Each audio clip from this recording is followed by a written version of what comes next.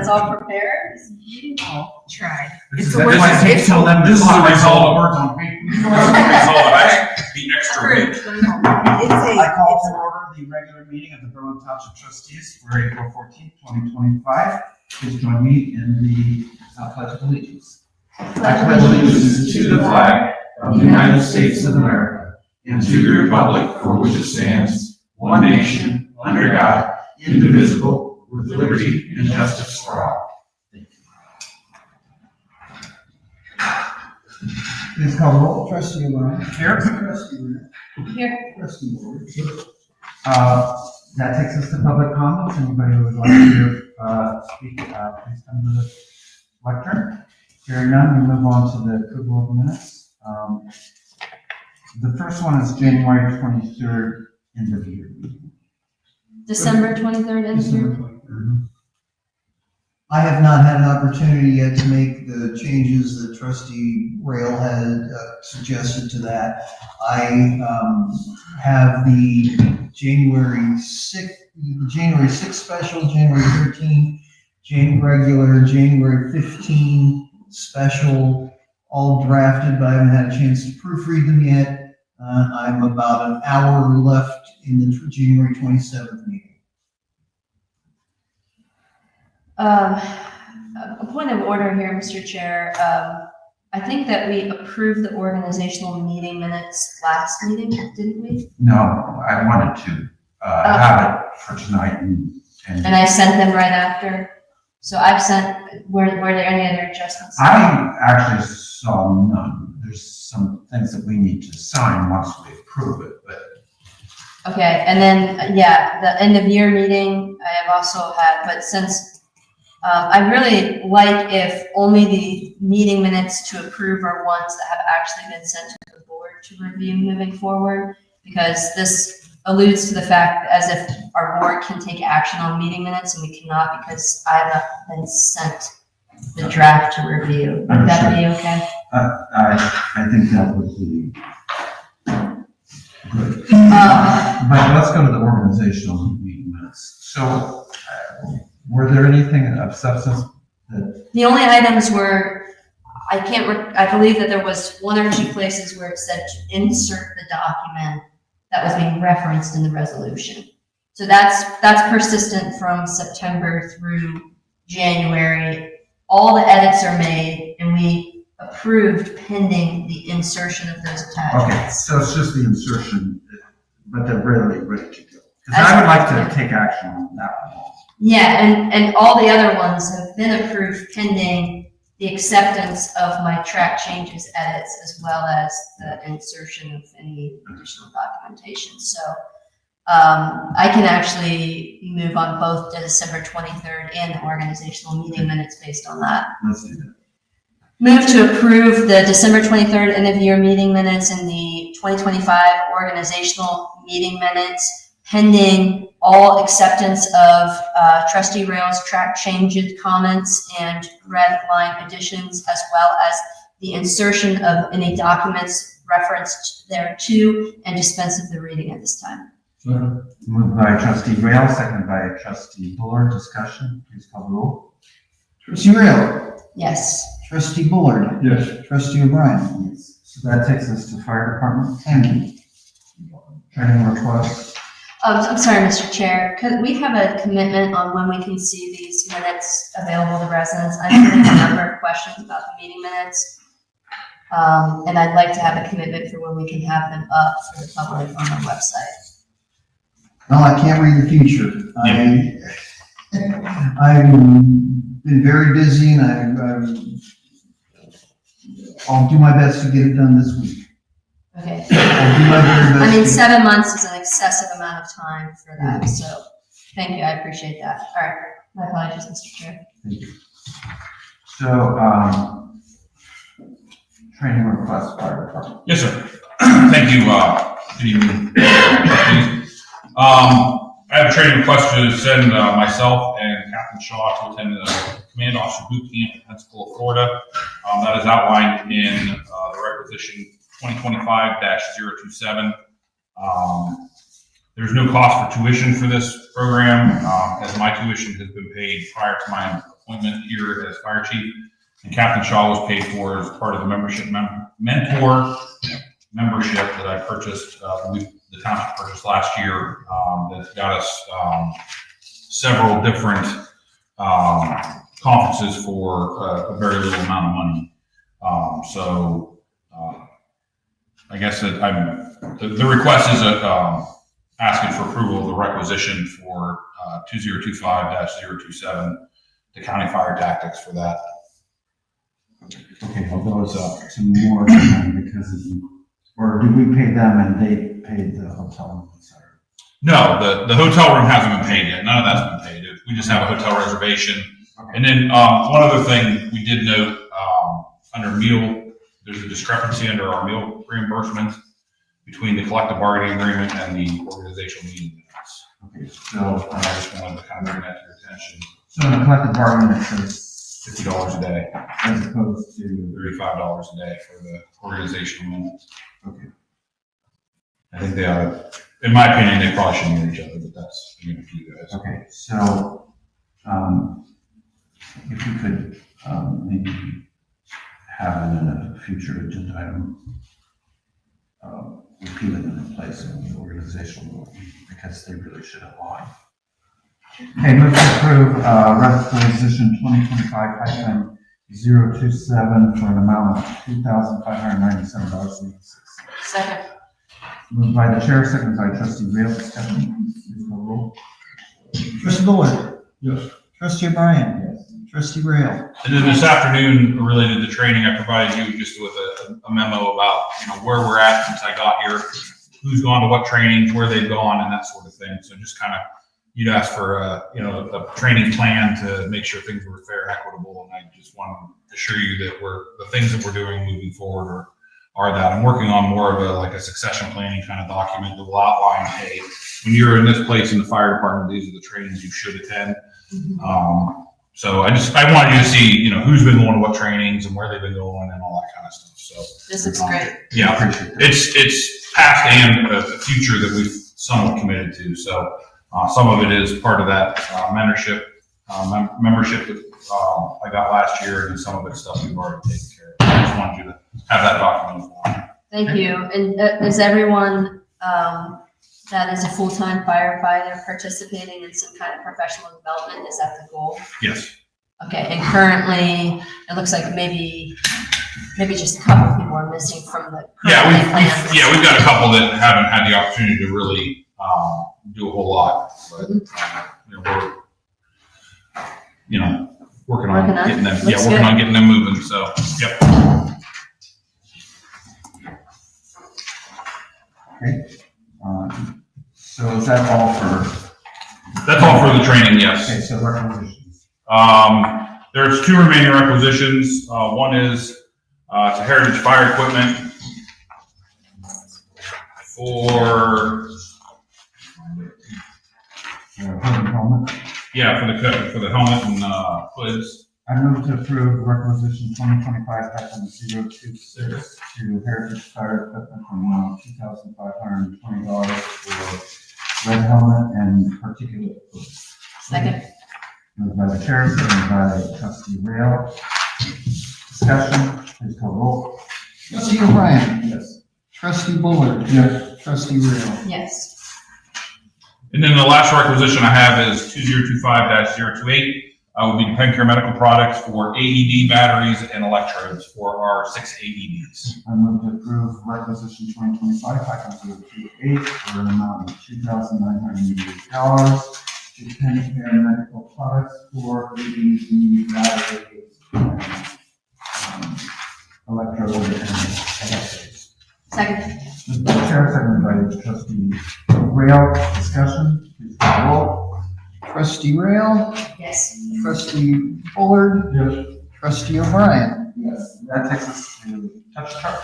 Yes, I received an email from Captain Keating at Delaware County EMS last week stating that they had to move the touch a truck date from August 9th to July 19th due to the school, a conflict with the schedule at the school.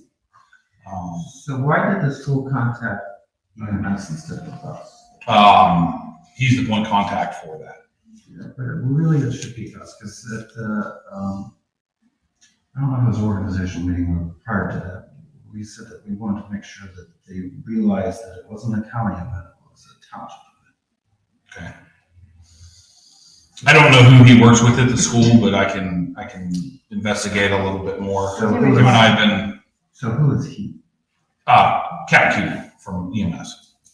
I don't know who his contact is at the school that he deals with for that.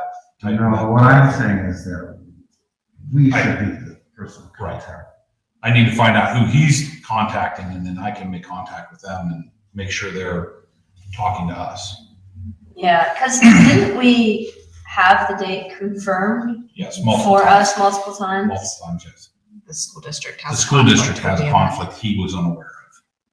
He confirmed the date with me multiple times, evidently not having to check with the school. Which is where the event is located. So that doesn't make sense to me. I understand. Okay. Doesn't make sense to me either. I was not very happy. Yeah, it's not, I mean, if you say, yes, that date works, Yes. that means On multiple occasions. the facility is available and I've confirmed it. That's what I was. And that's why I think it's important for us to spearhead this project, even though it's grown into a larger thing that serves other county residents. I think if it were in our bailiwick, it would be done right and well. So, is there a way that we can ensure that moving forward, that we take leadership on the facilities confirmation and some of those other things? I'm working with him to make it more of a collaborative effort. I think it's been let go that direction too far. Yeah, So I'm working with him to make it more of a collaborative effort moving forward. okay. I don't know that, taking it back, so to speak, is the right direction to go, but I definitely want to be more involved because of these things. This is not something, especially one, you guys put it in the organizational minutes. You can pass a resolution to that date. Two, we put it in the newsletter, and now it's gone out to all our residents. And that's what I expressed to him, that was the big disappointing part is we've advertised this to our residents at the cost to the township, that this was the date, that you assured me this was the date. And Yeah, here we are again. I'm less worried about the change of date than I am that we're not in control. Because it's our event, and I want to make sure that it's our event. Yeah, and perhaps we need to specify that a little bit more, Chief, to say, here's the things that we are doing, and here's our leadership in this. And if the county wants to organize what county components are represented there, that's fine. Like a vendor coming to it, what vendors are, but this needs to be something that I think we take back into our wheelhouse. And working with the schools directly too, to secure. And I don't know who that's my issue. I've got to find out who he's working with at the school. And I have no problem with Schedule that. you having to do that. I just want to make sure that we are the sponsors and in control. Yeah, so find the school contact to work directly with them moving forward, and then you'll work. Well, it'll definitely be we'll have way more involvement than we have. I can assure that. That's fair, and Because this is not something that really makes you, I know it doesn't make you guys happy, and it doesn't make me happy that I have to come to you and tell you this. yeah, of course. So- And the other thing that would be nice to do would be to have more townships represented at these. So I events. know. Orange has been yeah. actively. I know Yes. at the Delaware County Fire Chiefs meeting on Wednesday, there will be an invite sent out to all of the county fire departments to participate in the event. So, Okay, good. and I will extend that as well. So. Yeah, it'd be nice to see more townships there, and maybe we could have, maybe we can bring it up at the Delaware County Township Association too, that this is a Berlin Township event and that townships should try to work together and support one another's events a little bit more too. Well, yes, and that's on our open house, something that EMAs used to sort of coordinate so that we weren't on top of each other. Mm-hmm. I'm not on the EMA board since I'm not a county commissioner anymore, so I don't really know if that's continuing or not, but, I wonder It if the would be good. DCTA could do something similar to that at township level. Like basically a calendar Yes. of township events yes, that we share with one another. I like that idea. Seems pretty good, right? Okay. And then maybe work with Orange and Genoa and a few others, their administrators. Half a dozen thoughts. Number one, we need a valid ballot station saying that it's changed. Number two, we need to let everybody know. And it's not just our residents that get the newsletter. The newsletter gets quite a wide distribution, other than our residents. It goes to a lot of county officials, it goes to a lot of other people, and that sort of stuff. Those people all need to be notified. All the exhibitors need to be notified, because there's people that won't be able to show up because the date has changed. There will be other people that could show up because the date has changed. So that all needs to be transmitted as well. And this is a fairly painful thing. We need to put a note in with the newsletter on the website saying, disregard this is not right, that needs to be changed. We also need a note in with meeting minutes for the organizational meeting, which says this is the date, this is not going to be the date. All of that needs to be done. Who's doing that? I would presume the county would be doing most of that. The county, but also us, for Yes. our resources, we will make sure that happens. One of the things he proposed, and when we had this conversation, Captain Keating, he's the he in this situation. One of the things he proposed was the county sending out a postcard to the distribution list for our newsletter. So everybody that got the newsletter will then, and now in turn, get a postcard that says, hey, sorry, the date had to be changed due to conflict, and then the touch truck date is now this rather than, okay, stop calling me, I'm in a meeting. I would prefer to not start with an apology. So, I well, would prefer to say, I'm just save the paraphrasing, date, yes. times Paraphrasing, changed, yes. update your calendars. Because we did our due diligence, and it sounds like, now, did the ONTG confirm previously and then That I do not change the know. date, or did I don't they- believe, or I were don't they not believe- confirmed? 100% I cannot give you an answer on that.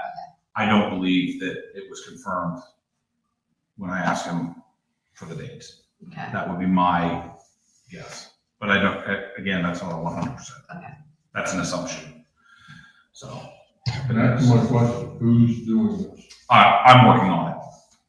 Okay, so can we get a report at the next meeting as to what the status of each of those items is? Sure can. Because we certainly need to let everybody know that we can let know, because if they wait for the announced date for it going to it, it'll be too late, Yes. because it will have already occurred. I will So we provide, need to let people know ahead of time. I will provide information at the next meeting as to where we're at with those questions. Thank you, Chief. Okay, that all needs to be done.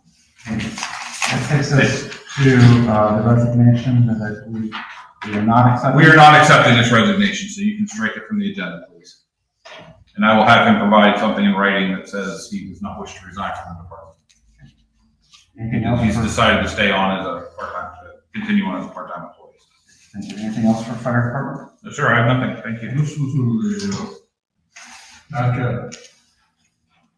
Was with his expense report. Okay, do we need to do anything with that? It was just for your information. And then the thing get solved? Okay. It has been removed. The Easter egg hunt was a huge success, so.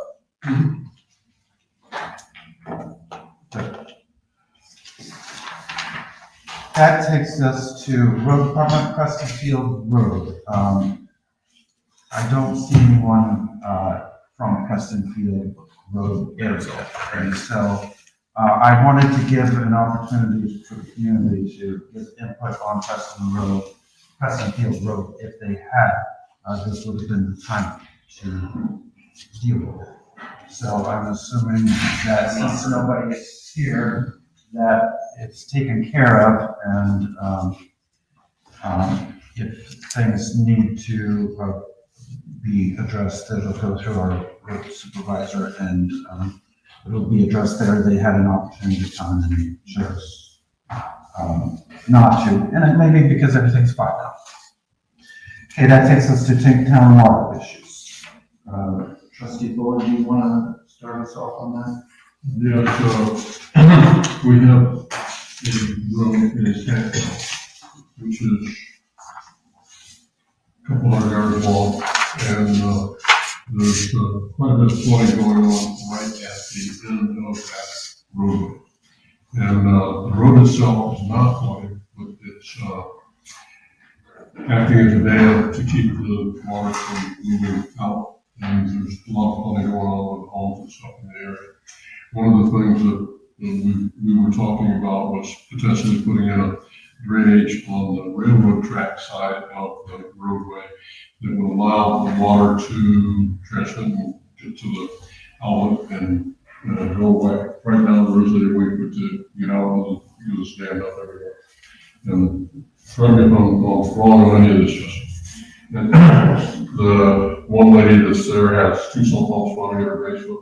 One was running, well, we looked at it, it's running continuously, the other one's running probably 75%, so there's a lot of water coming off the ground. It was after a 3-inch rainfall, it was also 3 days after rainfall. There's probably several acres of water that is standing there. It was not only the flooding problem, but also the mosquito problem, all that sort of thing.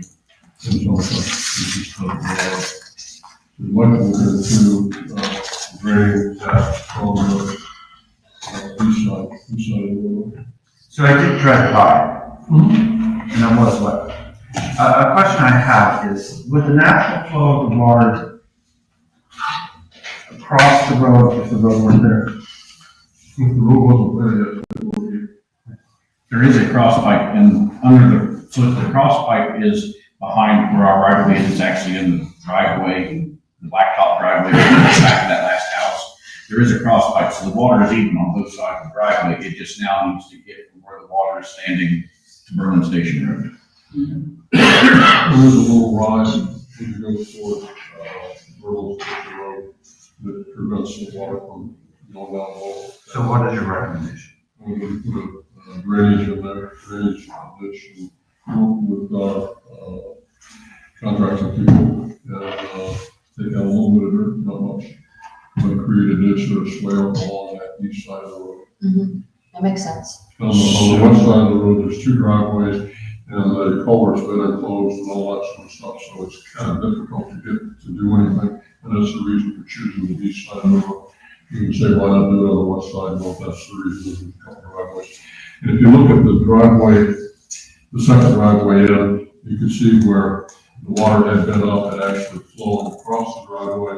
And then as it went down, it had a little, I don't know what you call it. Like deposits, like where the water receded. Swells of water. Oh, yeah. So what I think I'm hearing is that we can do a lot of good with a little bit of work. But what I don't want them to think is that we're taking on somebody else's problem. We're only helping mitigate it. We're not solving. Correct. And we had talked with the lady about a ditch petition. And we also talked with Soil and Water about the ditch petition.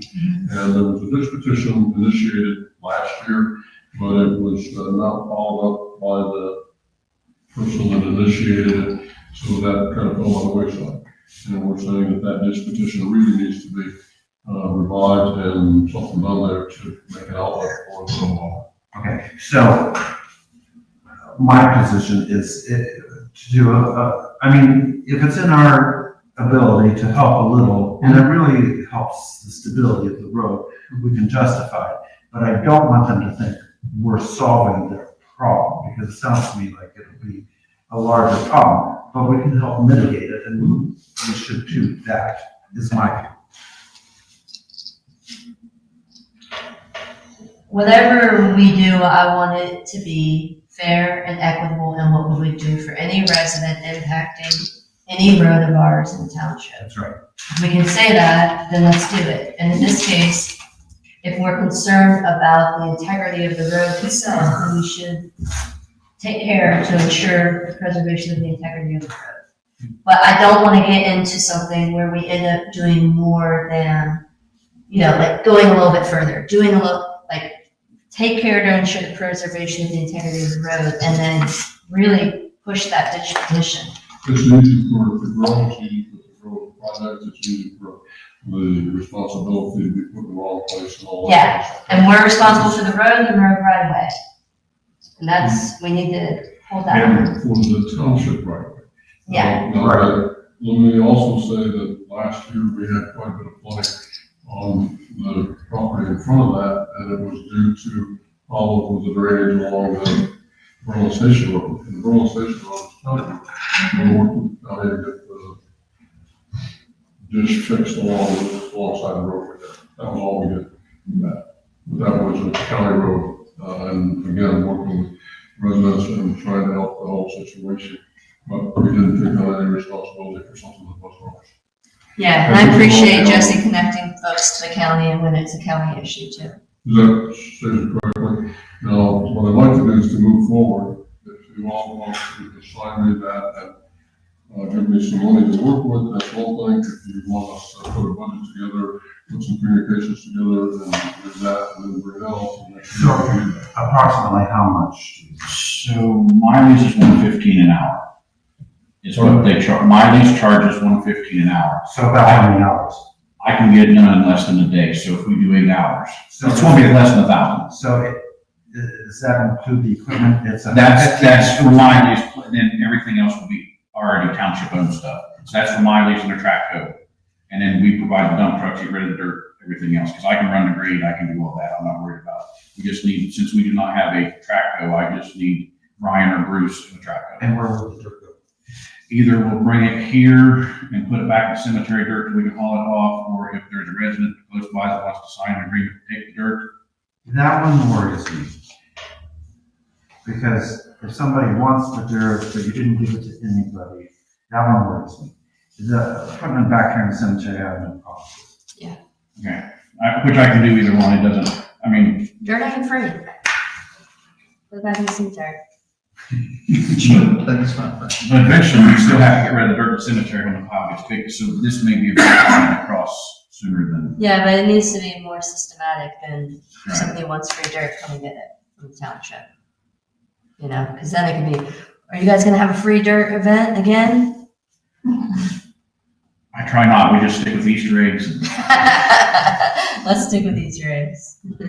So I can bring it back here for now, we've got room, but this may be a discussion we have a little farther down. So I move that we approve appropriation of $1,000 to Miley Excavation for the purpose of water control on, what's the street? It's not a street, it's just I've always just called it Tank Town Road, but it's On not, Tank Town Road, it's not a road. Be managed to be managed by trustee Board. Second. okay. Moved by the chair, seconded by trustee Rail. Discussion? Please call roll. Trustee Bullard. Yes. Trustee O'Brien. Yes. Trustee Real. Nice. Okay. So we'll follow on that. We could do dirt donation too. They have like those mulching and those farms. I mean, because we're going to have a bunch. But Yeah, between because we cemetery- could donate it or something, right? Potentially give it to like that recycling farming We can mulching look into place. that. We'll look into it. You know what I'm talking about. And appropriate use. That's something my parents tell me all the time. We'll look into it. I would like to go back to trust and fields for just a moment. And part of that is, when we first state, I'm not an attorney, we want to get the legal opinion on all this, office of law. But the way it's been explained to me is that the property for the roadway is not a right of way anymore, it is a piece of transferable property. It's the kind of development is put in, and the transfer of the property is transferred to the township at the time the plot is recorded. So the plot is recorded, that property becomes township property. So the property across the fields, which has been plotted and all that sort of stuff, is township property. It is not township roadway, road right away, because that occurs on random note, and it's accepted by the commissioners and all that sort of stuff. There is property, and that occurs with all lots, not just across the field.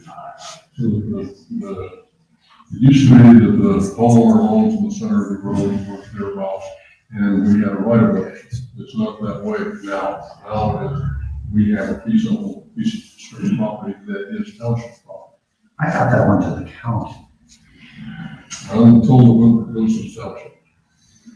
To the township roads. The development plan states it's owned by the county until the road is improved, but who he talked to said something a little different, so. Who did you talk to? Who did you talk So I to? talked about Doug and tried to get through some attorneys and it's not real clear, but it was a significant change 8-10 years ago when we did it. Yeah, And I could never get a clear answer as to why they did it.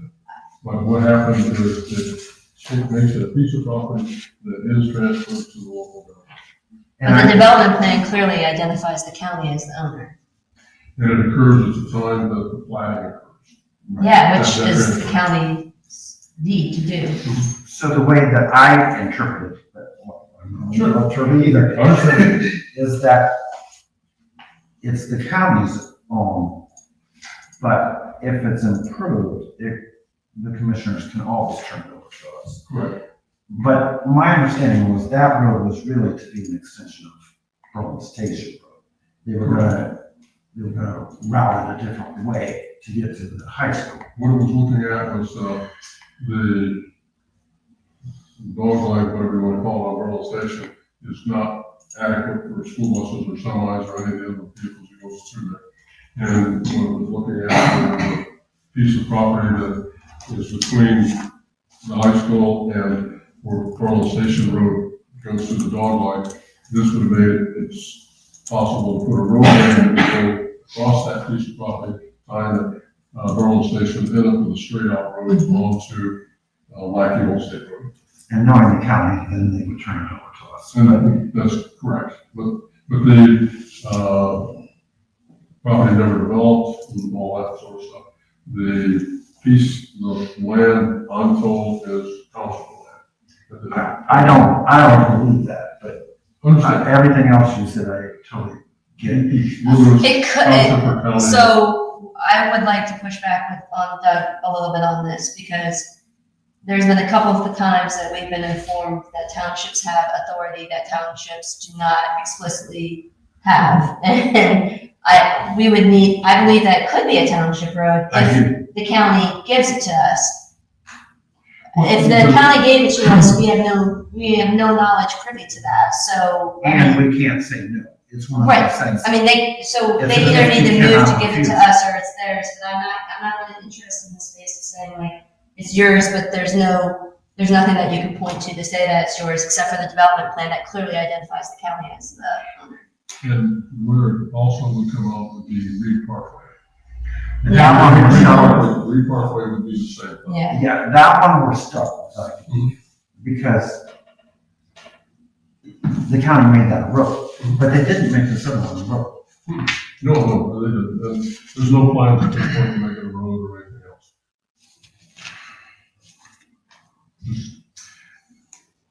Can only tell you what I've gotten from. and I appreciate you looking into it too, for sure. I think that we should tell Doug that unless the county explicitly gives it to the township, it's not. So Doug plans on being here at the next meeting because we have some other stuff. So I'll tell him to try and get some more concrete, even if, Just say, where's the documentation, because we don't want them to create documentation. we want existing. And do let him know, because I don't want him to be surprised. No, I usually keep him aware, so. Another place where it comes into play is we were talking about putting up signs that says the township doesn't maintain this road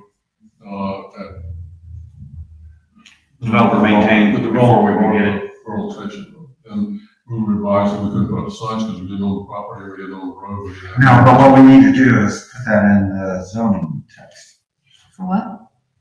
so that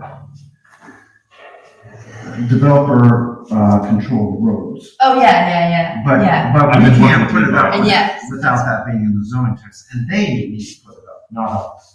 yeah. And you've been I've working with been working with Levi on that, and there's a couple other things. We'll get back to the policy. Because we own the property, our property, we built the sign, we built the sign. But until we turn up, well, it's at the planning. Yes. it's a- But, you know, they don't plat it all at one time sometimes. That's correct, they plat it when the road is finished, and they do it in phases and all that sort of stuff, but the platting may be done much earlier than when the road is built, because they like to build houses and do that sort of stuff. And all it's saying is that we need to be clear on who owns the property and what we can do with it. I completely agree. I'll work on that with Doug. So, I'll work on that with Doug. sure.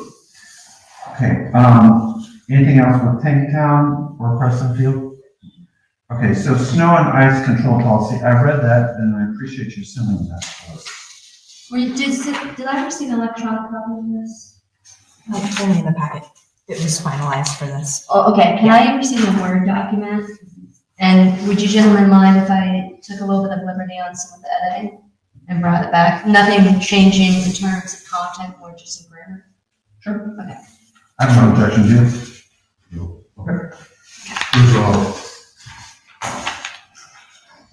two of those, one for mailbox and one for selling, should we, She wants to make some edits before we approve it. Are you wanting to approve it? Well, we recall that we did pass the resolution for this snow and ice SOP. We passed a resolution for a few months ago. Right, and then So the majority of this has already been approved. And this is definitely an improvement. I just want to do a little bit more of combining those two, if that's okay. Mhm. And do we want to repeal and replace that one with this one when we pass it, or do we? If I like your edits. Oh, you will. I think we will continue to revise this because as we get more roads, as things change, there's always going to be a revision for it. What we could do, actually, this might be a good idea to, in our resolution that we pass next time, reference the prior resolution. Absolutely. Okay, let's do that. And the same thing goes with mailbox replacement. Mailbox replacement fits in that same. I don't think we had the SOP Not yet, passed no. by resolution for mailbox replacement. Now, on the mailbox one, has that gone through? it has not, but it's following one that Tony just did for another township, so. Let's send this one, because I didn't have anything for the mailboxes, it was just the first page. Would you mind sending the mailbox one to Tony? Mhm. And then I'll do some final edits on this one. Because they've gone back and forth a little bit on. Usually the price is what everyone argues over. Right, and so I just want it confirmed that they're gonna back us up with whatever we say. Because when Aubrey and I went through it, we looked through what, Orange, Concord, Scioto, there was like 6 of them. We didn't pick the highest or the lowest, we picked what we felt was fair. I just want it to be backed up because, well, people, they have sometimes said, this is the amount you can do, and sometimes they say you have to replace like for like. Just tell us what we have to do.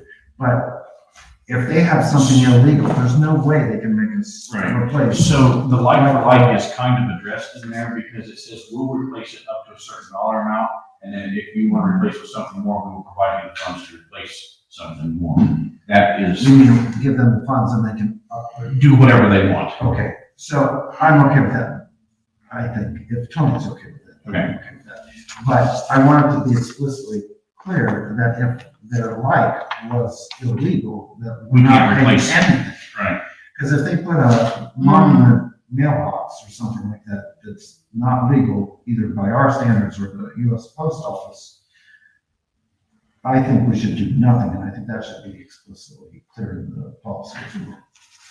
That's a good point. That's not in here right now, but I liked everything in here. So if you want to add that and send it along, that would be good. And great work on this, by the way. And I think this is there's fantastic. not many of those in, Good job. there's not many of Put it those together. in the township, but there are a couple that I know. are- And they changed the laws also, so it used to be you couldn't have anything that would not break away. Yeah. So there has been some cases up in the Cuyahoga County area, where new case law is that is not necessarily true anymore because they should have been driving on the road, not with mailboxes. So there's been two ODOT state routes where it should have been a non-immovable object, a non-breakaway object, and it should have been fine for someone hitting it, and they won. The person that hit it won. The person who Hit the mailbox won. won in that they were able to sue them for being hurt, or that they didn't have to replace it. Both. Because they did not, it used to be if it wasn't breakaway, it was illegal. Now they're not enforcing the non-breakaway as being, Well, there's a difference between non-enforceable and illegal. So whatever we don't have to pay for needs to be in the okay. resolution. Because if it's either non-enforceable or illegal, I don't really want So the thing we'll say with the non-enforceable one is, we have a lot in subdivisions that are at, if you want to take a drive down Finch Lane, I don't want to single anyone out. Every mailbox in that subdivision is too close to the road. to. And so I believe that we should not have to pay for it because you have to snowplow. And if they're too close to the road, if they're illegally close to the road, it's not your fault that you hit them, in my view. Right. But my view doesn't matter, the prosecutor's matters. All right, The other thing that happened was, there was a state law passed many years ago, which said basically the township was responsible on township roads, and county was responsible on county roads, and state was responsible on state roads, or anything in the right of way. And they didn't really mean that, because people pile rocks out there, they put them on their mailboxes, they do all that sort of thing, which are not approved by the township, the state, or the county. And so what they did is they went back and changed the law and said that when the car leaves the road, you're on your own. And so basically, if you hit a rock that somebody has put there, then your problem is with whoever put the rock there, or whoever put the things there that caused the problem. Not us. Right, not us. So we're not. Because we did lose a case in the 90s on Wilson Road. That's why that telephone pole is in somebody's field, was because somebody hit that telephone pole when it was closer to the road and amputated their leg, and the township got sued and lost. Because of utility pole. We had nothing to do with it, but yeah, we got sued. But it sounds like they changed the law. Well, they changed the law 6 or 8 years ago, because when the legislature looked at it and says, that was what they meant to say, what they meant to say was, it's one of those unintended consequences. So the snow plowing will bring back at the next meeting. Okay, and how about getting a box? Can we get that to the point we can bring it back? Or not? I'll take it to Tony, and then as soon as I get it back from Tony, but you won't be here at the next meeting anyway, correct? I'll turn this around to you before. Okay. As long as I get with Tony, which I should be able to, we'll bring it back at the next meeting. Okay, so that takes us quickly, if you can, requisitions. So Tony made a resolution for this one. I was trying to keep it all together for the truck. Because the truck has to be done. Why does the truck have to be done soon? Because the price for the trucks goes, we start 2026 instead of 2025. So it's cheaper to get a 2025 than it is to get a 2026. So do you have an opportunity to review? Yeah, I'm fine with it. Okay, I move that we approve, what's our next resolution? This will be 25-4-8. Resolution number 25-4-8, a resolution approving purchase of a 2025 Ford 550 from Byers Ford LLC pursuant to the Franklin County Fleet Management Agreement, ITP number 2021-04-0, 2021-04-01, with Byers Ford LLC. Second. Moved by the chair, seconded by trustee Bullard. Discussion. So there are accompanying information that I would like to have up here in the minutes that we're putting here. It's several pages. Yeah, and I think that's important. I think also important to note that this is a basic interior model, so we're not going out of our way to purchase the deluxe. We're purchasing this for the needs of the roads facility. Yeah, no leather, no self-driving car this time. Yeah, so, Sorry about that. So there is an exhibit A that is attached to this, and the amount is $59,257.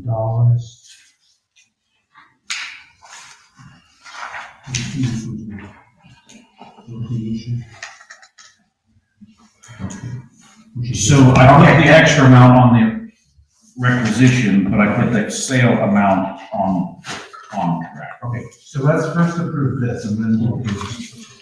Okay, moved by the chair, seconded by trustee Ford. Discussion. Please call the roll.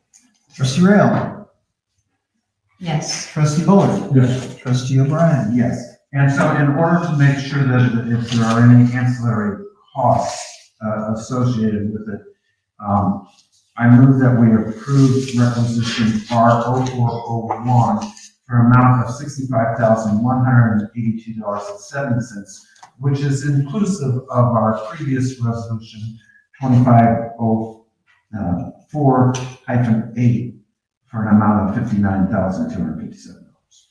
Second. Moved by the chair, seconded by trustee. Discussion. Little bit of discussion. The reason for replacing this truck is the existing truck is a 2010. It's got about 40,000 miles on it, and that's our primary truck for cemetery work, and this is an awful lot. I just wanted to replace that truck. And that's what this is the body, the truck and chassis for replacing that truck. Yes, and I appreciate all these ancillary documents. And the thing is, we will get this truck if we go ahead and pass it. We will get the truck, and then the warranty will not start on it until we receive the truck and the bed and the other things that we add to it. Is when the warranty will start. So we go through that process of deferring the warranty to start until a later date. She's still not in. I need someone to be authorized, whether it be her or Ron, to sign the paperwork for that. Do you want to be your administrator here? It doesn't matter. Either one's fine. Just Pick pick a somebody. vote.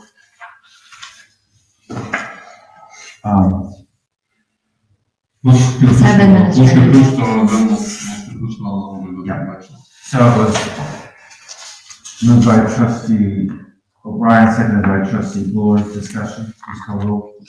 Rail, Yes, O'Brien, Yes. Bullard, Yes. So, give this to Fiscal Officer Jordan or to you. Me, and I will give, if whoever wants a copy of it, I will give to them electronically. Yeah. Once I have the sign, I'll give a full sign. send all this electronically, please. And then do you want a copy of the actual contract from? Everything electronic. Yeah, I will, but do you want a copy of that, the true, because the contract is 174 pages. Yeah. Okay. So as soon as that's signed, I will scan it and send to all of you, so you have the sign, because Ford has already signed it. Yeah. Great. And then I'll send it to you. Do you want paper copy too, Jeff, or just scanned? electronic. Okay. I'll send to all of you once I get done tonight or in the morning.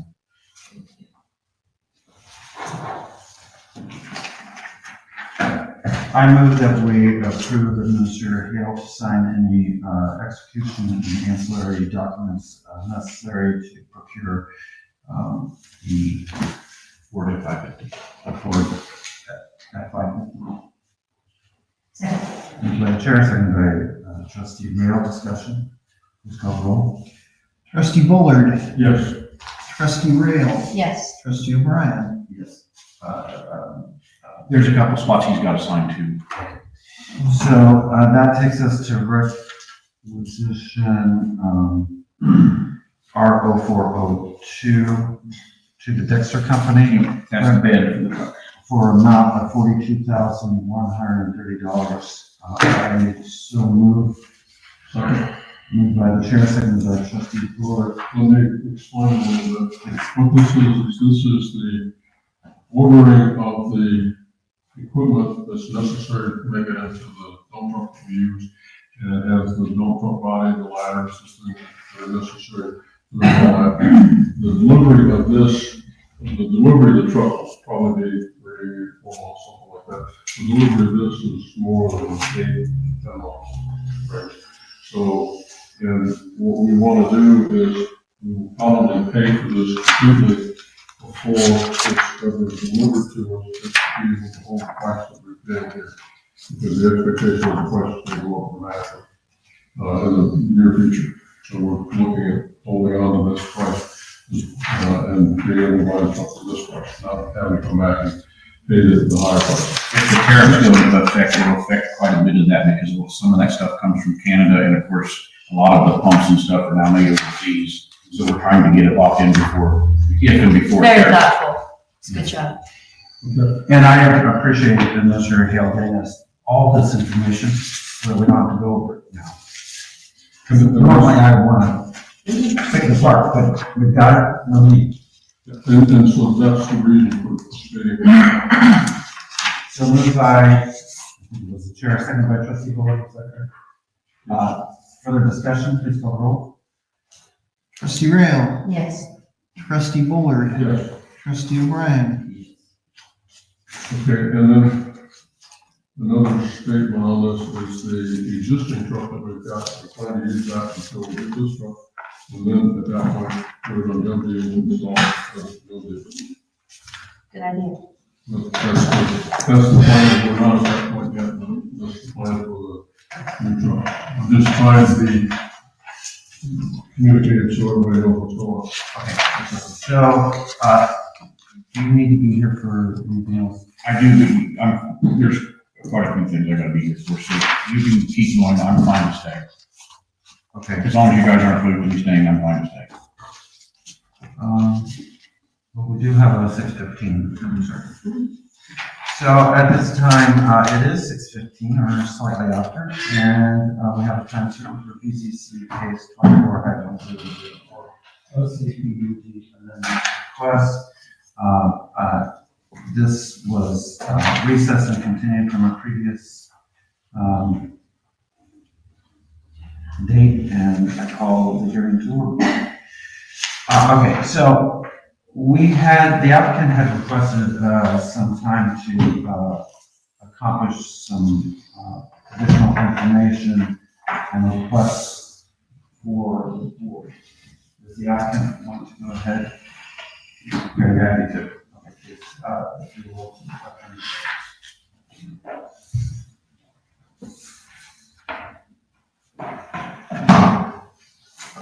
Good evening, my name is Tony Ironman, 1907 River Road, Delaware. With me this evening is the applicant, Carl Lindberg, and friends, sister and friends. You're here this evening following up from our meeting 2 or 3 weeks ago. We were given 6 items to address, and we'd simply like to respond to those 6 items as we did in the letter we submitted, and answer any questions that you might have. And if we didn't get it verbatim, it's because trustee Rail was talking too fast and my pen didn't work right that night. So hopefully we got the 6 items exactly the way you wanted them. First item was first 2 items actually, where we needed a letter from the fire department approving the Stone Drive access, and then also approving the accessibility of the proposed structures 9 and 10. And attached in this packet is a letter from Lieutenant Arnold to the applicant, Carl Lindbergh, and addresses exactly that the stone drive is, and that the structures 9 and 10 are accessible.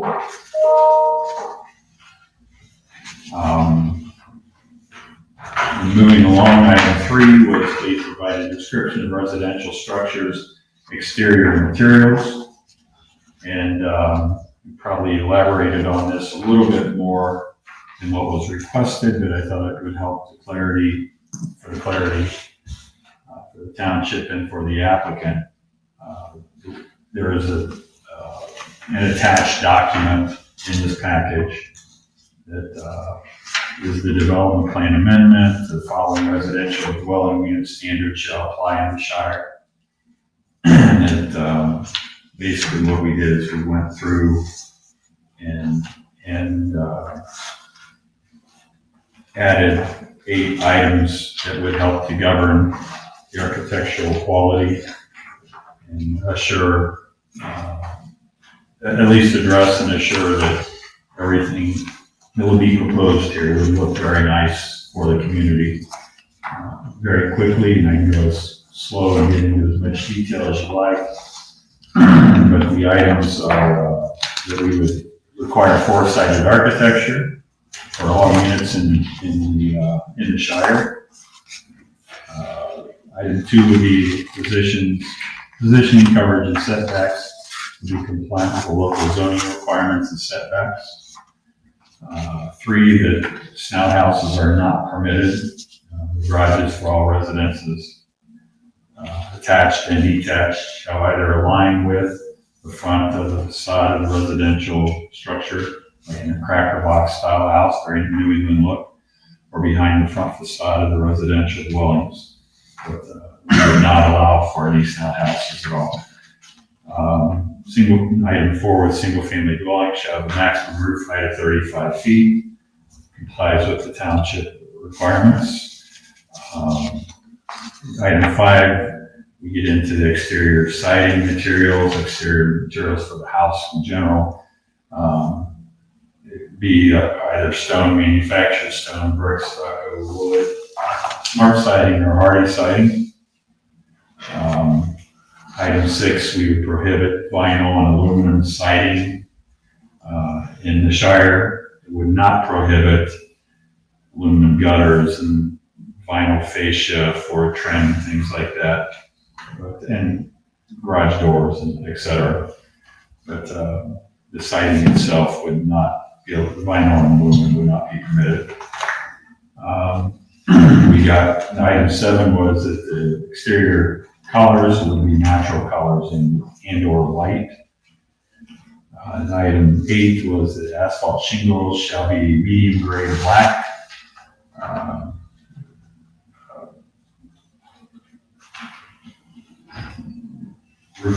Roof materials made of natural materials such as clay, slate, and wood shakes would be allowed. Staining metals from roofs are permitted as well. We define the colors that are permitted. Item 4. The last three are all included in the development plan that was attached as part of this.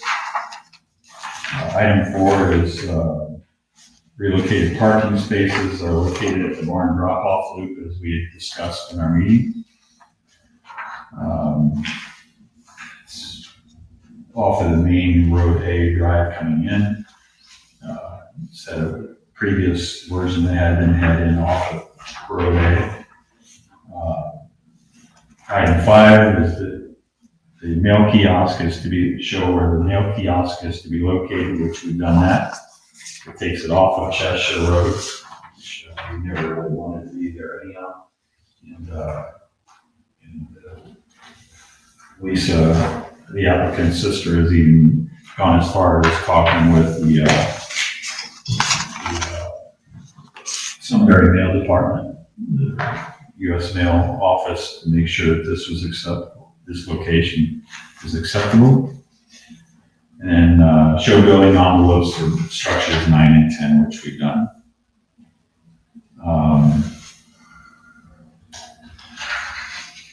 Those are the 6 items that we were given. I think we've addressed them all fairly well. Be happy to answer any questions you might have. Thank you. Trustee Rivera? Thank you. I think that this does address all the items, and in keeping with our deviation list, it indicates the Board of Trustees shall designate whether such changes represent a major or minor deviation to the plan. Minor deviations may include but are not limited to changes in the location of buildings, structures, streets, or parking areas that do not create any additional divergences. The Board of Trustees may choose to impose conditions, safeguards, or other restrictions to carry out the intent of this district. The decision of the board shall represent final approval or denial of such a deviation. I think we had some additional questions that have been answered at this time. And so I think all of the items have been addressed. I might have a couple concerns. On 7, in the letter, permitted exterior residential dwelling units colors include natural colors and white. It doesn't say they shall be now, because the way I read this, if there's 5% that's either white or a natural color, it complies.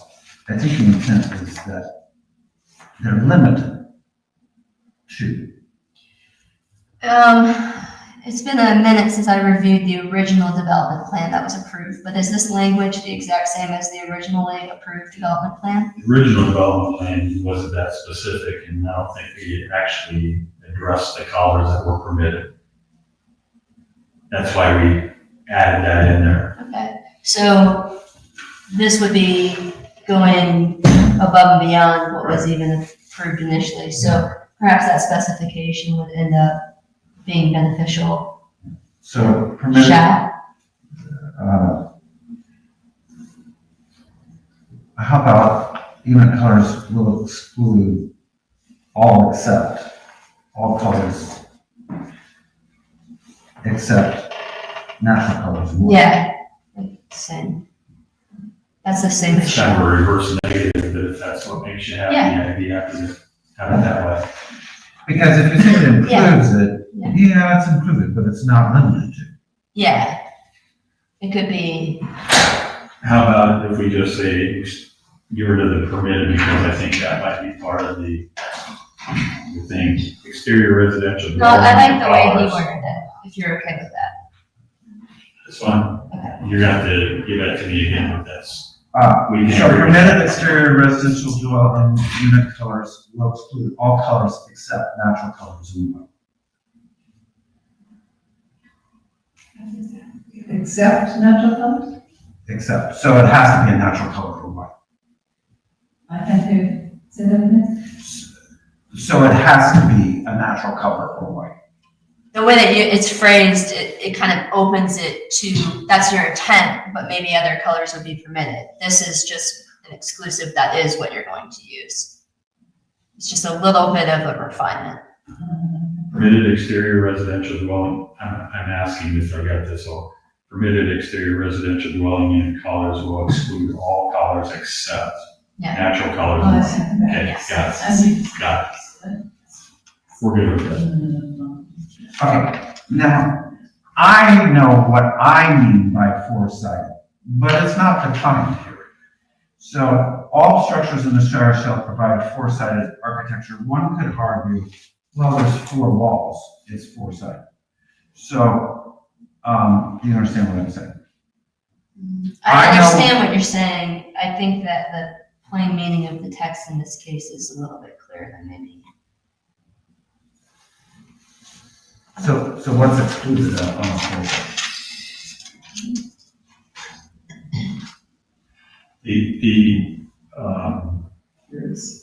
Traditionally, I know that I'm giving you the ambiguous stuff. Yeah, You but live- it you doesn't live in that apply. world, I know.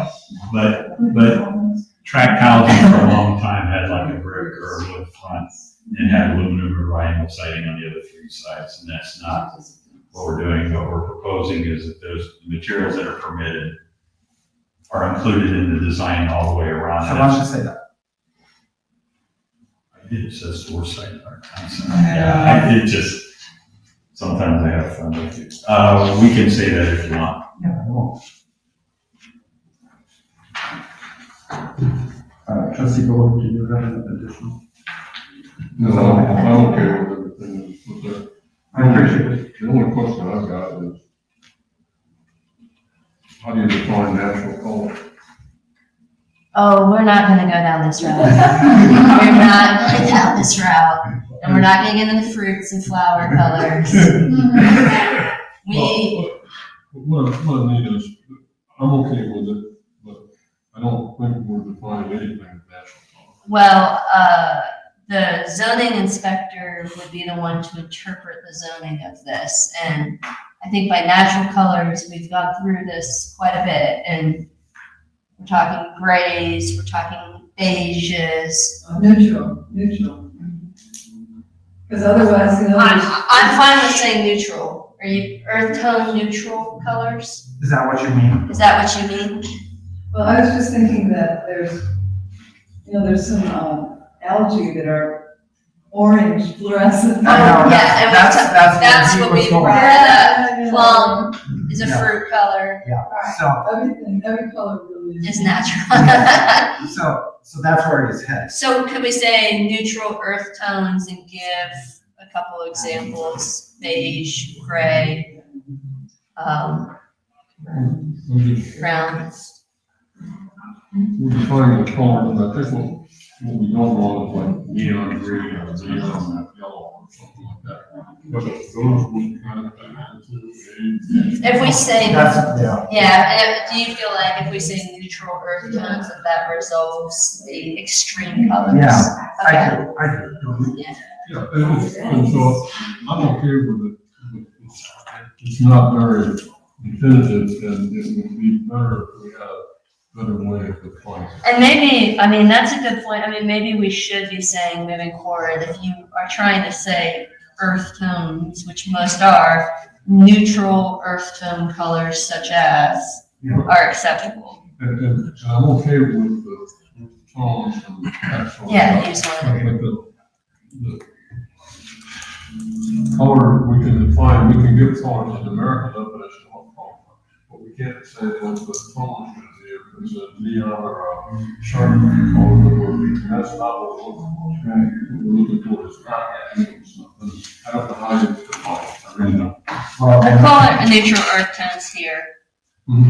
Good, so I'm okay with the whole thing. Yeah, let's do You that. okay with because- that? Neutral earth tones? Yeah, Let me read my note on item 7 and see if it works for everybody. Change. Permitted exterior residential dwelling unit colors will exclude all colors except neutral earth tone colors and white. Yeah, I'm fine with that. I like that. Or easy to do. Okay, and then on the four-sided, what did you change that to? All structures in the Shire shall provide only permitted exterior materials on the four sides of all architecture. Yeah, Aren't some of these built right now? Just the barn. Right, the barn's the only structure out there right now. that's fine.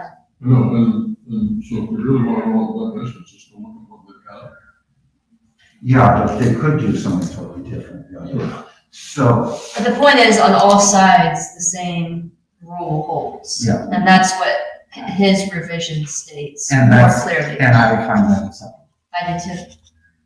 Okay, Okay, let's, and then we did already take public comment on this. okay, so, but here's what I want to do. Do you have anything additional? I do not. Do you have anything additional? So, at this time, I will open it up for public comment on items that were addressed tonight.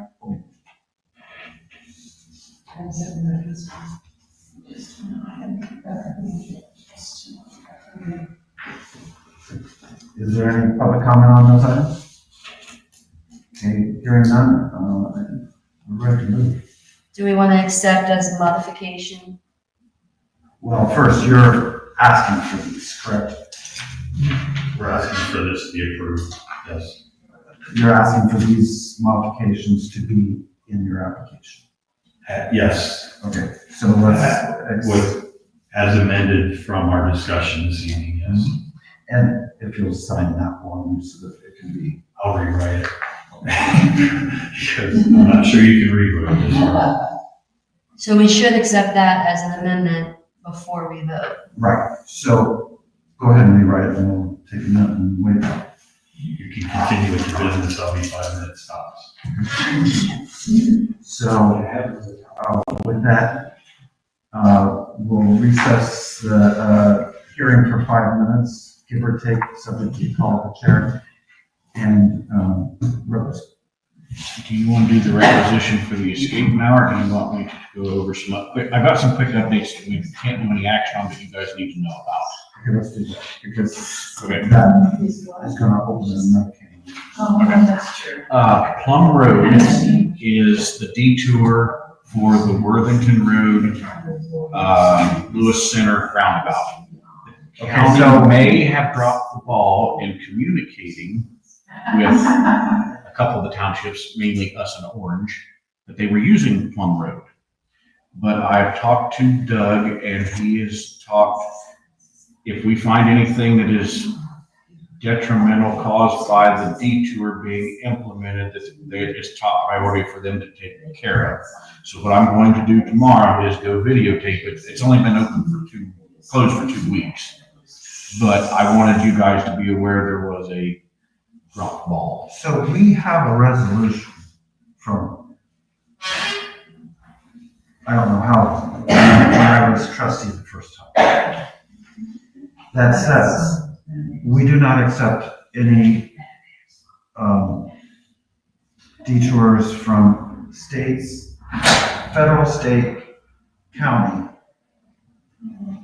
or municipality if it is within our purview to deny. Can I ask a question? What define purview to deny it? Well, that's a Tony question.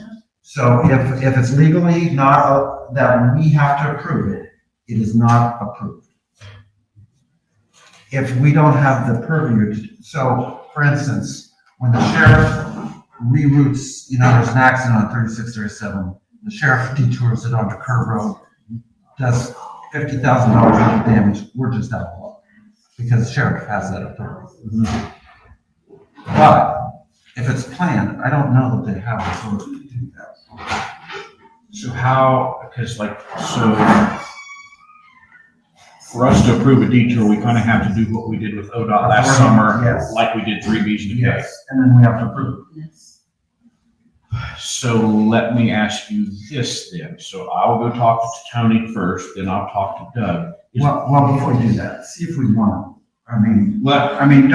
to, just, they're not allowed to do that without us approving. Right. But if it makes sense, I don't know, where are they gonna put it? It's really meant for municipalities, is what the board's intent was back then, but we couldn't just say municipalities, it was what we did. It is the most direct detour, but there is another one they could have done. They could have, because where Plum and Worthington meet is only 500 feet from State Route 3. Is there any way for us to gain something from this? In a way, yes and no. So we've already had discussions that Plum Road is a disaster. It's not, it's not terrible, but in the next couple of years, we are going to have to do something with Plum Road. And I think we can, especially with the additional traffic, because it's going to have to be a joint effort, because there's 4 townships on Plum Road at 3Bs and K alone. Right. So it's going to be a group effort, and I'm hoping with them running 2 months of traffic on it, maybe we can get some cooperation from the county on getting this road resurfaced. I'm fine with that. Yeah.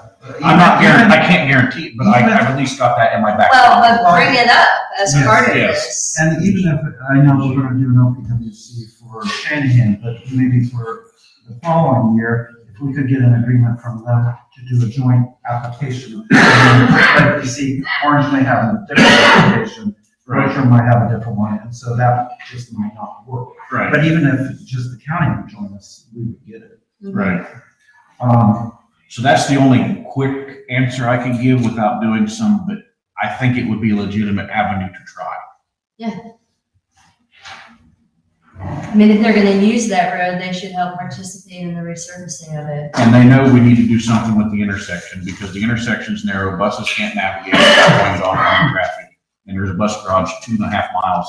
which the school was told we were not improving.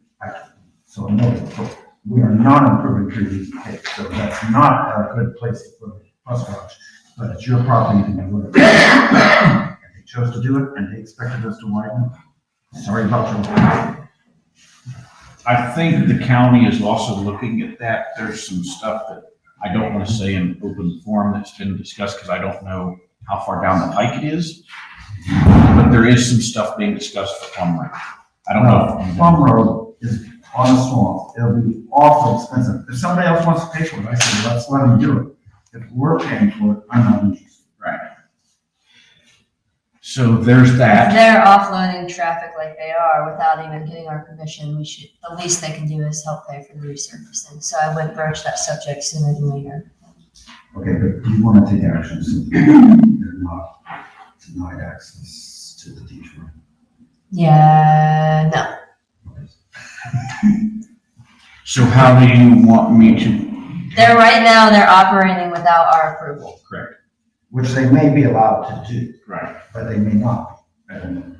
Yeah, so I don't want to give them approval without hearing what they can give in response to them being allowed to use our road and not having to maintain it. All right, so I'll ask Tony first if we have any authority to deny a detour, because if we don't have the authority to deny it, then we're on a semi. This detour specifically. Yes. Yeah.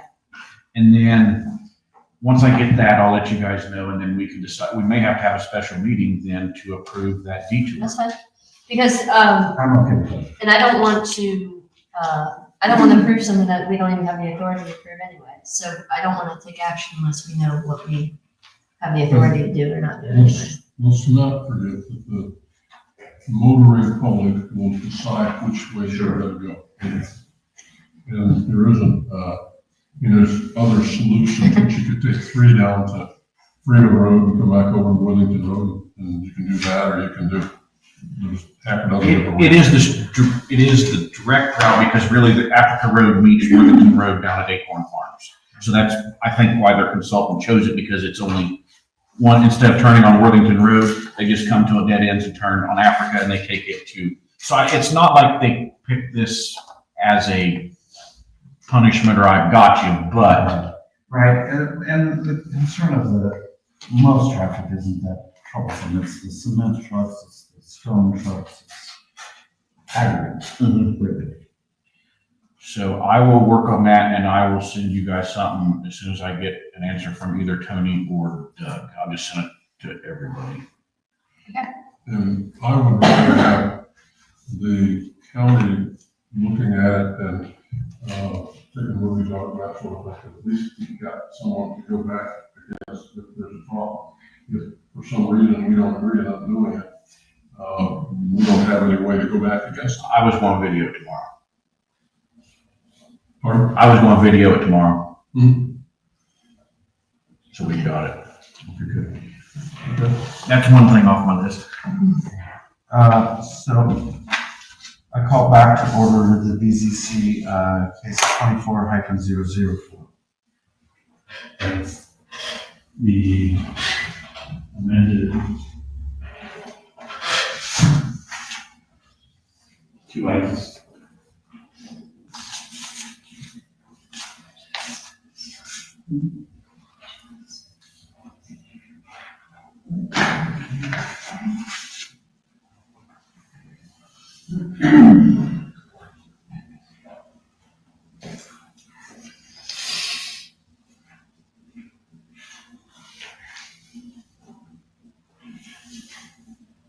Okay, I'm good with this.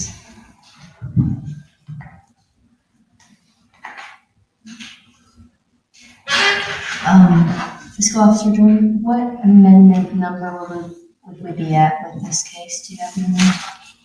I don't know. Exhibit number. I don't know we have any exhibit numbers on this.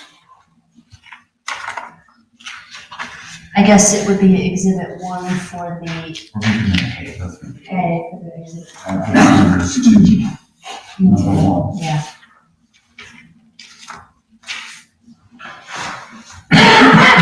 We need to make a copy of this, and we need to accept it in the file. Well, I was going to keep the original, I don't want to copy. Did we not accept the original packet and letter that was given to us from the last meeting 2 weeks ago? I don't think there was any vote of any kind last meeting, was there? The letter that was submitted to the zoning inspector. And there was a exhibit, yeah, that. Did we accept that as an exhibit last time? I don't think that we did. I don't think we did. I don't think there's any vote of any kind. Can you hand me both those packets then? The one from tonight and the first one? Well, let's use the one with the. Yeah. Oh, sorry, yeah. And then that, yeah, that. Yep.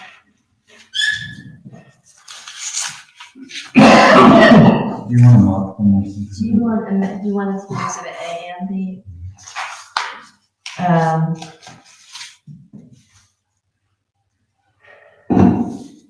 All right, in the matter of the amendment request for the Shire case, BZC case 24-004 OCPUD, move to accept as exhibit A the amendment to the development plan dated February 2024, 2025. Second. Moved by trustee Rail, seconded by trustee Moore. Discussion, please call the roll. Of note, that was exhibit A. Yes. Trustee O'Brien. Yes. Trustee Bullard. Yes. Trustee Rail. Yes, And did you put, I'm gonna do this one. In the matter of BZC case 24-004 OCPUD, amendment request for the Shire, move to accept as exhibit B, the letter to the board addressing all items of the applicant's request dated April 7th, 2025, with all latter exhibits taking precedence over the former. second, moved by trustee Rail, seconded by the chair. Discussion, please call the roll. Trustee Rail. Yes. Trustee Bullard. Yes. Trustee O'Brien. Yes. Lastly, I move to deem the alterations for BZC case 24-004 OCPUD as a minor modification. With, as amended by the exhibit A. As amended by Exhibit A and Exhibit B. I second. Moved by trustee Rail, seconded by the chair. Discussion. I think, I just want to say, I think that these improvements align with what was initially proposed. There's no deviations, you're staying in line with the character. And we never got to see it come before us, but this is the kind of project that I think was envisioned by OCPUD and the Old Treasure area. So appreciate you guys' intentions and development. And usually when I'm in agreement, I don't tell you how great you are because you did great, otherwise you wouldn't pass. That's his way of saying good job. Because I don't usually say. Kind of like that excluding. Okay. Okay. Moved by trustee Rail, seconded by the chair. Further discussion, please call the roll. Trustee Bullard. Yes. Trustee Rail. Yes. Trustee O'Brien. Yes. Okay, and then This hearing is closed. Okay, so Jeff, here's the original Exhibit A. do you need a couple minutes to set up? And, Tony, get Tony and see if he needs copies. Mr. Iron, you need a copy of this? Do you need a copy of the, I can get you an actual copy. Yeah, that'd be great. Thank you. Does the board want to move into our next hearing? Okay, without objection, we are recessed for 5 minutes, subject to call and take. find it.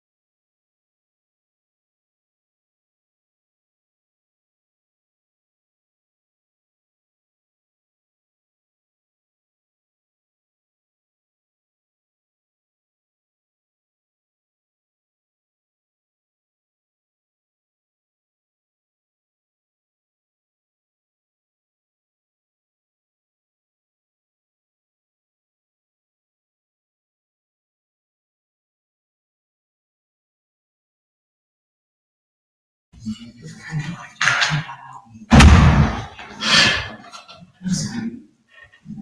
just trying to do it slowly.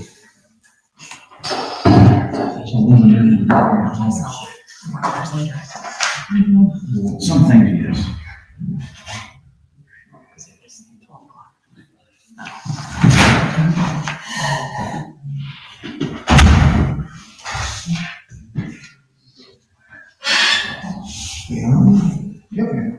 I call back to order the Berlin Township Trustees regular meeting for April 14th, 2025. At this time, it is 6:45 or slightly after, and we have a time certain. I call to order BZC case 24-007 Bluffs at Elm Creek Development Plan. So if there's no objection, we'll operate under the following procedure. We'll have the applicant give a presentation, at which time the board will ask questions and comments, and after that, we'll proceed with those who are speaking in favor of the proposed case 24-007, followed by those in opposition. Hearing no objections, so ordered. Very good. No objections. You're on.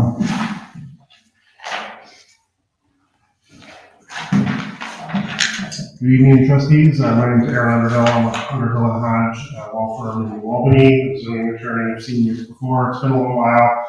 Here with MI Homes tonight, their representatives, Josh Barkin, vice president, will be helping me out here with the Q&A.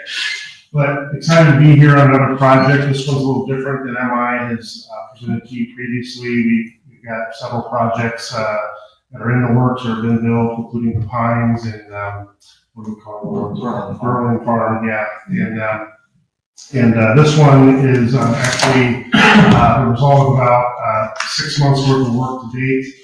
We received approval, I think one vote no at the Regional Planning Commission. We received a vote of approval from your zoning commission after 3 meetings. Nice to see we had several people show up to those hearings, and having them here tonight, we have a property owner here, so I assume he's in favor. You never know. We had one speak against. You're right. But in any event, hopefully that demonstrates how, while I'm sure not everybody's happy with what we're proposing, but hopefully we've addressed some of the concerns of the neighbors. And anyway, I wanted to present to you tonight and give you an overview of what this is.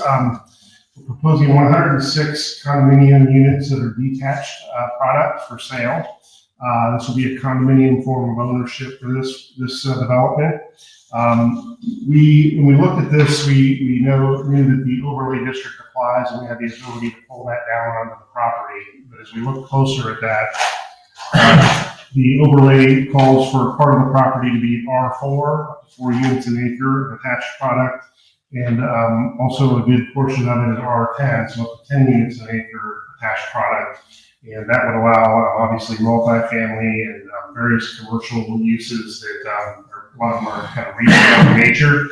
So if we look at this site and look at the overlay and how it kind of crossed that boundary line for those recommendations in the overlay, really comes through the site, through the middle of it. And, really spotlighted the fact that this is a transitional area, especially in terms of residential density. It's frontage on 3Bs and K Road, and some traffic concerns. We have worked those out with the county engineer, but we have a dip in the roadway there near our entrance that we moved to accommodate good engineering and traffic management practices. But we thought, number one, having less traffic generated by this development was the right thing to do. And number two, we thought that with the very unique character of this site, that this made a lot of sense not to jam as many units as we could onto it. If you're familiar with the site and some of the materials we've given you, parts of it have a change in elevation of 15 to 17 feet. We have a lot of trees on this site. I think we've done a really good job of preserving green space, 58.5%, 22 acres of open space and green space on the site being preserved. and create a nice little enclave that way. That is in fact 5 acres more than would be required by underlying code. TPUD is what we decided to use. We thought that it was the most analogous in terms of applying standards of this type of product. And so that's why we picked that. This product does not work under the overlay district merely because it calls for attached product rather than detached. So we have three divergences under our request. I think we had 5 or 6 to begin with. We worked with the zoning commission to really narrow those down. The one that will pop out at you is 15 feet between buildings rather than 25 per the TMUD. I think we've got to look at that in TPUD. I think we've got to look at that in the context of, the comparison today is there is a right in terms of to administratively pull down the uses from the overlay district to have a 0 setback condition. And so when you look at it in that context, this is a big improvement in terms of the side yard. For this product, we think it makes sense given the types of units we have, the condominium form of ownership, and this allows us to kind of cluster the homes so that we can preserve as much of that green space as possible. With that being said, I think some of the other things we worked out, we can, with the zoning commission, they asked us to increase the setback from the distance from the first lot to 3 Bs and Ks right away. So I think, what were we at originally, 80 feet? We're at 130 now? Yeah. So we did that. We have made some commitments to types of units and models that can be up on that frontage and closer. You'll see some of those conditions that we agreed to at the zoning commission level. We also had a top lot that was more oriented in a central green space that was more up front, and we've changed some things around in terms of amenities going towards the center of the project so that they're more accessible by all of the residents. And so there were a lot of meaningful changes that were made to the site plan through our back and forth with the zoning commission. So with all of that, I think we're happy to have a question and answer here. I hope you'll recognize the fact that, unlike a lot of developers, we're not coming in looking to maximize the density that we can get here. We've taken the lower of the 2 that really apply to the site. And in fact, we're under 4 units an acre. We're at 3.9. So we believe in the product here. We believe it's a differentiator from typical single family you've seen and provides a unique product that will be well received in the market, and we hope we can have your support. Thank you. Trustee Brewer, do you want to start us off? Okay, couple questions. Sewer availability. What are you doing on that? So we're, Josh Harkin, 4131 North Avenue, Columbus, Ohio, 43219. So sewer availability, there's a trunk in 3 Bs and a K that will has capacity. However, the regional pump station downstream does not have capacity. The regional pump station upgrade is in design now. We expect it to start construction by the end of the year. It'll be up and functioning sometime next year. So do you mind telling us where the existing is and where the proposed is? So there will be Pump station. So the pump station exact location is at 3637 down there, and it will just be upgraded, so it won't be a new location. I don't know the exact location. The trunk sewer. They're real close to Ray Health. Is It's it, in the valley. It's already there. so is it down Africa Road? It's down Africa Road, just a short distance, maybe 1/4 mile from 3637. Okay. So when they reorient Africa Road, that's not going to mess with that. It should be far enough away that it shouldn't bother us. I believe it's real close to the driveway for the new apartment complex. The K. So it pumps to Canyon? Yes, I believe so. Okay. For now, if they end up doing A new plan. a new plant, they will reroute it it will be rerouted. But until that happens, they're just upgrading and we can get, So will it pump yes. across 36, across the reservoir there on 36 or so? If it was a new one, It'll Yeah. pump to Cheshire and then back up. yeah, exactly. Okay. Yeah, for now, And then it's staying. For now, it's staying exactly as it is. it'll go to Cheshire and then down the east side. Yeah. Because currently it's not coming across. That's correct. Just going down the east side alone. Yep. So basically, gravity feed from the, what I was concerned about was the, availability of it. And you're saying they're supposed to do what I'm concerned about is, are they gonna do something and you guys are gonna move forward with it, or are we zoning this for the future when they do something? No, our expectation is that we can do something next year. If we were to receive your approval tonight, we would spend the next 5 or 6 months engineering the site with Delaware County. And we think that that'll allow us to basically get started. And by the time we're ready to go vertical with houses, the improvement will be there. So is it going to, I'm sorry. Go ahead. So is it going into Berkshire Township and then back, or is it coming down through Beeson Cave? Coming down Yeah. 3 Bs and a K.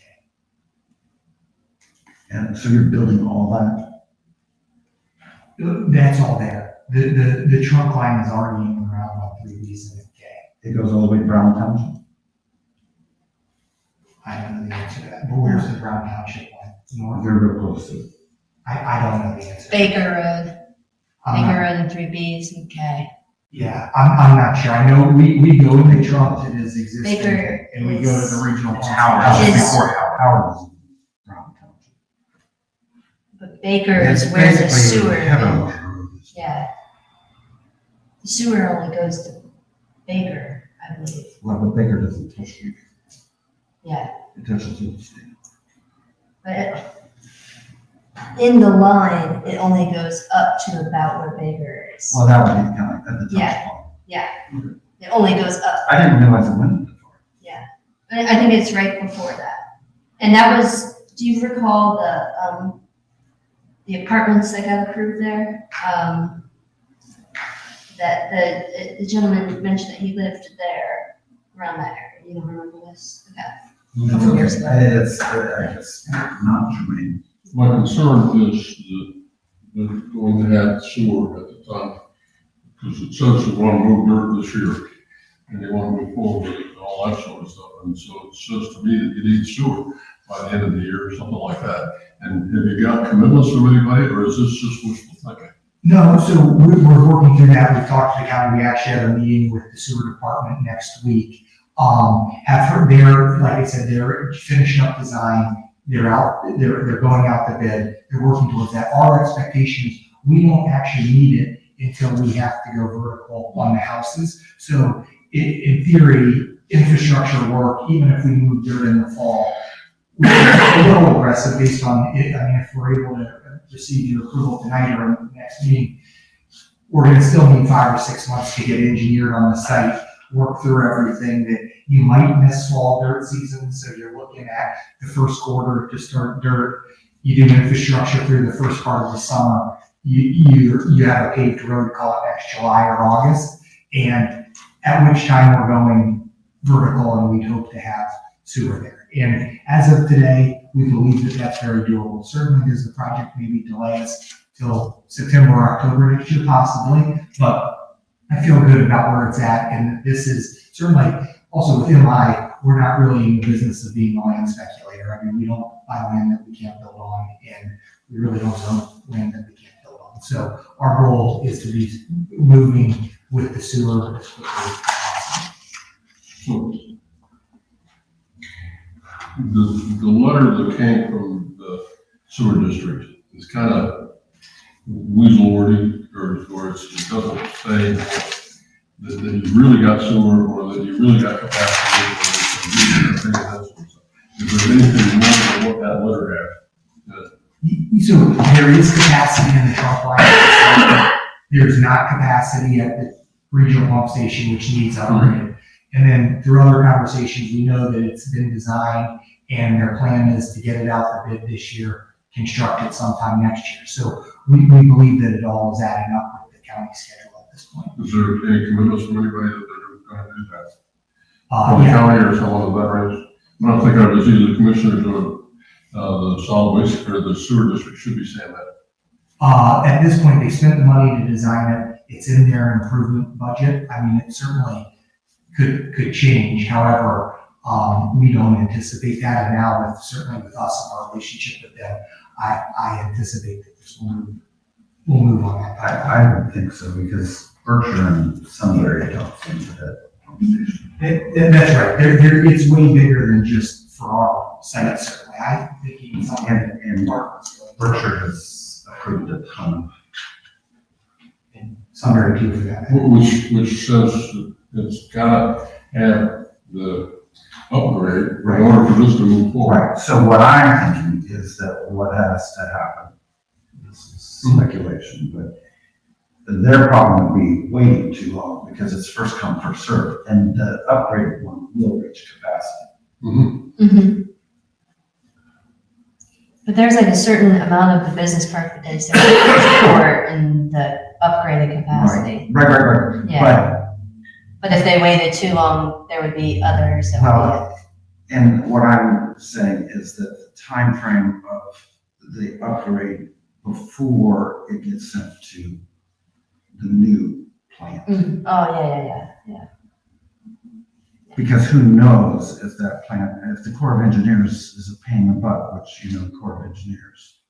Yeah, I mean, I'm not convinced that plant's gonna happen anytime soon. Well, because of the Corps of Yeah. Engineers, not because of the commissioners. Yeah. Army Corps of Engineers. Okay. We'll hang on to that one, we'll come back to it. The stormwater says you gotta put a plan in place. There isn't a plan right now for stormwater, and I know that EPA is really looking at the detention for stormwater. And do you have an idea of what you're going to be doing there? What are you referring to that there's not? What I'm referring to is all stormwater has to go into a retention basin, and it has to sit there for some period of time for everything to settle out before it goes into the stream or into the lake or any of that sort of stuff. That's an EPA requirement. And I'm just wondering what you're doing to do that, because we're got it on right now, some of those go just, some of the stormwater appears to go directly to the lake. Oh, no, we are retaining everything and then we'll release it as it goes. We just will finalize that with final engineering. If there's any reference that we don't have a plan, that was just meant that it was going to be finalized with final engineering once we receive zoning. But no, that's all factored in and there should be no issues with our stormwater. We retain it all on site and release it as required by law. Okay, and then a couple of minor ones was, I like the mailboxes where you have the community mailboxes, but it would be nice if you could put a cover over of some sort so that people could get to them when it's snowing, or you don't have to dig the snow out of the mailboxes to be able to get to the mailboxes, that sort of thing. It's just to make it so people can use it, or if you've got to get out in the rain or whatever. A handicap or wheelchairs or something of that nature, that place we can get able to do that. 99 or probably 95% of the time, where they're at is free. But that other 5% of the time, this could be a real problem. Yeah, we work, I know it always comes up, we worked hard to make sure that we had ADA access and pull off and everything, and out of traffic, so we certainly have all of that. We'd be happy to talk about putting something. If you could somehow or other combine that with the gazebo, which appears to be 50 feet away or so, down the back of the sidewalk or the pavilion, I don't remember the name of it, there's an open building there. You could make it so that people would make it kind of a gathering place, but some way they can get into it and not have to be out in the weather. That's all I'm thinking. Okay, we could look at that and understand if it's better to put it in a gazebo or give it its own. You understand what I'm looking for? It's the boxes where they're at, and that's great. It's out of the way, it's off the street, you got parking for it, all that stuff really fits. That's good. Okay. The trail that you have that's on the eastern side of the thing, it's kind of a round pond. It's a trail that goes back in there. It appears like there's only one entrance for it. And that doesn't seem real good from a safety standpoint for me. It would be good if there was some way that people could go all the way through that rather than if you go in, you gotta go back out the way you came in. So that, we've looked at that quite a bit and have kind of talked through some of that. The difficulties is the topography on the site, that it was very, very different. So that's what we tried to make that loop as accessible as possible there, and also work with planning commission to get, or zoning commission to get some of the benches and different things in there. Once you're up back there, it's very wooded. It has a lot of topography that it's been, usually I would say no problem now, but it's very difficult for us to get back down to grade. It's nearly impossible to do it coming back towards, like, if you're looking at like lots 25, 26, 27, 28, it just, we couldn't find a way to get back there. It just seems like it's kind of I hate to use the word trap, but a location where you start into it, and the only way out is where you started. And so if you have any kind of problem or any kind of situation, there isn't any way to get help or help to even get in there. Yeah, that would be certainly a unique set of circumstances, but we tried to introduce the path to have an amenity to activate that in some way. I still am not sure how to fix that, only because, if we try to come back down, it gets really steep there, that I'm not even sure that would be that safe from that perspective. Again, I'm happy to continue to examine this as we get out there. I'm afraid to make that commitment, not knowing if I can fall. Am I not understanding? It looks like it's in the woods and quite a ways back in there. Yes, it's a nice path. It's a nice sized path that gets back in there and goes, and we'll have to clear that out. And you kind of get that, it follows like almost the ridge, and you stay up on top of it, and then it drops off very quickly. I don't know if I have one in topo on it. What I'm getting at is, if you got little kids, you wouldn't want them using them because you can't see them, and there's not really a way for them to get out. Yeah, even if we were able to connect, actually on exhibit C1, exhibit C1 is an exhibit that shows the slopes, and you can see back in this area, all of the red shows slopes over 20%, which is effectively not buildable. That was the difficulty that we're running in. We thought there was a nice thing, certainly trying to make the benches and some other things that we could tie it back so there was a quicker access to get out there.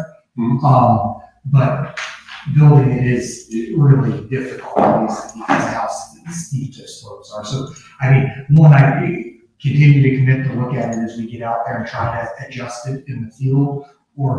I think it's better to have it than not have it, but I understand the question and concern. Trustee Board, could we return to the stormwater drainage? I'm not sure I understand that concern. There was an exhibit that they provided that had retention. Are you saying there's no detention in the plan that was provided? The EPA you're talking about the piles in the water. Yeah, the stormwater drainage concern. The stormwater issue is the EPA has decided that the oil that drips off the cars, roofs, houses, all that sort of stuff, needs to go through a pond and settle out before it can be put into the well. Right. And so that's the question. But you look at the drawings, and the way the drawings are laid out, there isn't a lot of, it isn't a good way to do that with drawings. So you have the pond here, the pond here, the pond here. Correct. The pond here. I'm just trying to understand what the concern is, because I'm alive to this. Because the houses that are there, need to all drain to one of those. So like this area, are you concerned it's gonna go down off and then not go to a retention? It needs to go to the retention pond. Yeah. Before it drains off. Right. And you're saying that the drawings don't have specifically these houses being, because the rest of it, the houses, it looks like there's a plan. Water coming off the roof, coming off the driveway, and all that sort of stuff needs to go to one of those ponds for the EPA. It will. It will. Well, and I'm just trying to understand what his concern is, because in the map, I did not see any issue with it, but now that I'm looking at it, it looks like houses or condominiums, maybe 38 through 50, don't have a clear waterway into the retention pond. That's what I'm thinking you're saying. That part of it, and if you read the couple paragraphs in there, Okay. it says that, they got a lot of work to do to put the stormwater drainage plan together. What they've got here is a good, picture, good idea, but it's not The what final the engineer plan is. The engineer plan is gonna have to come back and put all that in. Mm-hmm. I'm just wondering how they're going to do that, because you got quite a bit of elevation changes if you look at the topography. of the Yeah, place. exactly. So the water's gotta come from higher to get into those ponds, and then it's gotta somehow get out of those ponds to get to the lake. Mm-hmm. I And understand. I was just wondering how that was all gonna happen to meet the EPA standards on this. That's what my concern on this.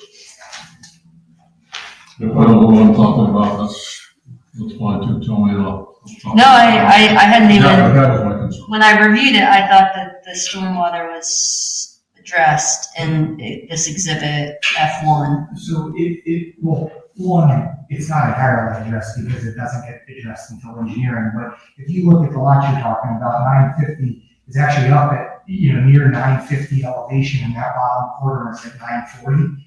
It all drains down there. And we gotta comply with the law, we gotta comply with the county engineering regulations, and we with EMH&T as our planner on this have not developed, obviously it'd be a big problem for me if 106 lots, we were at 111, we went to 106, and for 95, the whole thing's upside down. So yeah, we're in really good shape from that perspective.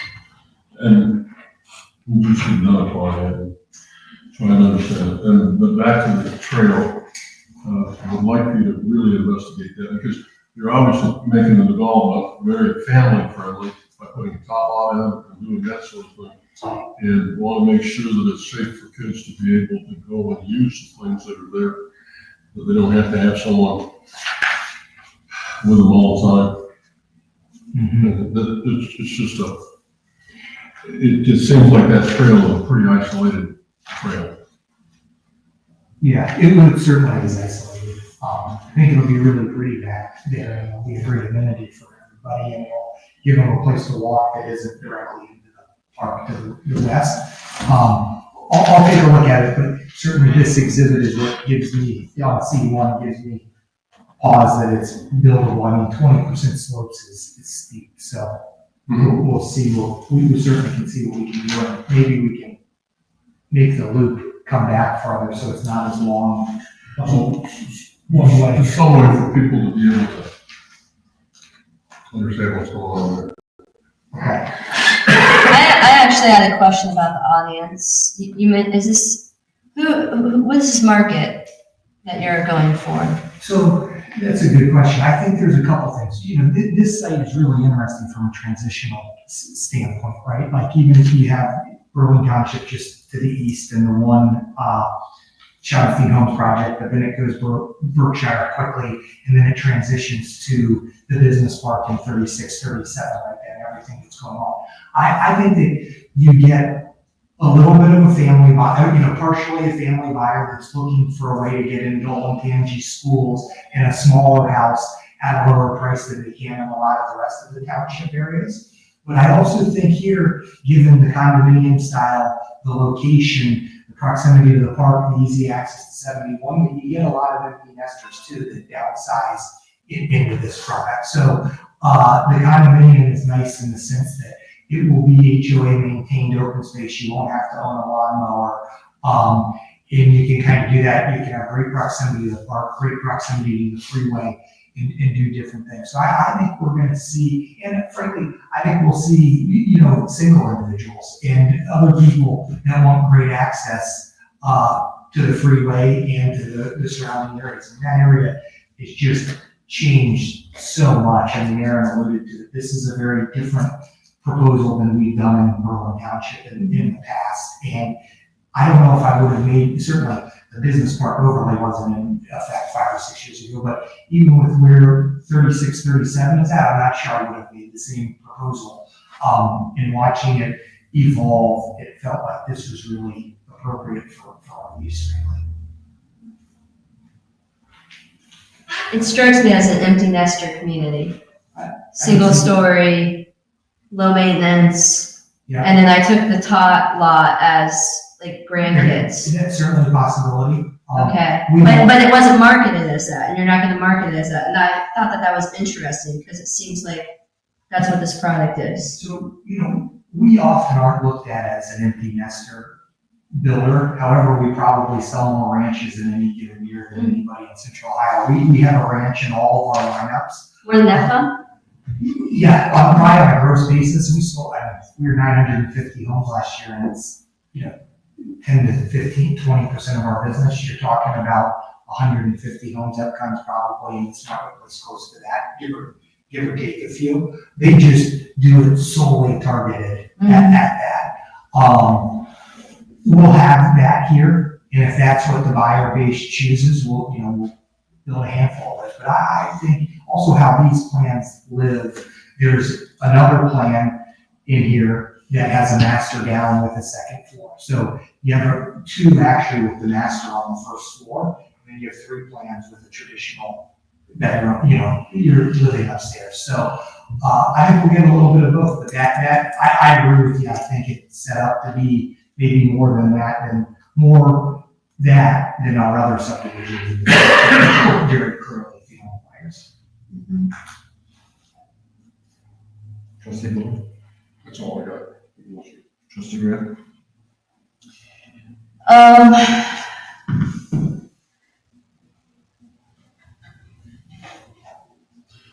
You haven't spoken about the water, which it says would be an 8-inch line. Well, that, it seems to be a little bit of a challenge with building up that way with the water pressure. Have you heard anything about that or spoken with anybody about that? No, we did our standard pressure test that we run on all of our projects, and it's a bad day for us, for our land team in our office if we get back and don't have enough pressure. But with the 2 stories, not going to solve that. Okay. It all came back positive, favorably, and we had no issues. Okay, because there's actually a 3-story project that can't move forward until the water pressure is addressed. I could absolutely see that. We've seen that elsewhere in the region. It's the same issue that we got to monitor really well. Okay, and then, throughout, it's kind of interesting because you submitted this as a TPUD, but you keep alluding to the BCO in this.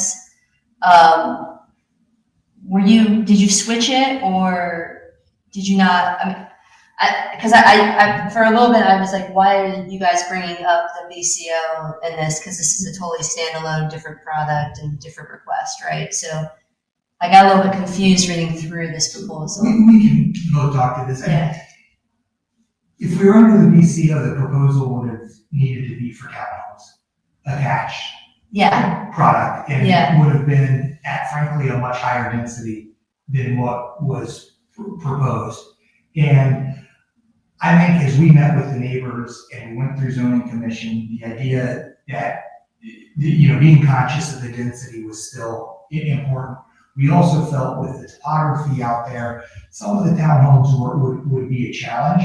And also you look from that Berkshire, as I talked about, you go from the bigger house subdivisions to the empty nester stuff to this, that the detached was a more appropriate product, a more appropriate use for the surrounding area and land use. And the DCO frankly prohibits single-family detached housing, which there's not many places in the region that I can say they rather do attached, so multifamily. So because it didn't fit nicely from that, the TPUD just felt more appropriate, and I mean, we were able to get it down to kind of the 3 minor divergences. So And I think we were afraid, while the end result would be the same, but we were gonna be asking for divergence after divergence just based on the nature of the product that was allowed. So we thought this was much cleaner and much easier to administer in the long run for the township by being able to say, hey, largely following zoning resolution, rather than having all these exceptions, which would be necessitated under the overlay. That makes a lot of sense, and I will say that I actually think that this product is better than what is in the BCO as far as single-family detached, and providing a little bit more diversity and transitional zoning than what was in the BCO for this area initially. So that I appreciate you guys working with the residents and really looking at this area with that intentionality. I do think there may be a couple other items to address, but I'll defer the rest to you, Mr. Chair. Thank you. I appreciate that you've listened to the board from our previous conversations. We didn't have to rehash it, sorry. I don't really have anything. Great. You have others to address? Okay. Is that a surprise? Yeah. I was surprised when I read it. I told Aaron part of the speech had to be, we got experience with this team, we know it, we tried, you know. You guys did a great job. Joe Louis and ABGC is like, I was just there on these things, this is what we gotta do, and so we're all over it. You guys did a good job addressing a lot of the major concerns. We do have the matter of the cover potentially for the mailboxes. Yeah, which I'll commit to do that. The multi-use trail, this one was interesting because I'm more of the person that typically looks at this and likes it. And I did get a sense of the same way in and the same way out as being kind of an issue. Almost like it would be nice if there was, to address this, that there would be like you have an emergency access road, right? Like maybe there's an emergency path where it's a little bit cleared out so that there could be, but it's not a recommended usage, right? But there's just something cleared out so that if somebody needed to make a secondary exit, that they still knew about it or something like that. Is that a potential possibility? I'm certainly not one to push back on safety issues. I just, the 20% slope, I think, is gonna be a safety issue within itself. Yeah. That, as much as and then I'm not sure how to accomplish it, because, I mean, you really look at that exhibit C1. Yeah. And you can tell that that area back there is surrounded by 20% slopes. Again, I would be, and so I'm just not sure what the idea of then this emergency path is. I mean, it would have to realistically be back towards where the turn starts. It really couldn't be on the south side of the site because you see how steep that stuff is. I agree with that. So what I think I'm hearing is, engineering wise, you're an engineer. It doesn't work. So what really has to be determined is path and no path is really where I think we are. No, I think we can have both in here. I think you can find a secondary exit that's near enough. Are you gonna build a? Well, it doesn't have to be on the south side, and like I hear what you're saying. There really is only that area. Maybe it could be sort of almost like a fork, you know, just a little bit different. Yeah, is there? That's Are you saying parallel, a very narrow? either parallel or just barely deviating off. Yeah, I guess a couple thoughts. Is there a width of the cleared area that helps solve it? Would be one way. What I think I'm hearing, and I may be wrong, trustee Gordon, is that, Okay. let's say somebody was attacking me, you need another way out, is what you're saying, and there is no other way out. So just widening this is gonna help. That's right. It's similar as if you have Yeah. just fire access, right? You don't have to have two ways out in case there's an accident. You're still only, you still have an issue. It's not my concern, but I understand your concern, and I would be okay with that. This is what I was saying, the kind of, if it went that way, and then you're kind of went up. So it's still near the entrance, but it's a secondary point that you could, you're saying just. Yeah, So just- that there's an in-between this. yeah. It's not my issue, so you don't have to convince, you have to convince. And the other part of the problem is the entrance is up here. That's the only place that you get in. You don't get in anywhere else. You can't get in anywhere else because of the slopage. That's what I'm saying, because that's the problem, because you've only got this entrance, you've only got that entrance, and that's it. So if you're down in here and you see something up here that you don't really like, you still gotta go through it. That's the only way out. You don't have any way in or out other than this way. Yeah, that's accurate. I could probably get something here, you still have that issue, we could in theory shorten it up, so the area, the run isn't as long. This was a little bit strategically picked on the high spot, but we could, if you could pull it back, not make it as long, add a second one here, and we're at least starting to. And maybe it's a bridge across there to get across some of that sort of stuff. That, A walking bridge. yeah, that'll be unfortunately cost prohibitive to go on Sure, 20% slope, so, at that point, I prefer not to have a path there. What do you think about it coming out here and shortening it up in some respect? I just don't like one entrance. It's like, this is your main entrance for the road and all that sort of stuff. Well, the fire department and the county has said, this is gonna be there too, so you got a second entrance here. But you got blocked with knowledge, but at least they got a second entrance. And you're going through all the trouble to get that in there. This one, you got one entrance, and that's it. What if you cut like this, so then I would be okay with that. does that get you there? Certainly there, and I can shorten this up, I can pull it back, so you just don't have as long of a run there. I would be okay with that. Okay, that would be. Would that address, because then this distance is shorter here. So then you're closer to the ability to have two access points. Something like that, and so you just really narrowed your issue here, so you can at least run this way or run that way.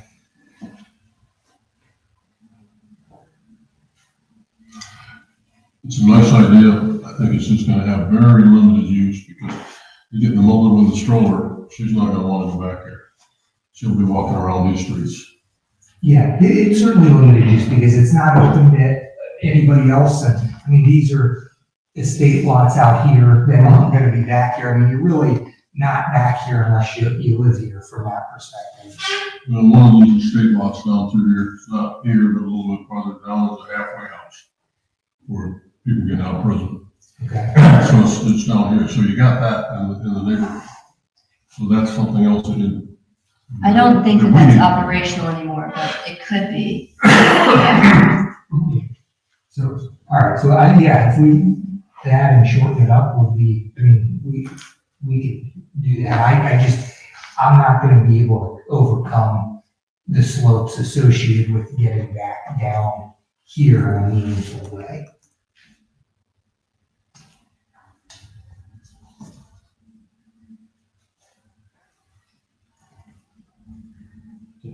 I understand the problem.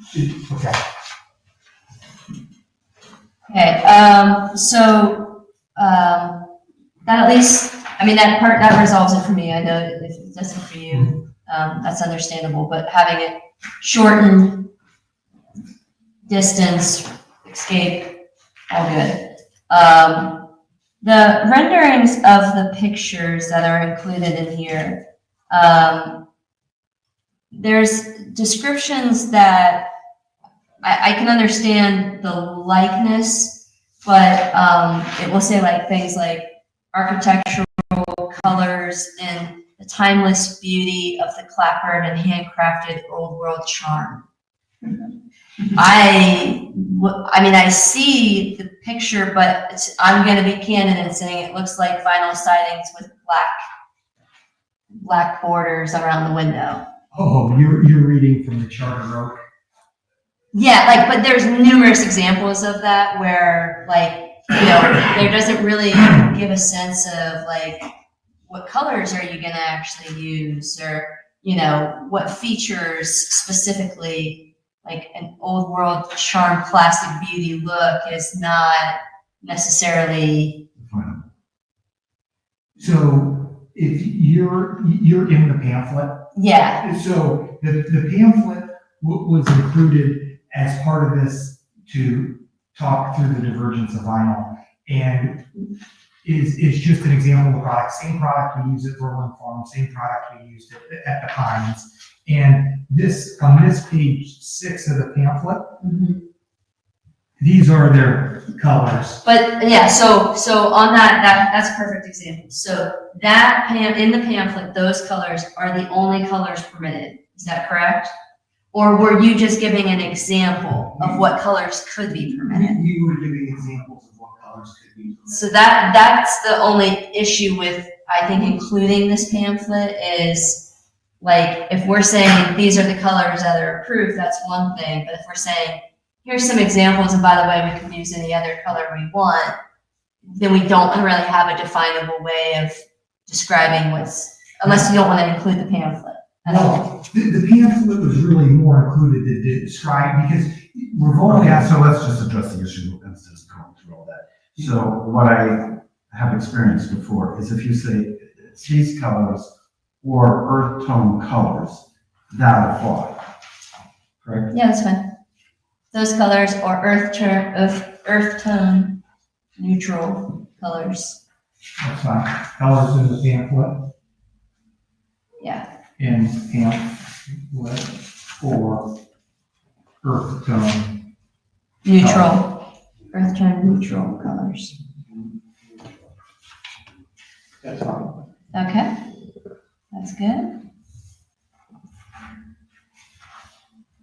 And then, were you okay, just to confirm, with the entrance, the housing at the entrances from the BZC changes? You're okay with it? Okay. Because,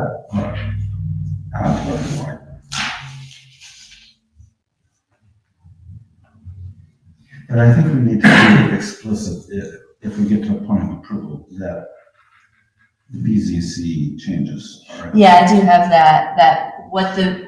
so the modifications at your request to the BZC that then led to their approval, that is not intended to be circumvented by any additional recommendations you guys accept. It's intended to be a supplement to, not a replacement of those recommendations. We agreed to all of those, so we agree with that. Good.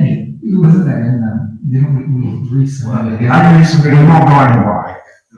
As long as you say agree. that. That's it. Sure, if he says Everything else, I think, is good. Like I mentioned before, I was pleased with this. So with the wording, you're gonna have to come up with the wording on the coverage of the, mailboxes. And what items you want to address on regards to the trail that mitigates trustee Rail's concerns. I'm not sure that you're going to get a vote from what I'm hearing enough, so you may not want to continue to the next meeting. if we real quick come up with language for, That's what I'd recommend. we covered CVUs, path language, color language, and if it's okay to you, we'd like to ask for a vote. So I know you're not happy with the trail. Are you okay with that? Yeah, I'm okay with that. I can live with the trail, it's just a seasonal, but it's a long-term problem. Alright, but is it okay if we, here's just, Any other things? No. So do you want to recess the hearing for 5 minutes, give or take, subject to the call of the chair? great, thank you. Okay, so the hearing is, oh, well, wait, I apologize. We've done public comment. So at this time, we'll take comments from those in support of the project. I think that's great. I'm lucky. Robert Farber, 475 North 3 K Road. We're the trustees for my mother's property. Been the landowners there for 39 years. I think Emily's done a very good job of putting this together. I'm still going to be living there, maintaining 23 plus acres. I want to make sure what I have fits in, and I didn't want, different types of people coming around that we're not used to over there. It's been a quiet area for the last 40 years. But that part of the property has been overgrown, since the last 17 years. And with the passing of my mother, getting pressure from the siblings to move that property, or I would have been content to keep it for my own, but can't afford it with today's prices on land. So, back to the original thing here, I think MI's done a very good job of putting together a nice looking facility that I would like to have as my neighbor. I think they're addressing the concerns, and they're obviously helping out with keeping them separated from where we are. And my sister also is maintaining a home back there as well. So that's all I had. Thank you. Thank you. Anybody else in support? Hearing none, we'll take those in opposition. Hearing none, we will recess for 5 minutes, give or take, subject to the call of the chair in regards to the hearing. Rose. Just so everyone's aware, the county has contracted, I forget who the surveyor is, but they are surveying properties and right-of-ways for the Rollison Hyatt Curve Road roundabout. Yes, I've seen. So that is, I'm guessing, going to be, because I've brought it up to Doug more than once, that once Berlin Farms is built out, you have 400 families that have no way to get north without going down Daleford Road. Right.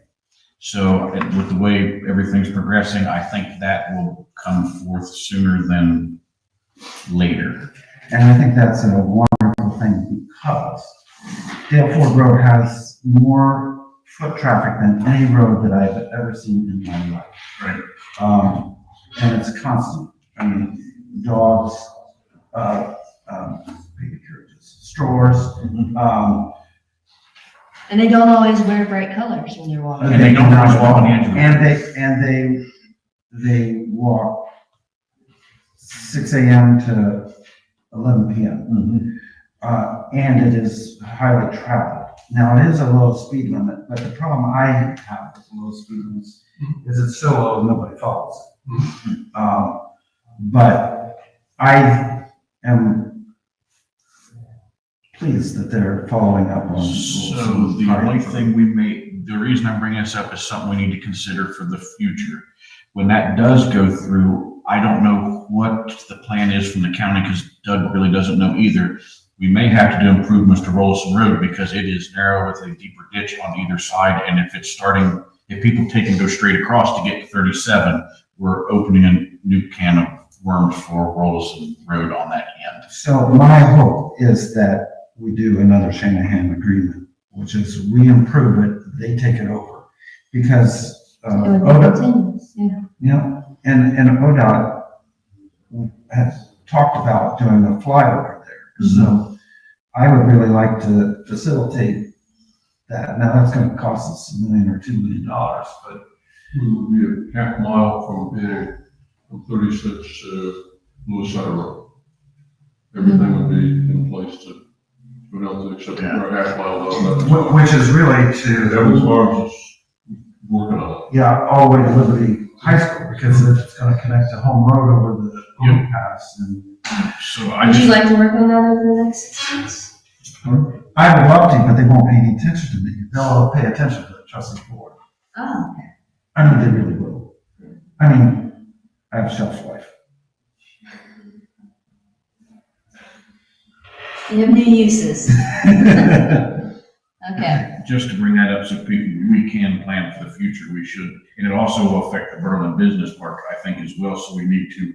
It's built in. Do you have anything else for that one? Like, are we notifying the property owners for beyond, like, lower past where the roundabout would go in? Or does the county have anything on their website that we could link to on our? There is Yeah. nothing yet, because right now they're just in seeing who the property owners are, what right of way they need, because they're actually surveying on Dale Ford, because this isn't official, but there's talk of maybe, since that property where the flag lots are and the houses are way, way back, almost even with Berlin Farms Yeah. on the, there's talks of maybe even extending Clover Plains to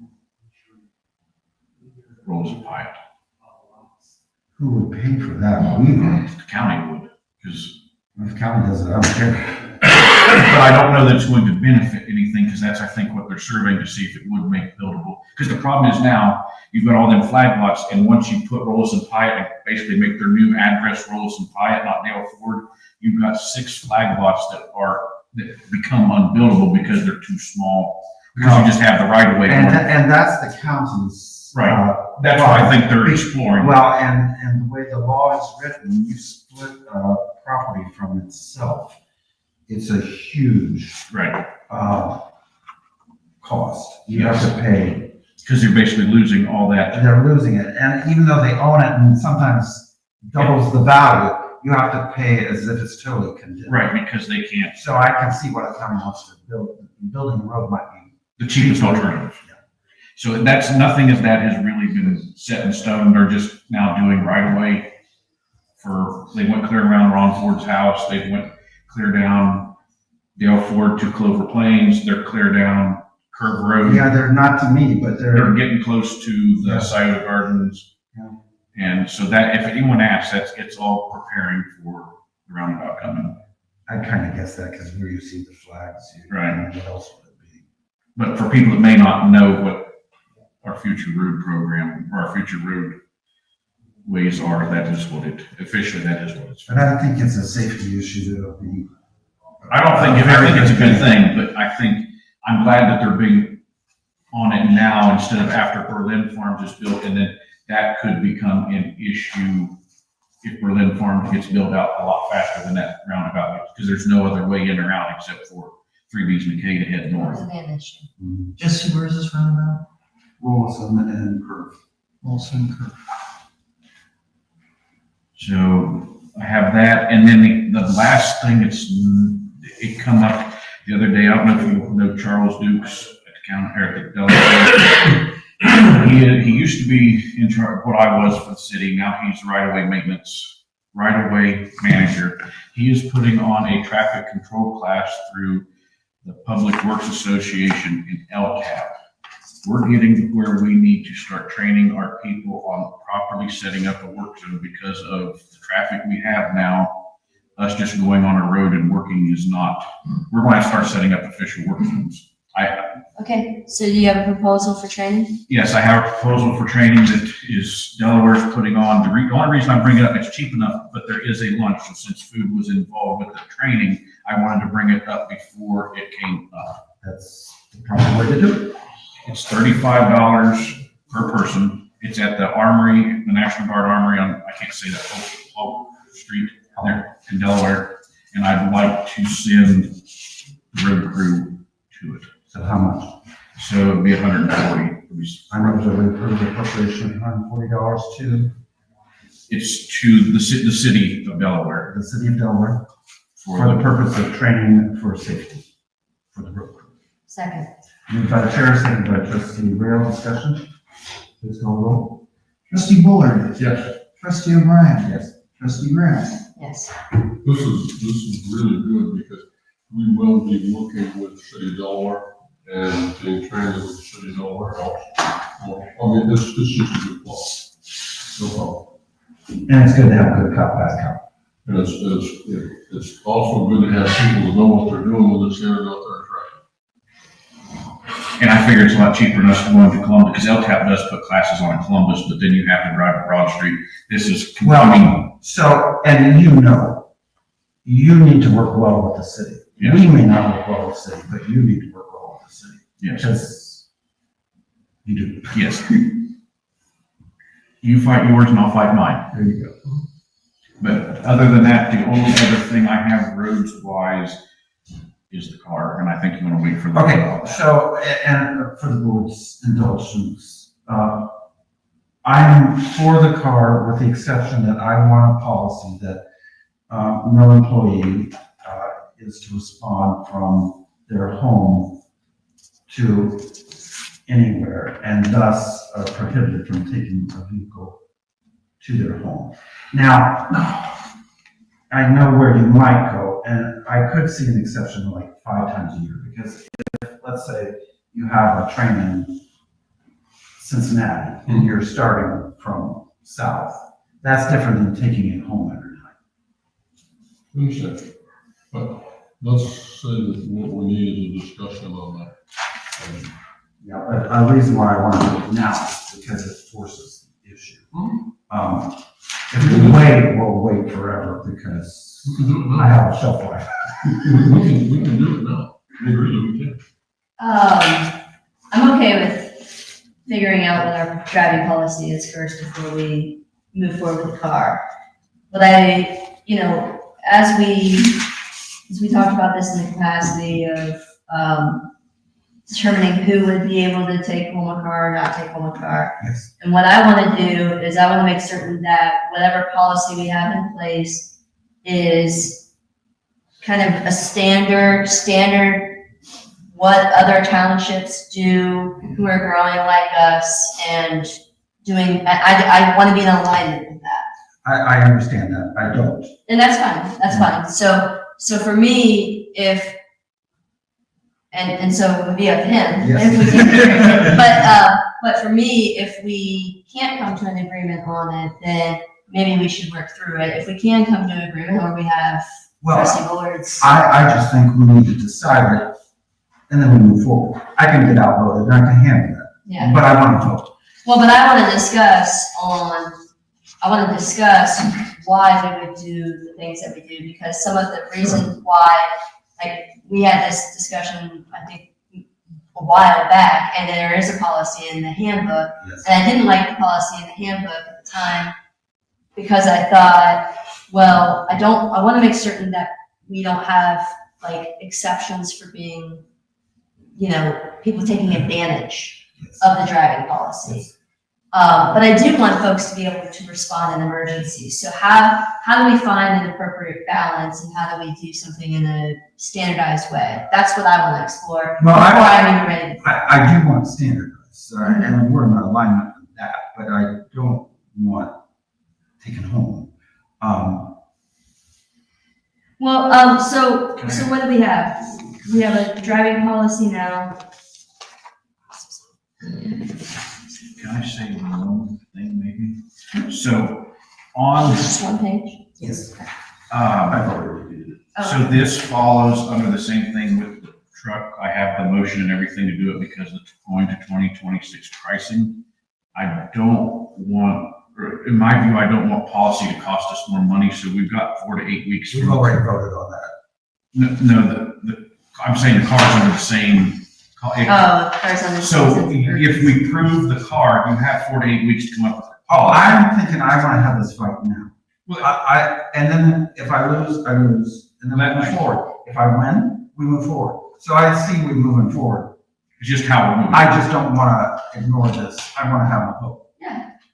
Okay, I just want to throw out that if the car is going to go up if we push the car down. So Administrator Hill, could you describe the document that you've provided for us? Yes, so I sought input from surrounding townships, including Genoa, Orange, Washington, Jerome, BST&G, Liberty, Tri, and Plain Township as to what their practices are.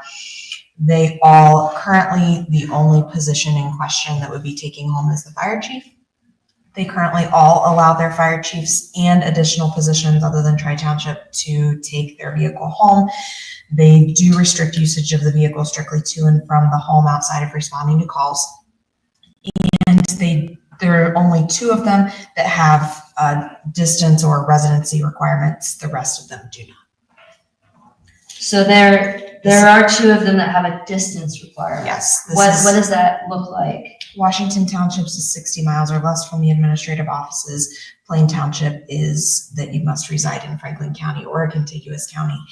I can say that this is a very standard practice across the fire service industry, and talking to a number of my colleagues, nobody is aware of a department that is not doing this. And so why do you think that it's important for us? I'll take what you said at a previous meeting, is that the fire chief's vehicle should be available for the one that is acting as the fire chief.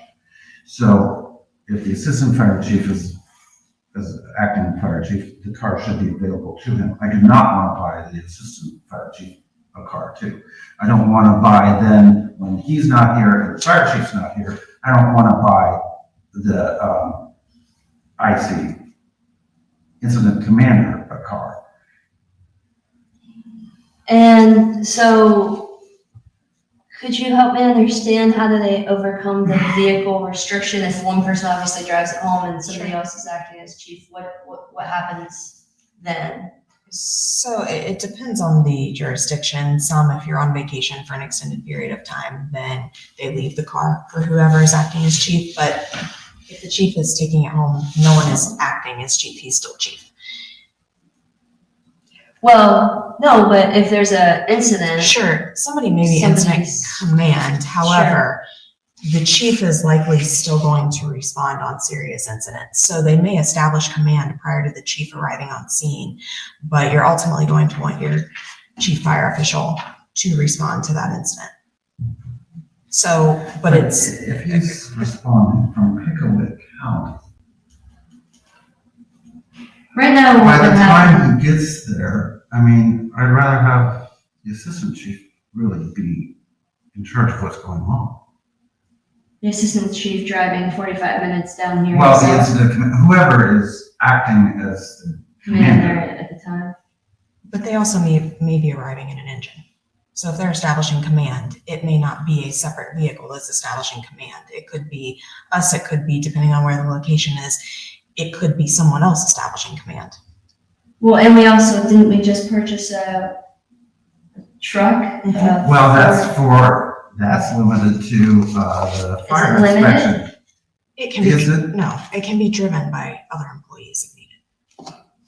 Maybe we make that a requirement to say, I'm trying to figure out, like, because I appreciate what you're saying, and I do recall saying that. So I was concerned, but that was, I think, was that before or after, somewhere soon thereafter when we ordered the truck for fire prevention? It was in discussion. I don't remember.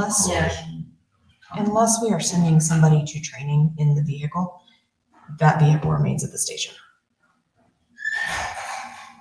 Okay, And there's 2 other pickups there. do you have any thoughts, Trustee Bullard? Did you have a chance to review this before tonight? So I'm the only one that didn't see it before tonight. But I did chat with Administrator Hale, and what I want a standardization of some sort. What if we did something like restricting the truck to address this vehicle deprivation potentially, restricting the truck to make sure it's explicit that cannot be taken home. And the fire chief vehicle putting, I like that vacation days contingency. Like if the chief's gonna be gone longer than X number of days, it shouldn't be parked at his home, it should be parked here. Does that make sense? It makes sense. I don't agree with it, but Yeah. it makes sense. There's one other issue after. Oh, yeah. After those. I don't know that distance really is a thing, because if we restrict, It's wear and tear. well, it's wear and tear that would happen, but if we restrict if we restrict the use to, you can only drive home to and from, you can't use it any other time at home, then we're not gonna go past that. Well, do we do that? Because if he's gonna respond to an emergency, he goes to a birthday party, shouldn't he take it with him?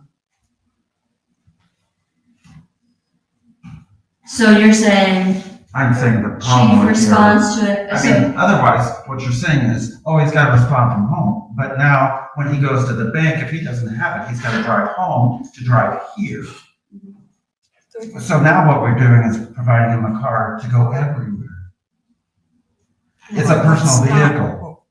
but from a policy perspective, and then what we would expect in practice, if we say it shall not be used for personal reasons. But then what good is it? Because if he's in Delaware County on his personal vehicle, and he has to go to Pickaway County to respond to Delaware County, I don't see your logic. Well, he better not be stopping at the store or a birthday party then. So He goes home, he gets his own car, and he drives. But And then if he's late, he's late. But then he has to come back to his home to drive to Delaware County. Not in this case, no. So if he's at the birthday party, how does he get to the fire that he has to get to here in Berlin Township? Oh, you're saying he's in his personal vehicle, goes to a party, gets called in on that. He has to go home first and then come back. Yeah, that's what he would have to do. Yes, but we Well, also, he we can't also create a policy for every scenario. And so every other. So I say the township policy is, he doesn't get to take it home. The other issue that I wanted to address is the IRS requirements. We're gonna have to pay for personal use. When he's not coming and responding, that's now personal use, that's a taxable event.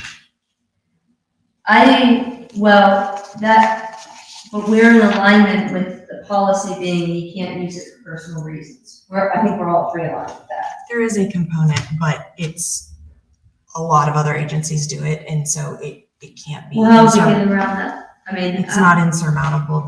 There are lots of finance departments and fiscal officers that are currently dealing with that, because as you see, there are 25 people on this list that are. And don't they just have, I mean, the policy and the practice of enforcement, you say to the chief, you cannot use this for personal reasons, and what that means is that you're gonna have to drive home from a birthday party to your vehicle to get out to the scene. But IRS doesn't recognize it. IRS says. They recognize policy, and if you're in alignment with your policy. No, I think if you went to the state law, it says that we can allow it. IRS says you can allow it, but you gotta pay taxes on it. As long as we are accounting for it properly, as all of these other agencies are doing, then, I mean, I would look to them and say, what is your practice in making sure that we are consistent? Except with the for, law? as Duncan Whitney had when he was judge, we aren't Franklin County. So what Franklin County does, doesn't make it legal. These are all, except for, Well, but we don't know what they do is legal. So what we have to do is go to the prosecutor's office. Well, we and were say, gonna what have is to the do that office? anyway, and I would definitely wanna get that addressed, right? I mean, we would have to address that. But it'd be difficult for me to be convinced that Genoa Township, Orange Township, Washington, Jerome, Liberty, Plain, all are doing it in a manner that is not legal. I don't know, because Delaware County got cited and they had to pay a huge amount of money Mhm. for IRS. And then, so that's why I'm shy about it. I agree with anything that we would come up with should go through the prosecutor's office and be approved and be looked at. And then I'm saying it's legal, but it's Yeah. expensive, more expensive than just a car. I don't have any problem with anything that's been said, and this is great, but what I would like to look at is the policies that some of these people have in place, so that we can kind of go through and look at the things that they've learned from, and be able to move, if we want to move forward, we can do that. We can get the opinion from the prosecutor as to, is it legal to do it or not? We can get that opinion, we can get that sort of stuff. But I'd like to have some examples, hard examples of what the policy is around these people, because I agree, I don't think we need to send them to to home to get the truck to be able to come back here, because by the time he gets here, it's all over with anyhow. From where it is. And if he's going 5 miles, it's one thing, if he's going 30 miles, that's a whole different thing. Through Columbus. Which, and I have no problems in living far away. I don't have a problem with that. Yeah, and I don't want to restrict him like Plain Township does. But that can be in the policy and all that sort of stuff we take care of. We can figure out how to do it, but if we want to do it. And don't take the assumption that I want to do it. Take the assumption that what I want to do is study it to figure out what we want. Okay, so at least you guys are taking it serious. I don't really want to hold up the car over this, but I do want us to have a time certain to. How about we commit to still working through this, but there is the urgency of the pending price increases. But let's keep it on the agenda, and let's keep hashing it So out. let's have it on the agenda for May. And look, Got April 28th, you've got May 12th. May 12th. Let's have it for the May 12th. Yes. And yes, you have, my commitment to look into this more and kind of understand more of the nuances.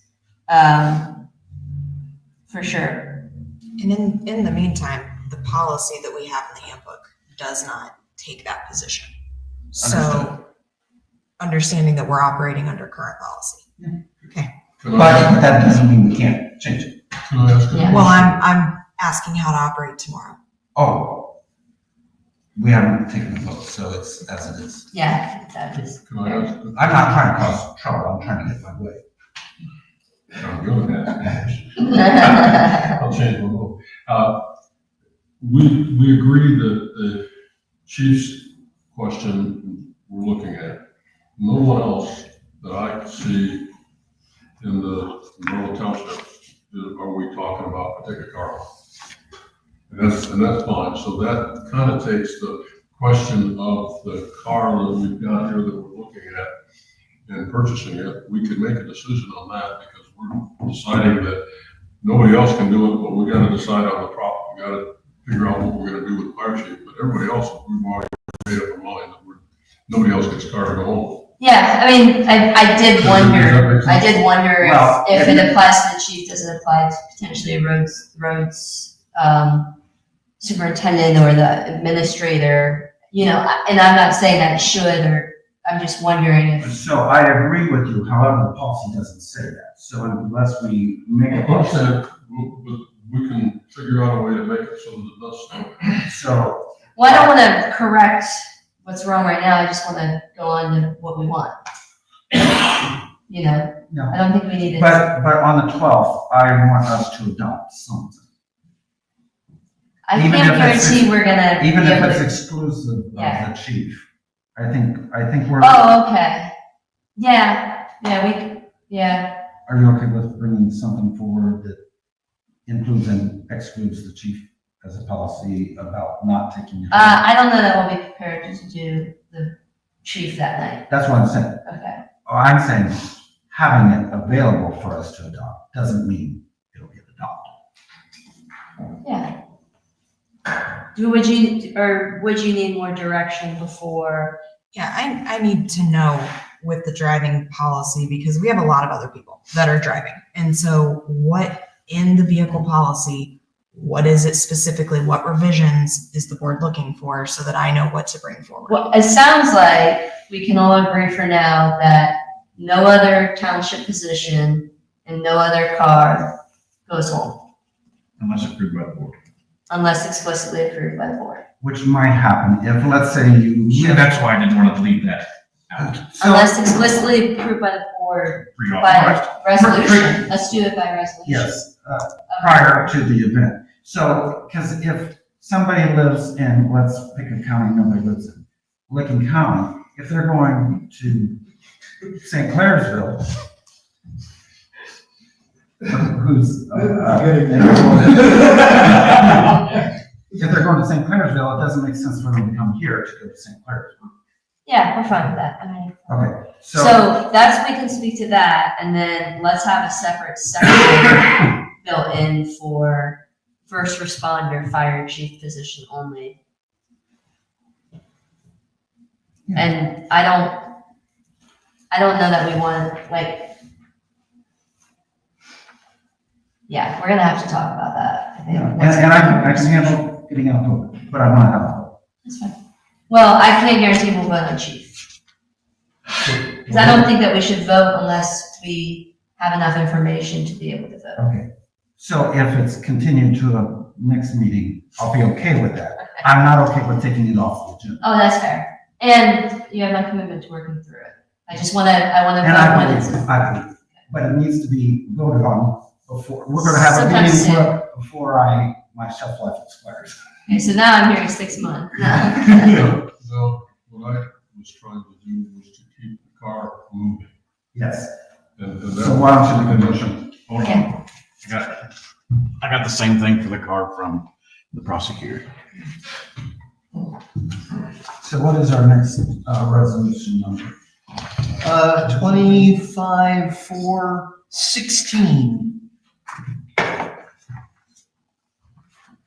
I move that we approve, resolution number 25-4-16, a resolution approving purchase of a 2025 Ford Escape from Byers Ford LLC pursuant to the Franklin County Fleet Management Agreement, ITB number 2021-04-03. Second.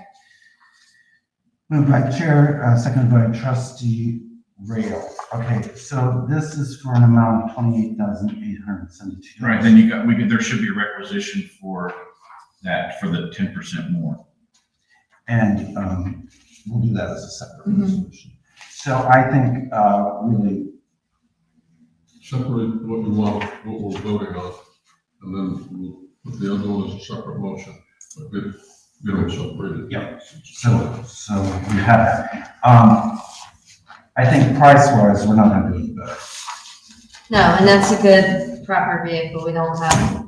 And I want to congratulate, Aubrey and Jesse for coming up with this alternative, which beats the state bid and beats all the other things. So, Good job. And I know that you guys work the problem, and so I agree, I appreciate it.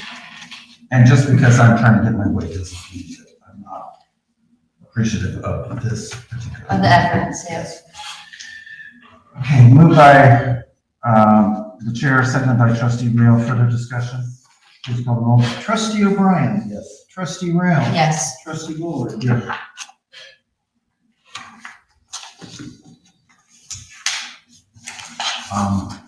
Do you have a requisition number? And do you want to authorize Administrator Hale to execute any? It should be 8401. 8401. It's in here, isn't it? Yes. Yes, it is. Okay, I move that we approve requisition A04-01 for an amount of $31,659.20, which is inclusive of the original $28,872 in the previous resolution, and authorize Administrator Hale to execute any documents necessary to make the purchase of the Ford Escape. Moved by the chair, seconded by trustee Bullard. Further discussion? Please call the roll. Trustee O'Brien. Trustee Bullard. Trustee Rail. Yes. Okay, thank you. So with that, 5 minutes has expired, so give or take, so we're ready to call back the hearing of BZC case 24-007. Thanks very much, Mr. Chair. We've written to the end of the development text where we had additional requirements on page 11, an additional 3 more requirements. Would you like me to read them into the record, or would you like me to just pass this around? Okay. So this will be additional requirement number 4. It reads as follows. The final design for cluster mailboxes shown on Exhibit F3 shall be revised to include a roof or other methods to cover visitors and protect them from precipitation, or in the alternative, the mailboxes may be incorporated into the gazebo. I like that. Okay? Number 5, we'll read as follows. All exhibits. I'm sorry, can you speak a little louder? Oh, yeah, sure. Number 5, all exhibits illustrating the 6-foot wide limestone path on the east side of the site shall be revised to provide a second entrance on the north behind lots 4, 5, and 6, and the total length of the path shall be shortened to move the path's loop northward. Yeah, Okay? And have you signed this? Not yet. We got one more. Number 6, permitted exterior home colors shall be as provided in tab 14 and also may include neutral earth tone colors. yeah, that's fine. Except for it has the same problem we had in the last meeting. Yeah, I know. So what you need to say is, shall exclude any color that is not in the Yeah, pamphlet. Just say all other colors shall be excluded. yeah, all other colors should be excluded. That's There good. you go. Because you got the same thing I thought. I was just gonna, you're right.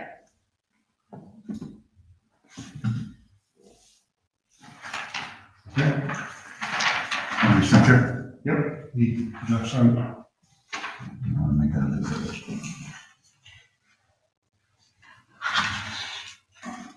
Do you know where is it? We're up to? This one. The last one was 10. Is the last one noted as, I can probably, but is the last one noted as the meeting minutes from the approval? I don't have the meeting minutes back yet. Yeah, I don't think we do. Meeting minutes from BCC. Yes, but that's what you're asking about. From So- the approval, So yeah. we need that, but we also need, is Yeah, that as an exhibit? I guess you would call it an exhibit. well, that would be, Minutes of that. no, the minutes of it will be, which was by the on record, the shortest meeting we've ever held. Then you go ahead. Oh. 2 minutes, I think that you've ever had No, to. I've had one where I think it was I didn't have a 2:57. forum, so I had Okay, to adjourn it immediately. that's an exhibit that's in the binder that we got provided, so when we accept the binder, You're going to make I'm assuming you're going to make, you're going to make the BCC changes are yeah. incorporated. Yeah, I have that, and they've committed to it on the meeting minutes, so that I have. So we'll need the meeting minutes technically from the extension from last week.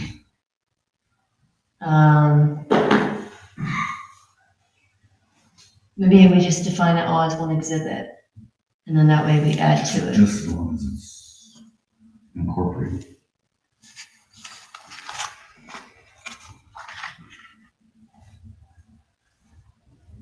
Okay.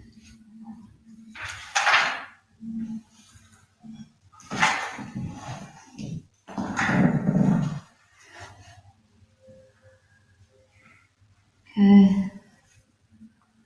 And then actually I'll do this one as a standing line. Okay.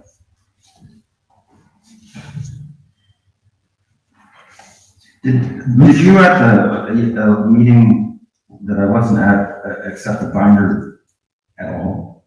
No. As an exhibit? No, We opened, we moved the hearing, we adjourned. Okay, so we need to accept Yeah. the. so, exhibit 11 will be the binder, the meeting minutes from BZC approval, and the initial hearing date of meeting minutes from 4/7.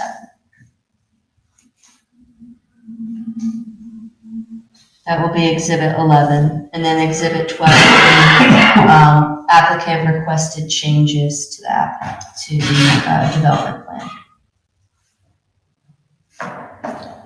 Can you date this?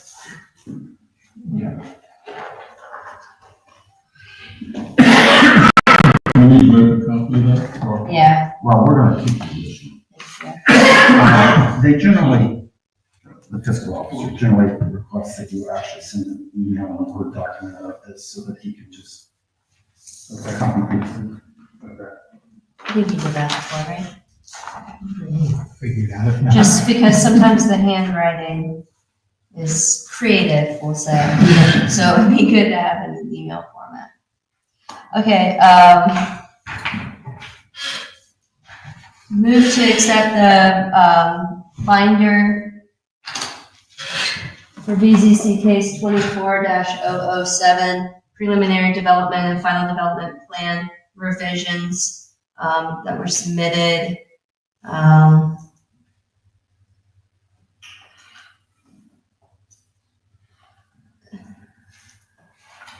This doesn't really pick up, This doesn't have that. because these have a date of March 6th. This says the last date is 2/21/25. No, this has, it has table 311. Okay, so can you withdraw the motion? Yeah, withdraw the motion. I didn't realize there would be 5 dates right here. March 19th is the date of the binder, the most recent one. So you have the old binder. Which one do you have? Hmm? What does your date say?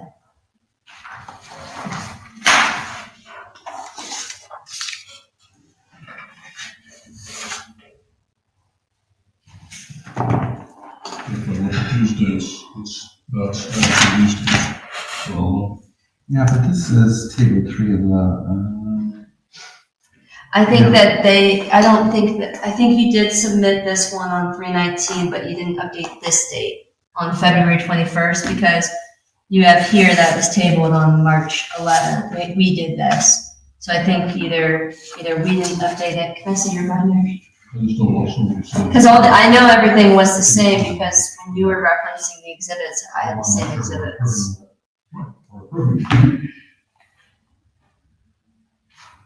Okay.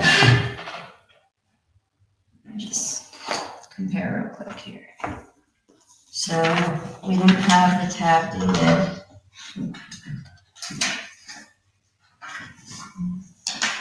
This doesn't have a March 19th. No, this is what we're waiting on, this, but we have that, we built that into the binder. So I'm gonna do the binder from that date. And then the March 19th binder that you submitted is the only addition, the BZC summary of changes. And incorporating them into the exhibits. Right, like, so, yes, those were the only changes. However, we also incorporated those comments into the exhibits. Yeah. Yours is the one that matters. Yes, it is, and no, I don't. I've got the same on the front. Where are these copies? Well, the meeting, what he has is the meeting minutes. Well, those meeting minutes are just our sheet. Yeah, they're your sheet, but they don't appear in our BZC meeting That minutes. probably Yeah. makes sense, right? Because Yeah. have they met this month? Mhm. They have, okay. They met, but we haven't gotten the approved minutes yet from it.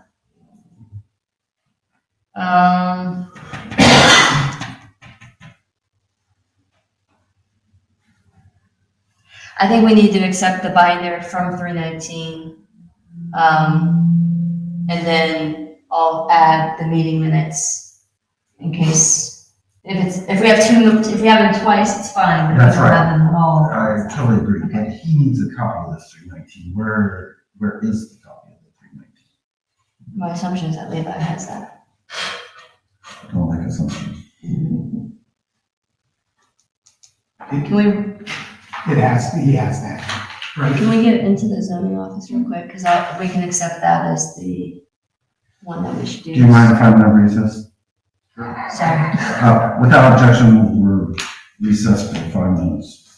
Okay. Give or take, subject to call, actually. No. But this is to your point, we need to make sure.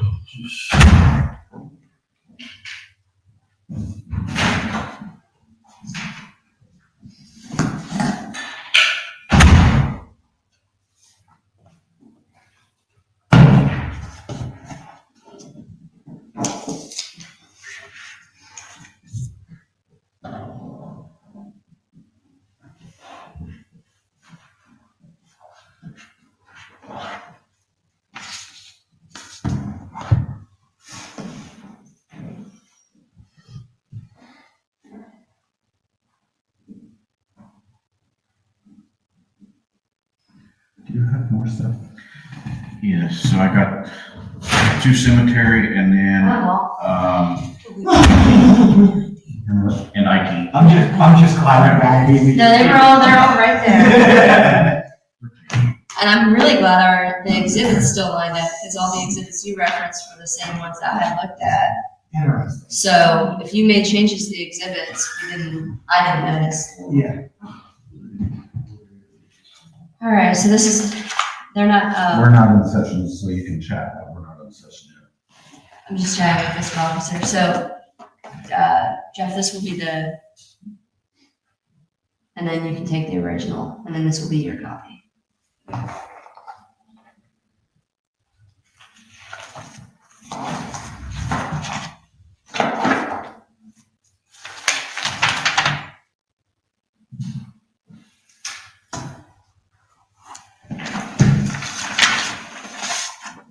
Do you know specifically which exhibits were changed, Josh? You know, I said that, and I guess I don't know for sure, but I think if you take a commitment to install, Look at the summaries. yeah, commitment to install stone gear on concrete head walls has been added, see note on exhibit F1. So we just added a note to that thing. And then, yeah, the summary really spells it out. More signs have been added to the model home package for the standards. Yeah, okay. The trash cans in the central area. Yeah. Like that. I mean, I read all these changes, so I guess I don't even, if they're in the exhibit, that's fine, but as long as it's in the text, that's what I read, and that's fine. Yeah, that's correct. Okay, We kind of don't suspend your still choices. okay. Okay, I call back to order the regular meeting for Berlin Township for, let's see, April 14th. Back to order, and the hearing for BZC 24-007.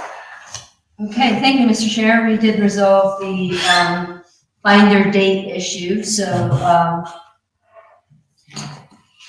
at this time, bring forward the motion to accept the binder dated March 19th, as well as the meeting minutes approved from the BZC approval hearing and the initial hearing date of the Board of Trustees minutes for 4/7 as Exhibit 11. Second, moved by trustee Rail, seconded by the chair. Discussion? Please call the roll. Bullard, Yes. O'Brien, Yes. Rail, Yes. Move to approve the applicant requested changes to the development plan drafted 4/14 as Exhibit 12 with the latter exhibits taking precedence over the former. Wait, don't you mean you want to accept that, or you should approve? Except, approve, yeah. Friendly And amendment, then except as Exhibit 11.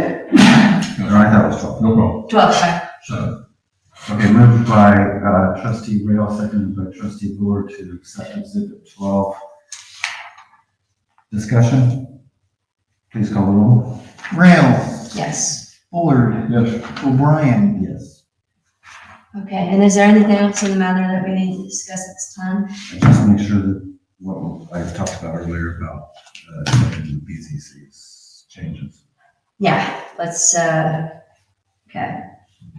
So, move to approve BCC case 24-007 as recommended and approved at the applicant requested changes in the BCC hearing, and accept all the exhibits with the latter taking precedence over the former. So, Moved by trustee Rail, seconded by trustee Bullard. Discussion? Yeah, I have just one quick point for discussion. I wanted to make sure to call out here. I really appreciated bringing the density down to under 4, which is, lower than even our Berlin Business Park plan, which all of our residents had accepted previously. I also think the detached condos and some of the needs that this addresses is good for our community, especially particularly empty nester populations. We do have a deficit in housing in the township for that.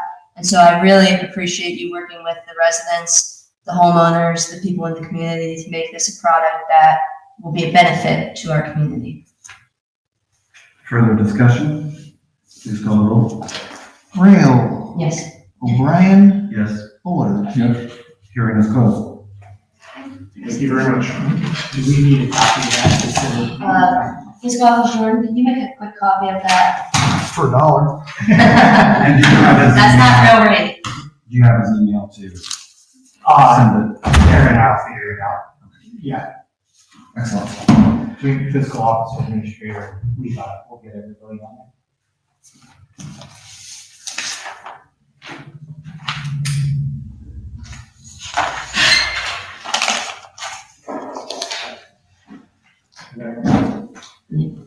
Thank you. And you,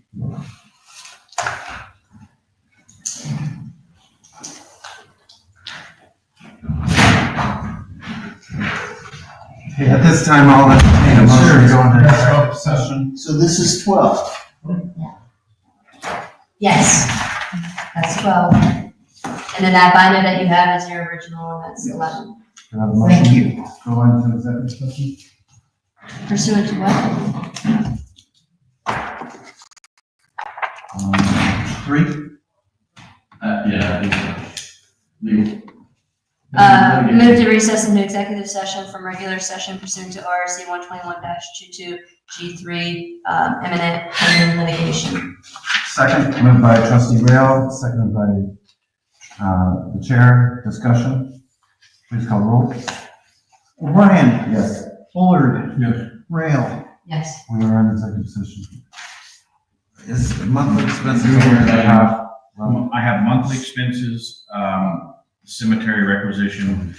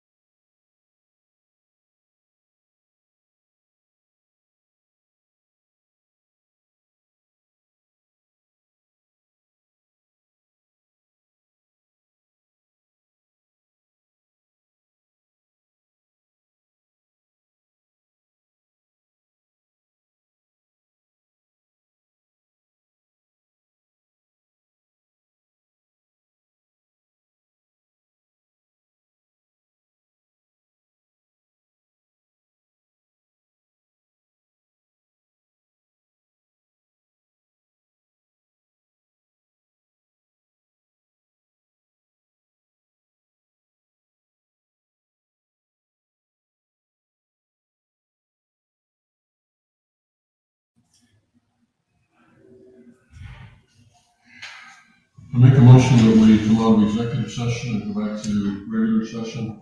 So moved. Second. Moved by trustee Board, seconded by the chair. Discussion, please call the roll. Trustee O'Brien, Yes. trustee Rail, Yes. trustee Moore.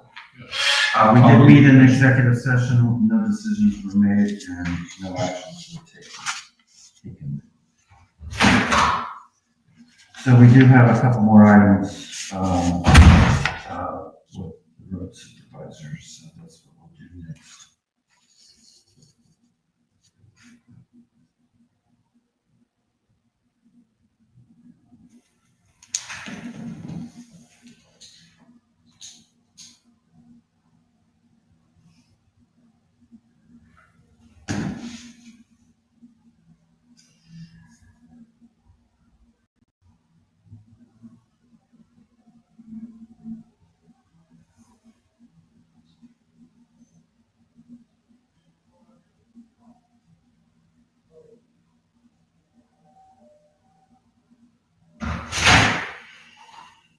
Get him?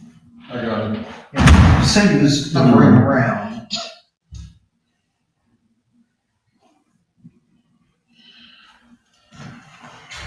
I'm close to the river.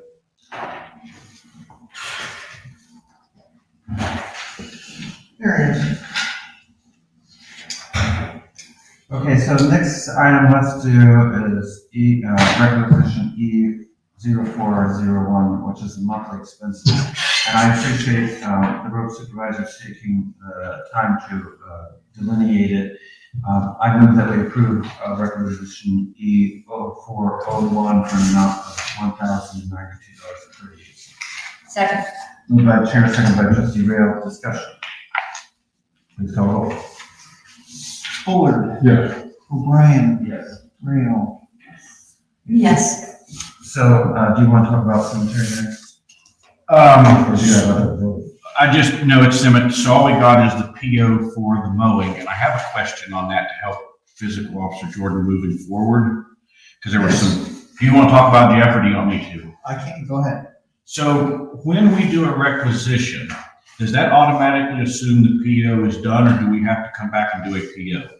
It depends on how the resolution is worded. So if we do an appropriation for, that's done. Okay, so that's how I need to, because If we do approve, it's not done. I just was trying to make everyone's life easy so we don't have to come back like we're doing now, we gotta do the appropriation, purchase order for Alco to mow where we approved it last meeting. So I was trying to make it so trying to do this all in one step. Approving the contract does not constitute an appropriation. But if we approve it and appropriate, Right. it's all done in the resolution. So that's just mainly in the wording on, I don't mean this the wrong way, but on your guys' part. Yeah, No, but sometimes it's intentional Yeah. and sometimes it's accidental, Okay. but it is what it is. But I like to keep them separate. I like two different resolutions, one to approve the contract and one to appropriate, because when you have one resolution that does three things, it complicates the resolution. And if there's a problem with one thing, you've got, A problem in all of it. All things. And if you have to repeal and replace, You have to do it all. Okay. so I prefer single item resolutions myself, but Okay. Most of them I try and do, like on the requisition side, I try and do that way unless it's tied together. And I guess if you guys are fine with it going this way, I'm just trying to learn and make everyone's life easier. but like on the monthly expenses that we did, we're approving that and really what we're doing is recharging your expense amount. It's already been blanketed, so you don't need Right. an appropriation because it's already been appropriated through the blanket. But if you did like $5,000, that isn't Right. covered by anything. Right. Okay. So the way just keep going the way we're going. Yeah. I just wanted to make sure, because like I said, I'm trying to make everyone's life, make everything go smoother. So I guess we need to approve money for Alco to start mowing, because they're going to start mowing Wednesday. Okay, so how much? How are you wanting to do that, Jeff? By the Well, I month think it was, or by the mowing? We did a whole annual one last year, I think it was 90,000, or 95, and I think we ended up paying 90 is what I came up with. So how much more is it this year? I don't know what it was before. This is the first mowing contract I've been a part of. So trustee Bullard, how much do you want to appropriate? What's the right amount? I don't have the contract in front of me for mowing, but it was what, like 13 or, I gotta think, it's 6,500 for the fertilizer. We're gonna do that 4 times. Up to. But I wanna do the that was my next question. So mowing could be from April to November is what the contract. You wanna do the maximum amount or? What we spent last year was about $90,000 for everything. For the chemicals, the mowing, all that sort of stuff. Let's just do a not to exceed for $90,000 and then we'll go through that. And then if we need more, we'll appropriate it. Why don't we do 100,000 since it did go up? Yeah, I was gonna say, at least go up some. It did go up, so why don't we do 100,000? Yeah, but let's hope it doesn't grow as fast. So that brings up another question with what you just said. So as it sits right now, they're contracted to mow every week. So if we get to, in the drought last year, Pony still mowed. So who do we want to decide if they're not going to mow that week? Because it's assumed they mow 26 weeks. Yeah, I understand the question. Who do you want to tell them not to come? I think Jesse's the right one to do it. Okay, so let's make that in the motion. And Well, it just goes through the administrator, all this stuff does, right? correct. So And you two work together to decide it. Jesse and then me and all three, any one of us could approve it. So that way, So if you're not here, or I'm not here, whatever, we've all got somebody here that can do it. So Do the you other want to make thing, it explicit in a resolution? well, that they're all three are Yeah. authorized, it needs to be authorized so that whoever has the authority does. The second thing I was gonna say is that it's possible that they don't mow here, but they have to mow it, and we'll have to start we need to start keeping a better track of where they mow. and the reason is because that's small, It's wetter. yes, and so it may need mowed more often. So I just wanted to bring, because they did mow when it was dry and I questioned. Well, not only is it useless, but it hurts the lawn, because it dries it out and it makes it worse. And we don't need to authorize trustee board, we just need to authorize these two. Okay, so why don't you make a motion? I make a motion that we appropriate, a not to exceed $90,000 for mowing, fertilization, and lawn care with the township, so moved. Or with Alco Lawn Services, so moved. Second. Moved by trustee Bullard, seconded by trustee Rail, discussion? I enter some here. I looked it up. Alco Lawn Services is not anything. It's not a corporation, it's not an LLC, it's not even a fictitious name. He's using that name without having any kind of, which is fine, people do that. But I think the person you're really dealing with here is not Alco Lawn Services, because that's nobody, nothing. Brian Pottinger, Potteiger, is Brian O. Pottinger, is who's really who you're dealing with. That's who we're dealing with. So perhaps as a friendly amendment, you'll say his DBA. name also known as. And do you accept the friendly amendment? Yes. Okay, so moved by trustee Bullard, seconded by trustee Rail with the friendly amendment. Further discussion, please call the roll. O'Brien, Yes. Bullard, Yes. Rail. Yes. Sorry. Now we need to No. authorize. I make a motion that we authorize first Jesse Peden, second Ron Bullard, third Aubrey Hale to. Pardon? You should always have precedence. You don't need to authorize yourself. You automatically as. You're just authorizing these two. Okay, Friendly amendment? Well, it hasn't been. okay, let me just try again. Okay, so withdraw and then you start. I make a motion that we authorize Jesse Peden or Aubrey Hale to communicate with Alco Mowing Lawn Services, known as, whatever his name is, for authorizing the mowing and or fertilization of the township properties. So moved. Second. Now, discussion, so in that, it's assumed if they can authorize it, they can also not authorize it. That's correct. Further discussion? Moved by trustee Bullard, seconded by the chair. Please call the roll.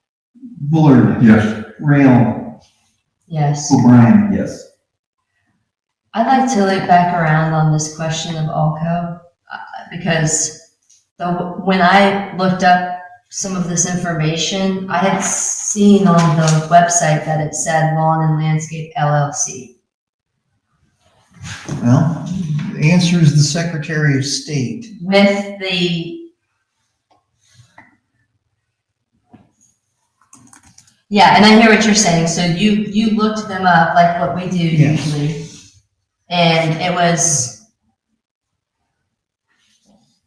I did do a certificate for recovery. They're perfectly fine, they're perfectly clean, but it's just, it's not a. there was a lawn and landscaping. Is it possible that the name wasn't like that because they had the nuance of that? Maybe it's Alco anything, Alco Landscaping, Alco Lawn Services, Alco Lawn and Landscaping.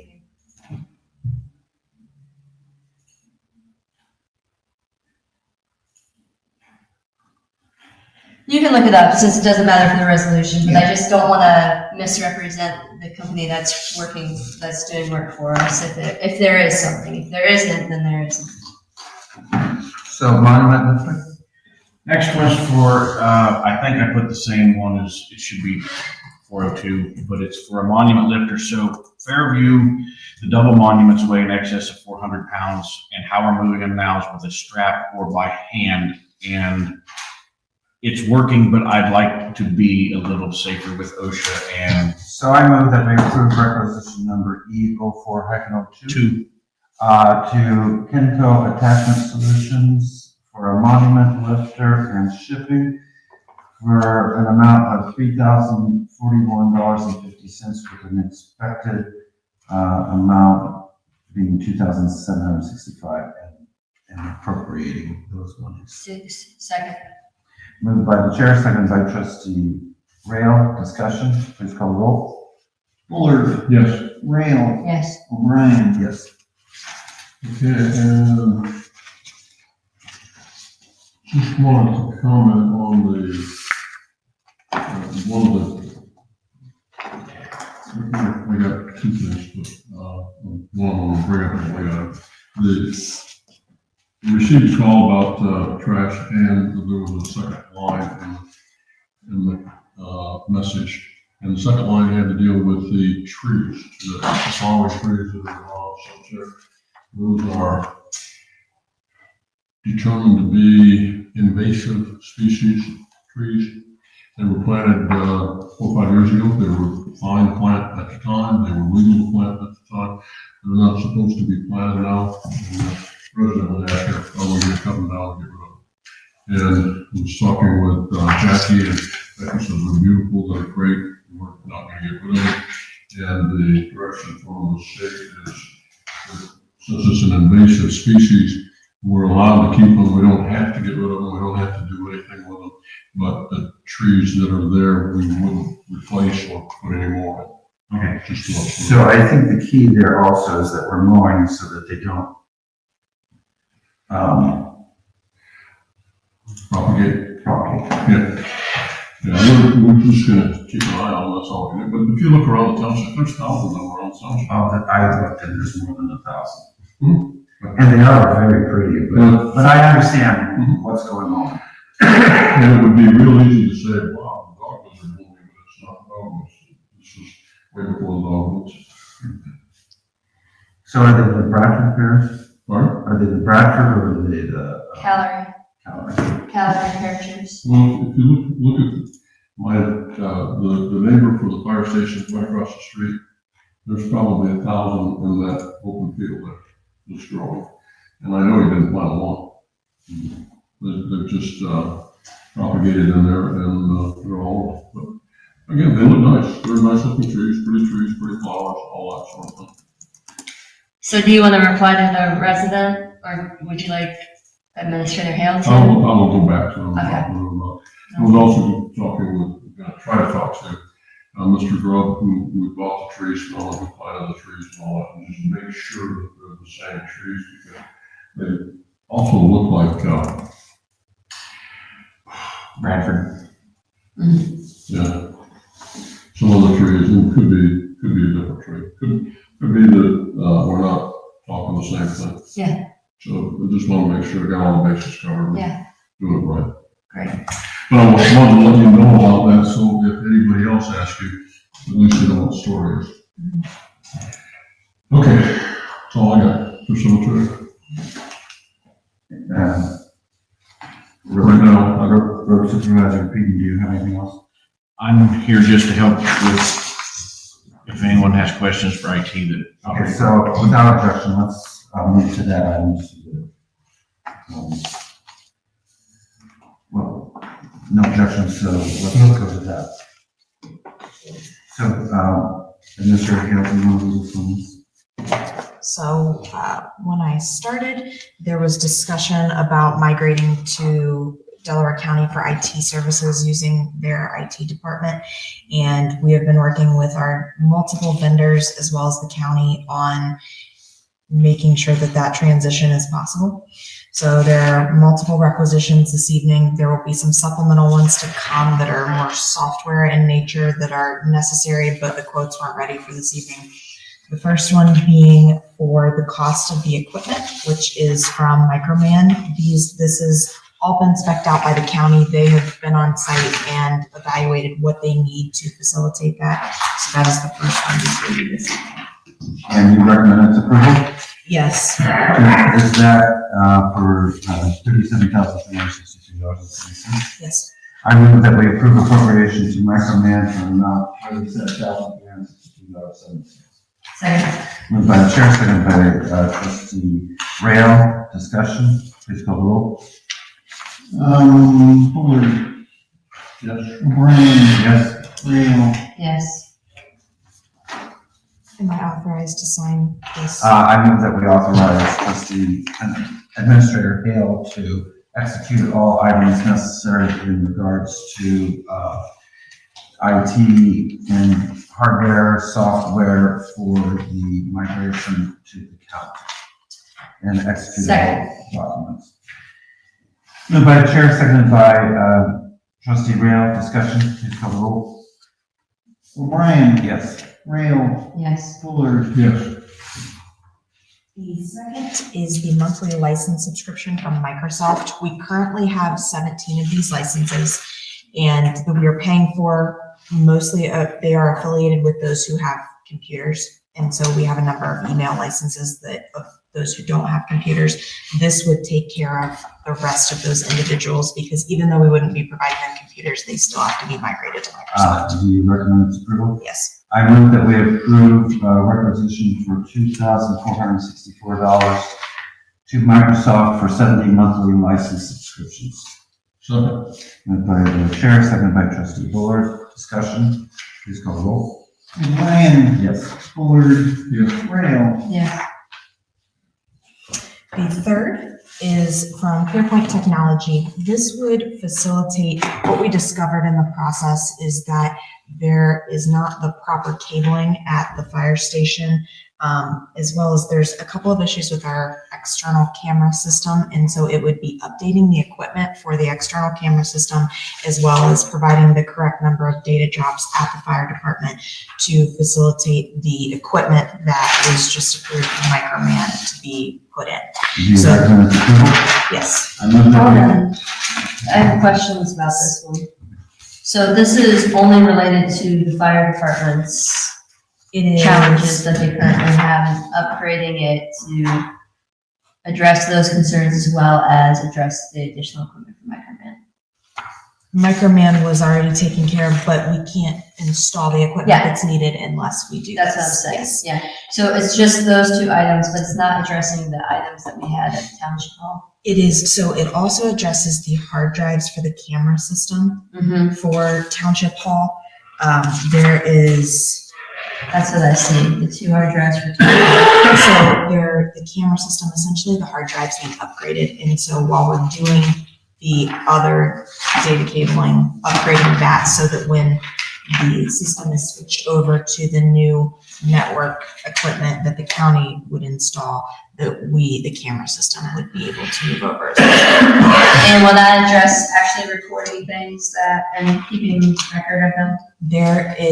We are talking to Todd from ClearPoint about that. Yes, that will help in this, and we will be able to better access basically the instances that we want. Okay, and then the only other question about that is, this is all for the fire department except for, there are some things for the town hall in this proposal. Did we want to delineate So from what I would like to do, if the board is in agreement, is to authorize Mr. Hill appropriate? to determine with the fiscal officer how much should come out of which funds. Yeah, you see what I'm saying, that you have the town hall aspect, that's a different fund than the fire department. And I thought that was the only thing I saw that was, but then I guess associated work with those hard drives, then the township hall, so it might be a.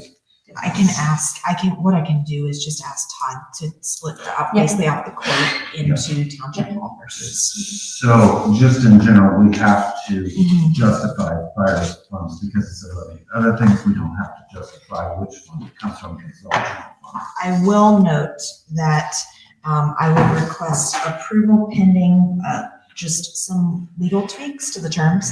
I'm working with the prosecutor's office right now and spoke with ClearPoint at the end of today. They were amenable to all of the changes. They're just making them, so I don't have them in my inbox. So we are working through those. Tony brought up some very good points and actually was helpful to ClearPoint as well because these are new terms for them. So we were working through those and they likely will be drastically simplifying them for us because we are not the standard customer. So I move that we approve a requisition for an appropriation of $14,346.84 to ClearPoint Technology pending the township administrator determining that the prosecutor's office is satisfied that the terms are sufficiently clear. And authorize the township administrator to work with that. And to authorize the township administrator to work with the fiscal officer in determining the breakdown of the costs of this and other IT approvals of this evening.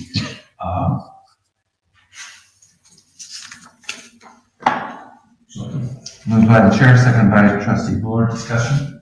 Please call the roll. Rail, Yes, Fuller, O'Brien, let's go back to Alco and figure out how we allocate that. So, Sorry, I forgot to bring that up. yeah, so,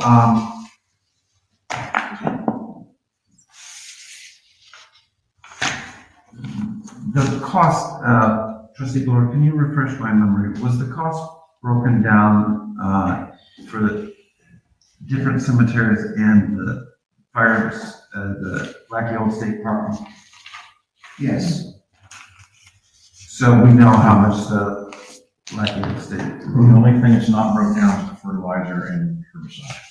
Okay, so if that's not broken down, we can't really deal with that. That's gonna come out of the general fund. But, Mowing is. mowing, we can determine, should that be 50/50?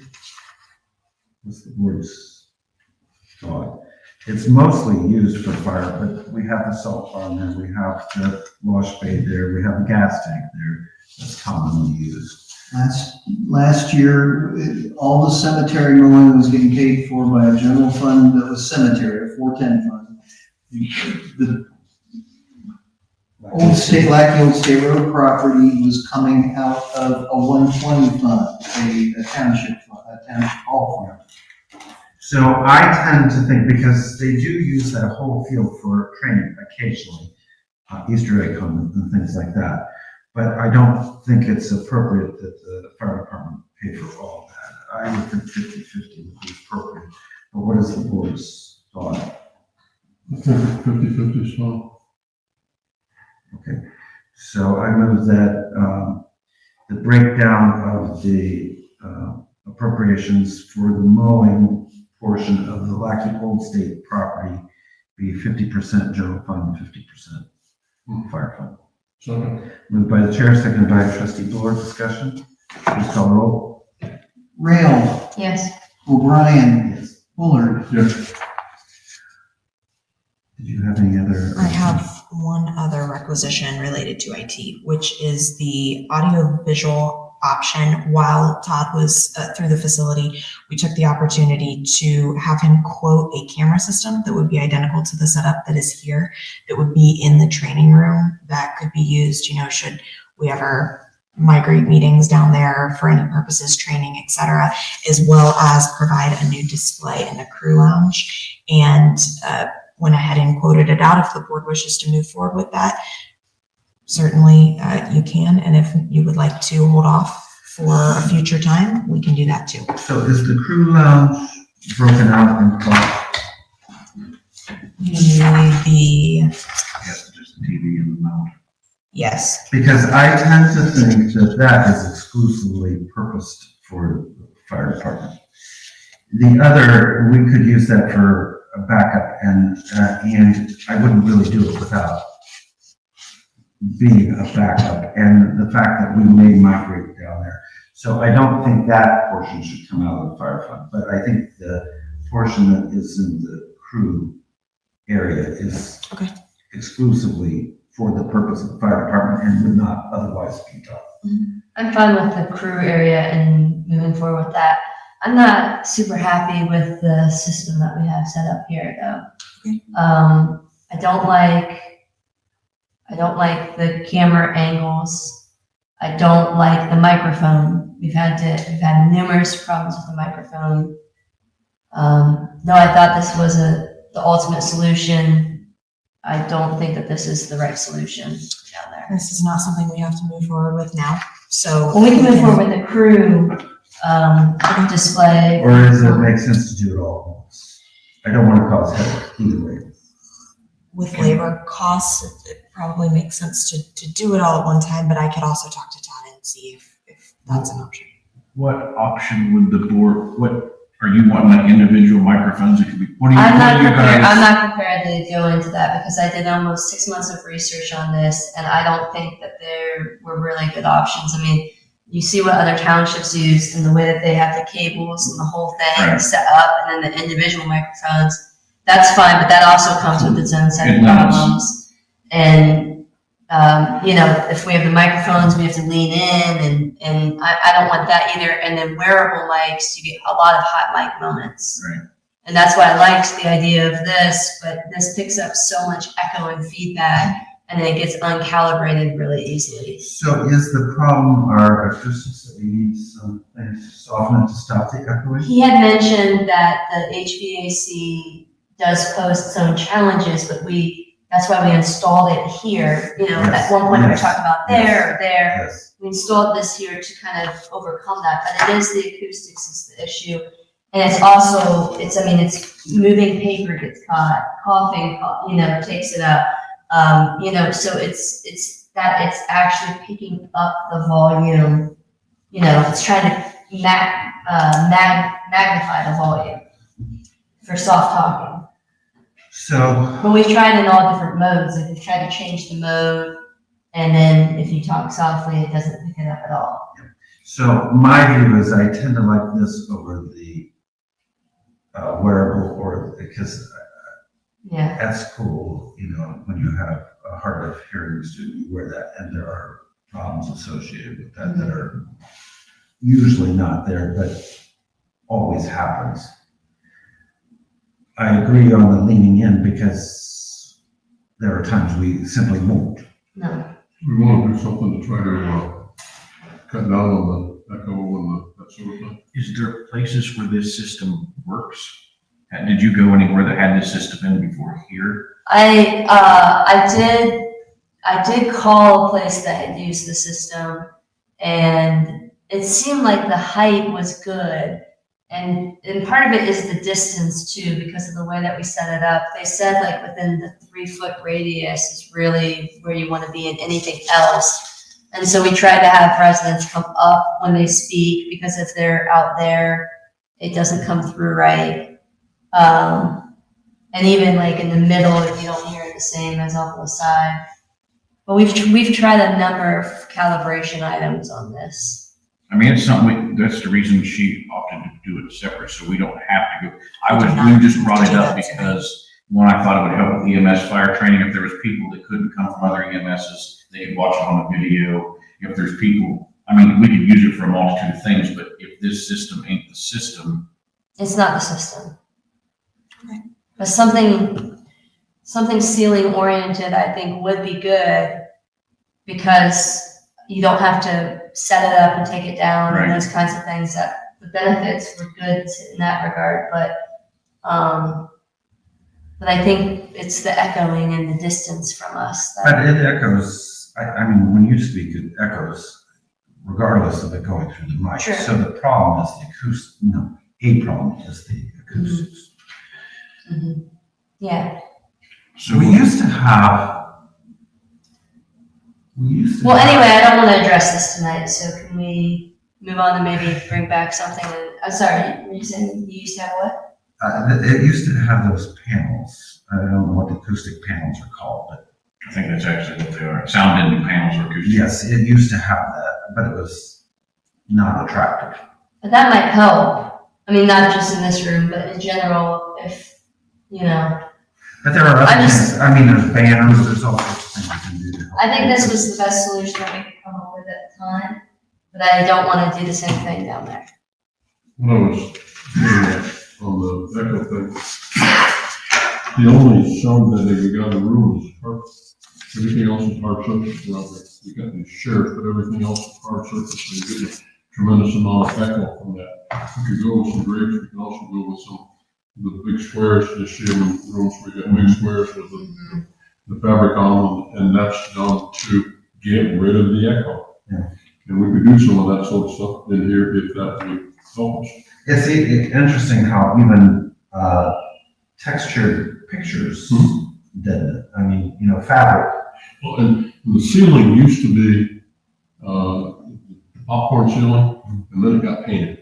Okay, well, it's painted now, so it's a hard surface. It's not doing anything to deaden this up.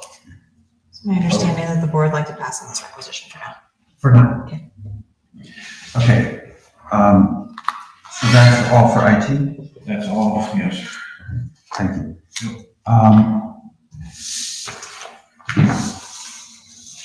Are we finished with cemetery? Yeah, except for one thing else. Okay. Okay, so then that takes us to zone. Yeah, I have just a couple of quick items. I saw the zoning report from the inspector and the permits approved listed. I'd like to ensure that the zoning inspector is doing the same format that Kathy had used. So the sheet that was included, it's total for the month, and then it has the running tally total for the year. Everything I did. And I don't want it to look like, did you guys see it? I did. So your point is just so it looks like it used to.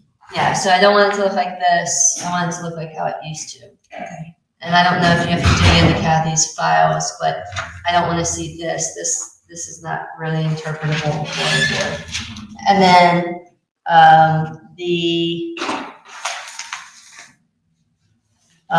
were there any updates from the zoning commission when they last met? Because I don't recall receiving them from the zoning inspector as far as what action was taken, if we need to set up the schedule or schedule. Get these from him and email them to the board. Wonderful.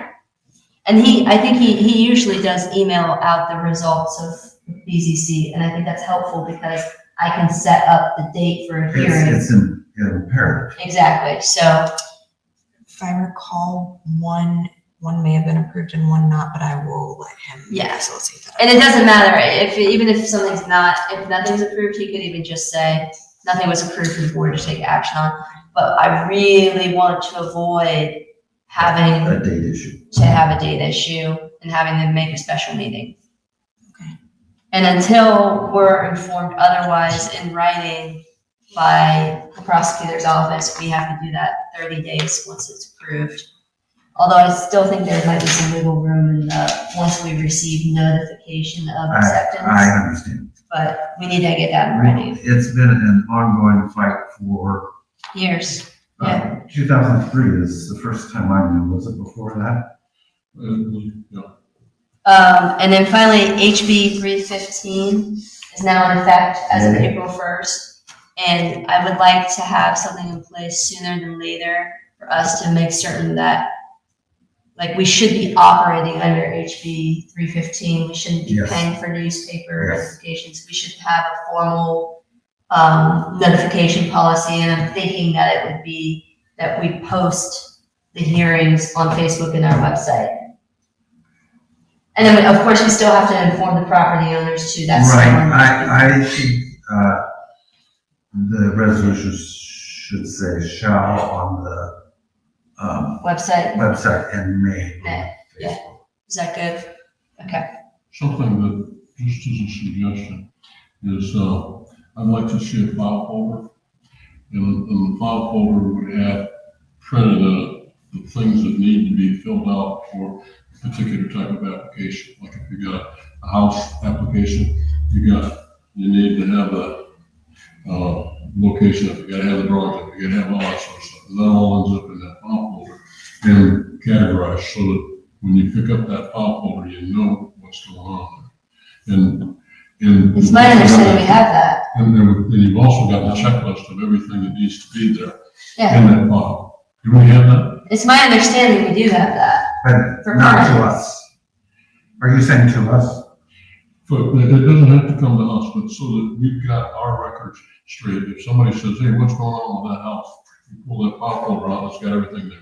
Yeah, I mean, we did switch over to iWork, but the concept of what you're saying is entirely within iWork now. Okay. And it's a checklist and you have to have all these things in there. And that's my understanding of the way the process works now.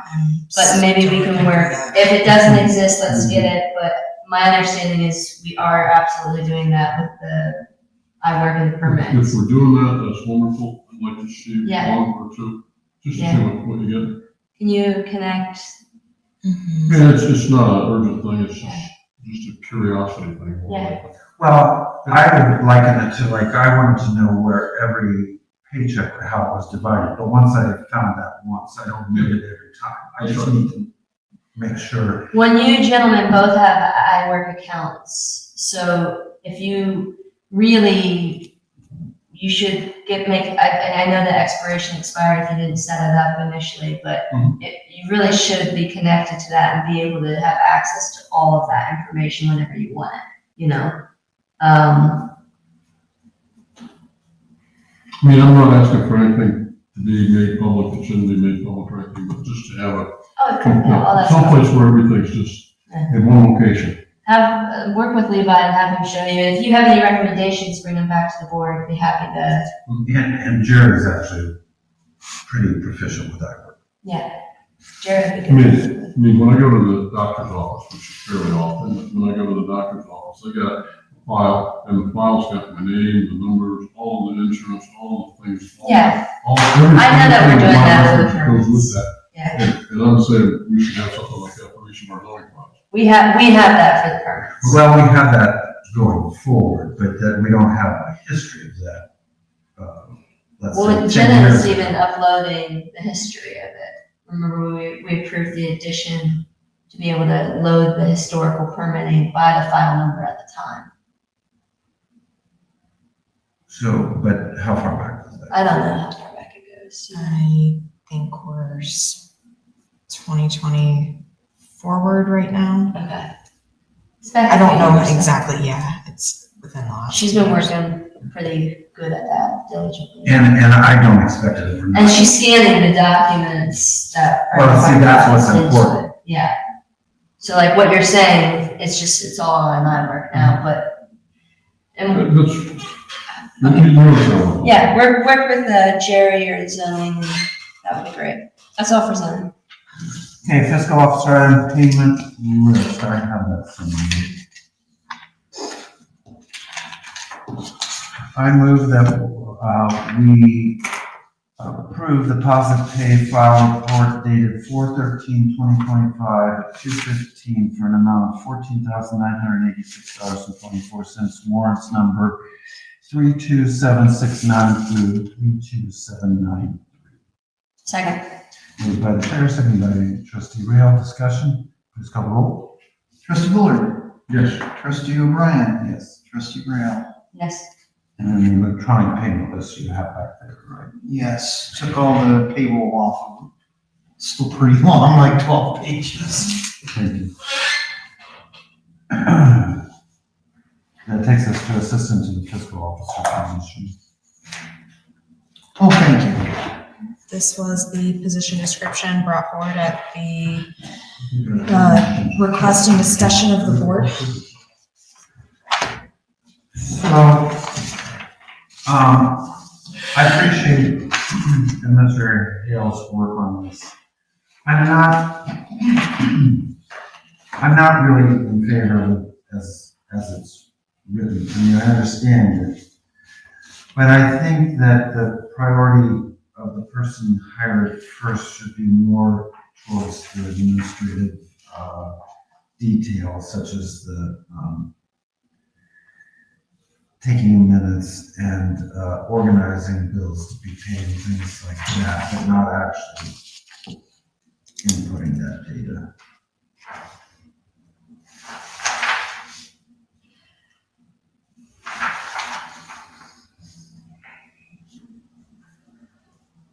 I'm concerned that what we'll do is we'll wind up with a position that's highly qualified, and then we won't wind up doing the minutes and things like that. And I don't want to pay somebody who's very well trained to be doing, not that minutes aren't a skill, but it's a different skill. Well, and assumptively, once we go to audio file minutes, which is, I believe, an appetite of the board to do eventually, once we get those things in place, the meeting minutes will not become as extensive of an issue. But it is an issue now. But it is an issue now, and it does need to be addressed now. And I do think that we should include something low, not lower level, but lower detail oriented, like, complete fiscal officer administrative duties such as taking meeting minutes, organizing file folders. Like, is that what you're kind of? Well, that is part of it, but I also, and it's hard to write a job description of what you have to do. But as I've mentioned before, I don't want this person to access UAN. Yeah, I wouldn't be comfortable saying what the person doesn't do. I would only be comfortable writing a description for what they do. I understand that, but I'm not. And but what we could do is, when we hire the person, we could have a resolution that they shall not work with a UAN. Well, but remember, we don't have control of that. What do you mean? Because if this person's only reporting to the fiscal officer, they will report to the fiscal officer. We can still hire and fire. Not that position. We approve the monies.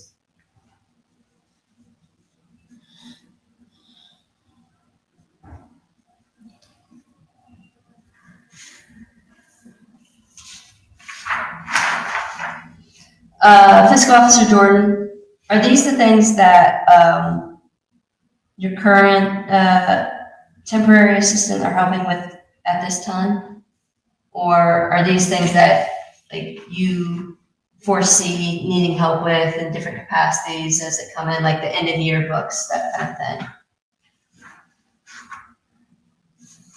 Did you ask me if Claudia is doing those things? Is that what the first question was? Yeah, like, did you create this job description based on what you're currently No. getting help with? No, Administrator Hale really created that, and I read over it and said I like some of these ideas. I added a couple, I think. I'm still kind of where Ken is right now. I think if somebody took the minutes off my hands, I could mostly keep up with this.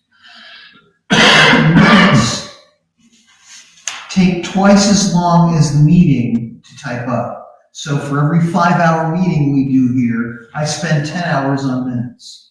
And I believe that to be true. Well, and because I- I've experienced it. I definitely agree that the meeting minutes need to be addressed, but I also think that there are other items like documentation of some of our policies where they're in a resolution from 5 years ago, but we don't have anything concretized in terms of pay process and those kinds of things that could be addressed Okay, and probably should be addressed. and I agree with that, but I don't see that. Prepare meeting minutes, reports, and other documents as requested. I'm also uncomfortable with an assistant being on UAN. We're in agreement, we're all in I think agreement that- about that. Yeah, I think that outside of the minutes, yes, I could have somebody go in my office and put stuff away. Somebody could go in my office and do a better job of organizing the Tower Co. file or the litigation file or the TNR litigation file. Put things away. Well, let's look at this really quick. So, one, maintain and organize fiscal records is what you're saying you're fine with, right? Yes, 2, assist with managing accounts payable and receivable, including performing bank deposits and creating purchase orders. Are we all agree with that? No, that requires a UAN. Okay, we'll scratch it. Attend trustee meetings as needed. Prepare minutes, reports, and others documents as requested. Support fiscal officer with end of year closure and archiving. yes. I agree, except for that could assume UAN because much of that's on UAN. With the exception of any data entry that requires UAN. Is that fine? That's right. Okay. Mail out checks upon approval of the board of trustees. Yeah, that's fine. Yes, Assist with inventory. I'd say that's fine. yes. Complete monthly required reporting for OPNF and OPERS. That makes sense. The reporting itself doesn't. Oh, It's difficult. but it doesn't require UAN access.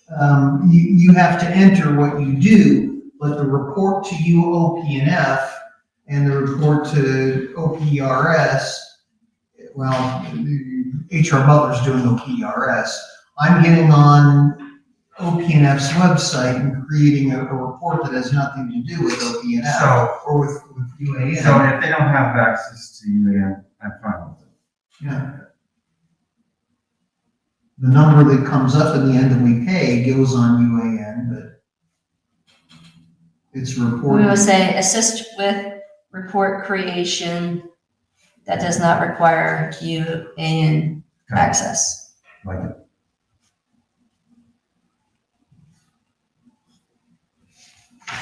Okay. Assist with benefit enrollment changes for employees. No, that's fine. Okay. Assist in maintaining payroll files and making any changes as requested by the fiscal officer, including leave balance and enrolling new employees. So if that's HR Butler, I'm all for that. If that's In UAN, no. HR Butler system only. Right? Or comparable with the. Or change. comparable, yeah. Cause I'm not in love with HR Butler. Yeah, me neither. I'd like to get rid of it eventually. Okay, set up and manage vendors. No. Okay. Attend periodic training provided by auditor of the state and others as time permits. Respond to employment verifications and vendor inquiries. Yeah, I think that's fine, isn't it? Yeah, What about like public record requests? could help. Maybe we say Help with that. assist. Yeah. As requested. Yeah. Public record requests.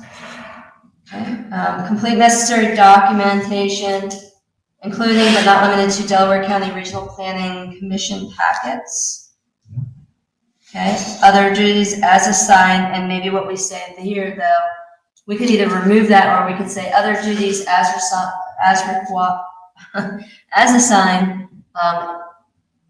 so long as they do not require any access or alteration to UAN. I like it.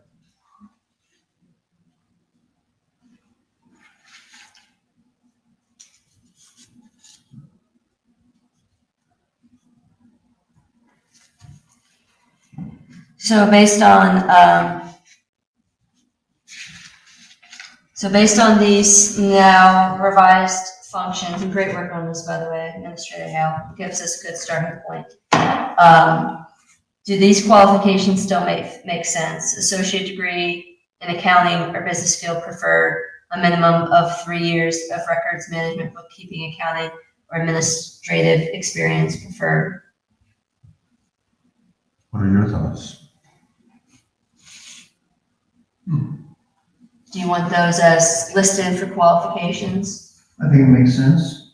Do you want them required or preferred? Preferred. Okay, and then high school diploma or equivalent is required.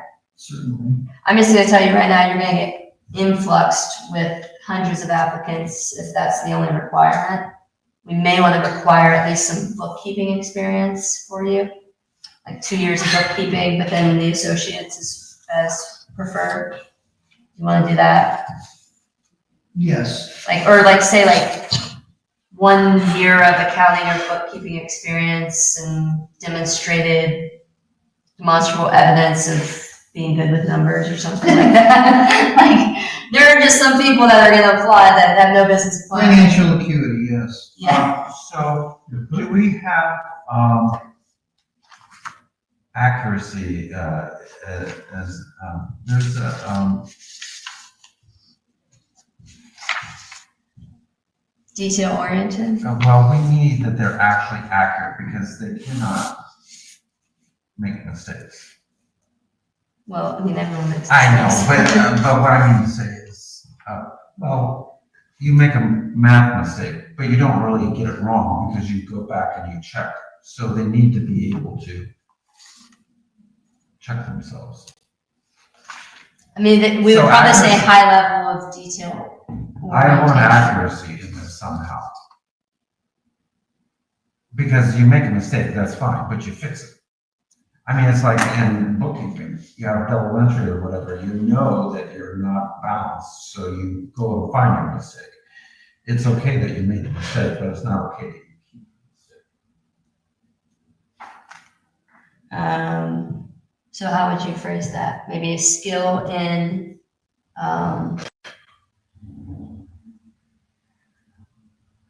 skill in accurate Keeping accurate records. keeping X.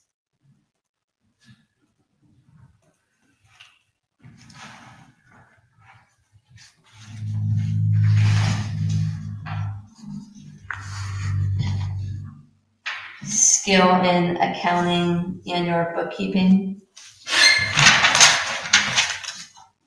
I like it. Okay. As in their skills, knowledge, skill. Okay. So, and then we'll change the job objectives. We'll say the assistant to the fiscal officer is responsible for performing a variety of duties under the direction of the fiscal officer, including accounting, record keeping, and administrative duties, which support the function of the township fiscal officer. This position may require flexible hours as needed. we want to have a number of hours up to 25 or something like that. Part-time, up to 25 hours. Would that be okay? My recommendation would be not to do that because it gives you the flexibility to take it full-time. You would do that in the position description, in the advertisement. In the advertisement, okay. Because so you know, historically for the advertisement, which you'll do it this time, but I've just posted the job description as the advertisement essentially. I think we could maybe tweak that. Okay, well then for budget keeping purposes, how much will we pay per hour then? There is I was thinking in the organizational minutes, isn't there already a position? Assistant to the fiscal officer, right, position, or? Yes, there is an assistant fiscal officer. And what's that? Assistant or assistant two? Assistant to It was assistant two, that's why I kept the position the same, but I thought that there was already a rate laid out. Yeah, there is. What is it? It's whatever we're paying Claudia right See, now. so the thing is, that pay is based on somebody who's been the previous fiscal officer in the past, and they have all kinds of knowledge coming in. If we get that high of a skill level, I would be okay with paying that, but I'm not okay with Yeah, somebody who is not like a past fiscal officer. so we'll set a smaller range, and then as you recruit for the position, just know if we get, you know, an expert of experts, that we will have a discussion as a board, but there's no, like, our range should be our range for the most part. Because you might get a previous fiscal officer. Well, we have a previous fiscal officer that lives in this township now. Well, you have more than one. It's Yeah. 3719, does that sound correct? I'm sorry? 3719, Well, that's right. And That's way too high for this level. that is what is in the range. Yeah, for Claudia, because she was the former fiscal officer. And see, if we had a previous fiscal officer, then I would remove some of these UAN. Yeah, I mean, if you had either of the two fiscal officers that I know live in the township, I wouldn't mind them accessing UAN because they know what they're doing. that's fair, but that's not what we need.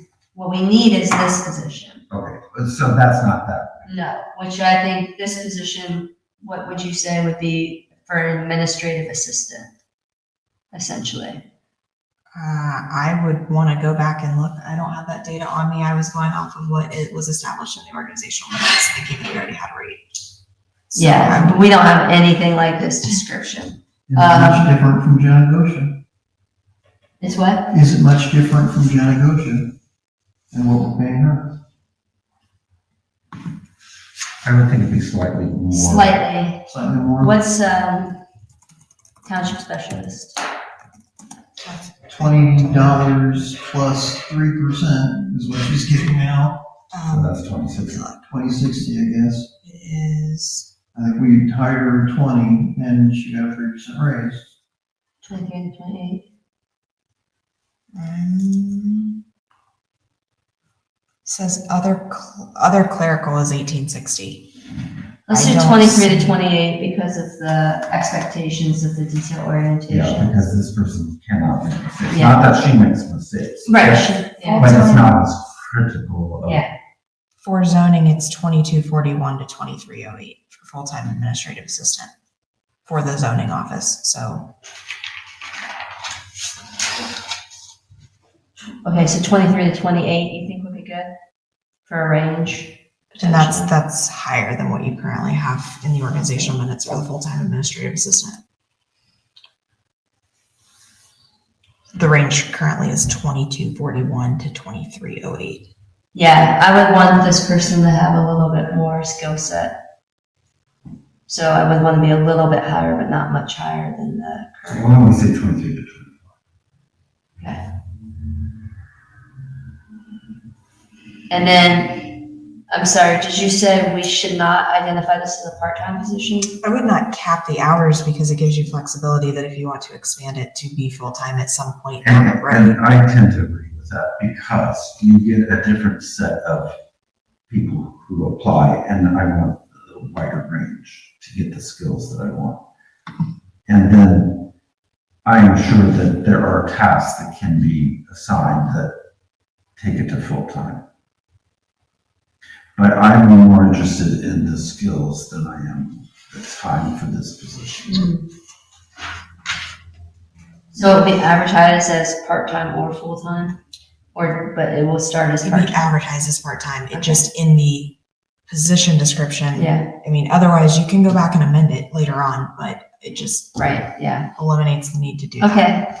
Hourly rate of 23 to 25, this is a part-time position. We have the description. I guess the next step would be to have Riedenhoff review this job description and then approve the job and approve Administrator Gale's authorization to post So it. are you comfortable with us doing that without him? Yeah, If you can get that back to us before, we can take a look at it on the 28th, to approve it. do you want to do that? Do you want to try to look at my Yeah, notes? if you can't make it, can't make it. What about reading my I handwriting? feel like I got what. If you can't make it, can't make it, but it just, we keep things going. Yeah. And I appreciate this because I was actually on your divisions I'm satisfied with. So am I then authorized to review with him prior to bringing it back for a vote? With Riepenhoff? Yes. Did we authorize? We that? authorized you to do that, yeah. So, I just want to make sure that the board is, Yeah, so reach out and I'm not wishy-washy. if you want to, if you want to send the revisions to us, I can review them and send back anything that I compare with my original if you want. You don't have to, but. Are you satisfied? Are you satisfied, Mr. Fiscal Officer? I am, I'm Okay. changing tapes right now.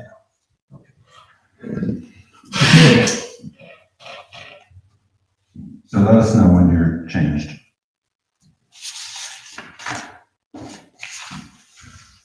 I thought we were actually gonna be done in 3 hours.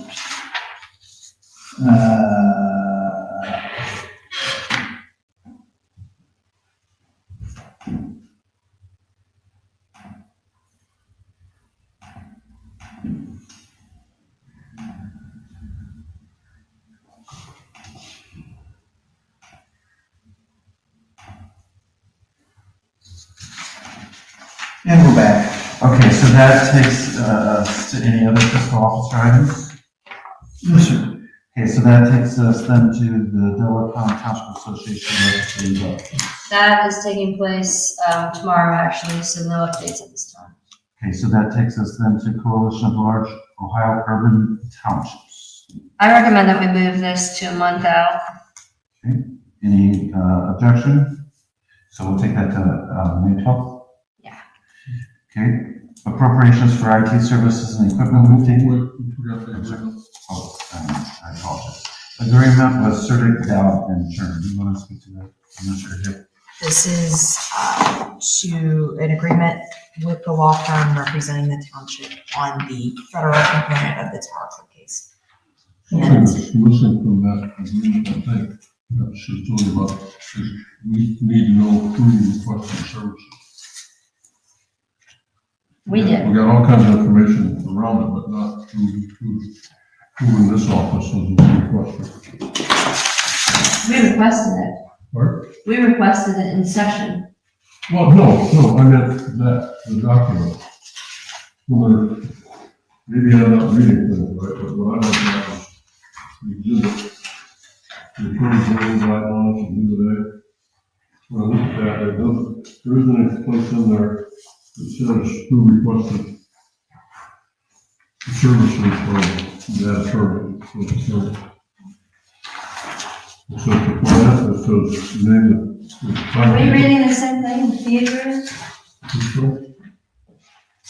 I'm looking at this. Oh, we're looking at different things. there's an exhibit A to it. Oh, you're looking at exhibit A, and I'm just looking at the initial fee. Do you have the whole thing?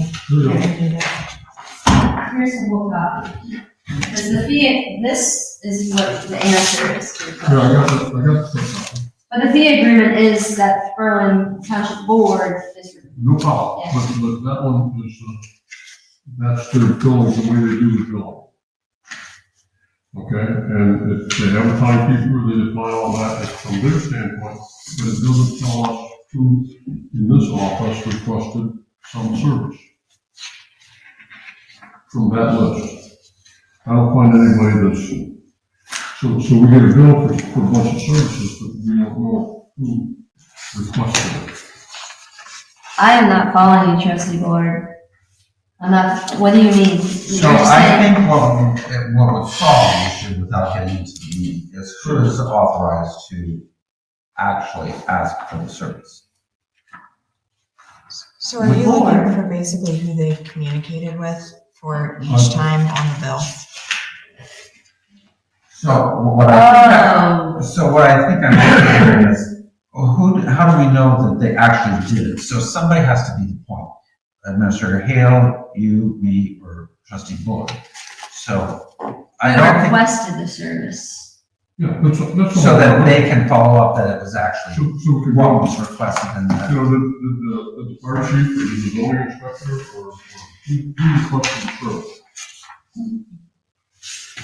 Okay, but just to be clear, this is only a fee agreement for our board on the TNR case. Okay, This is But- Tower I mean, sorry, Tower Code. So I tend to think that there should be one person in charge of talking with them. Is that what you're saying? And I think that would tend to be Administrator Hale, but it could be one of us. I would normally say that, but it sounds like, based on what, Having no knowledge of the case, I will say that I can, but I also have no background on the case. as So well. here's the reason why I kind of like you doing it, and I totally get it, and it may not be appropriate, but I want our attorney, Reinhardt, to be communicating with her and have her communicate with us. I don't want him to tell us 3 times, because that's not that your time's not valuable, but he goes into other issues with each one of us, and then I just want one point of communication, and if he's communicating with Administrator Hale, I would like this company also to be communicating with her. Now, I may be totally wrong. Maybe I agree, but I can also support anything that you need as a point of contact for this. Okay. Is that I'm totally okay with Yeah. that. What I'm trying to say is, if I requested 20 hours of service, or them doing something, I want everybody to know, or if you want to know why I requested it, ask me. But at least I would know who did it. Right. And I don't know that from that. But it's hard for us legally to talk to you, but there's no problem with us talking to Sure, Administrator Hale. understand. I don't care who it is, it's just, You want somebody, and I get that, and I agree with that. and I want that, because they put the bill together, and it tells all the stuff they're gonna do. They're gonna timekeeper, they're gonna keep track of every minute, they're gonna do all this sort of stuff. They got the rates, they got all that sort of stuff in there. But it isn't anything in there that defines on our end who asked for the service. okay? So would you like to have added to Exhibit A, No, I think it's a separate resolution. okay.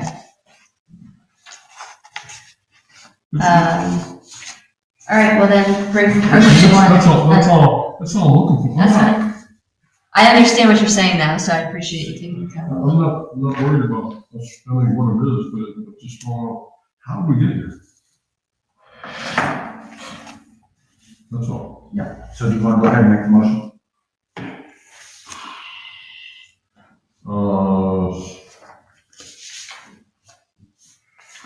I make a motion that, all billing from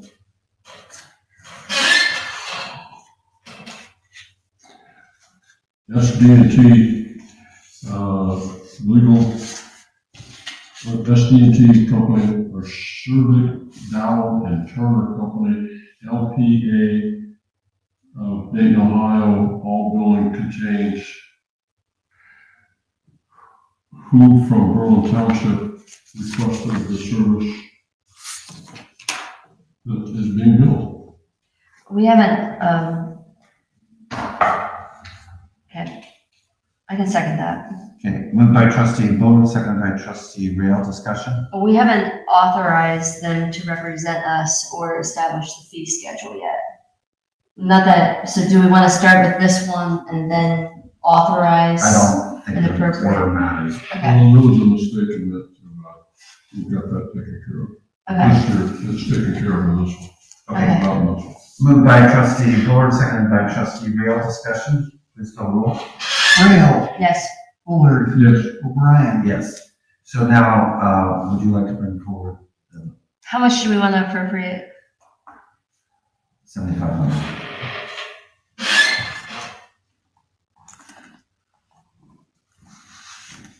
How do you spell this organization? Move to appropriate $7,500 to Surtick, Dowland, and Turner to represent the Board of Trustees on zoning-related matters, and authorize Administrator Hale to engage with attorneys in the discussion, as well as trustee Rail, And to. and to execute all associated documents there. Second, moved by trustee Rail, seconded by trustee Bowler, discussion? Please call roll. Who's second? O'Brien? No, Bowler. You just need it signed. Rail, Yes. O'Brien, Yes. Bullard. yes. Can I have that original document? Did you give us your original document? With the one in your packet. You got all of You it. have. I just need to clarify that. I just correct.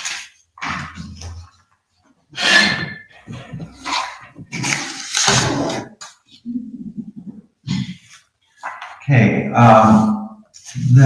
anything else in regards to sort of? Okay, so that takes us to possible executive session on criminal litigation. Is that something that we need to address? Didn't we already address it? There was another one. Oh, I don't think so at this point. Okay, so, that takes us to late items. Trustee Bowler, I think you said you had Yeah, I got 3 or 4. First one is, I'd like to hire Larry Buell back as assistant, cemetery section at the assistant cemetery section rate. And, have him for, Yeah, so you want to make a I motion? make a motion that we, rehire Larry Buell for the position of assistant cemetery sexton at the assistant cemetery sexton rate, and with his start date to be effective after all paperwork is concluded or completed correctly and his bonding is approved. So moved. Second, discussion. I don't think we can find anybody with more experience with the township. 60 years is, I think, sufficient. I inquired with Otarma about the bonding versus faithful performance of duty, and Otarma is recommending, Wendy is recommending adding him to faithful performance of duty versus bonding, and so I can check with Tony to make sure that if there's one or the other, but I would ask for. friendly amendment, to incorporate bonding or faithful performance of duty on the recommendation of the prosecutor's office. To your motion. Do you accept? I agree with that. Okay, and I agree as second. And the reason for bonding is, want him to be able to sell lots and that Yeah, sort of thing. yeah, yeah. Because he's got so many contacts with so many people and all that sort of stuff that he knows. Just makes perfect sense. Moved by trustee Bowler, second by trustee O'Brien. Further discussion, please call the roll. Trustee O'Brien, Yes. trustee Rail, Yes. trustee Bullard. Yes. Okay, and then the next thing is we got a meeting tomorrow at 1 o'clock, with, Jackie, Jesse. I'm gonna try to be there, and it's talking about, improvements we wanna make to the Osquarium part of the cemetery. So we're gonna do that at that point. There's some links there. And just to let you know, Next item What was, portion of the cemetery? Ossuarian. Australian. I thought you said Australian. I've missed that. I'm sorry. Go ahead. okay, well, You're fine, go ahead. want me to do it again? No, you're fine, go ahead. Okay, next one is, just gonna ask if Aubrey could try to get some examples of and I think you know about that. And the other thing, so if you're taking care of that, fine.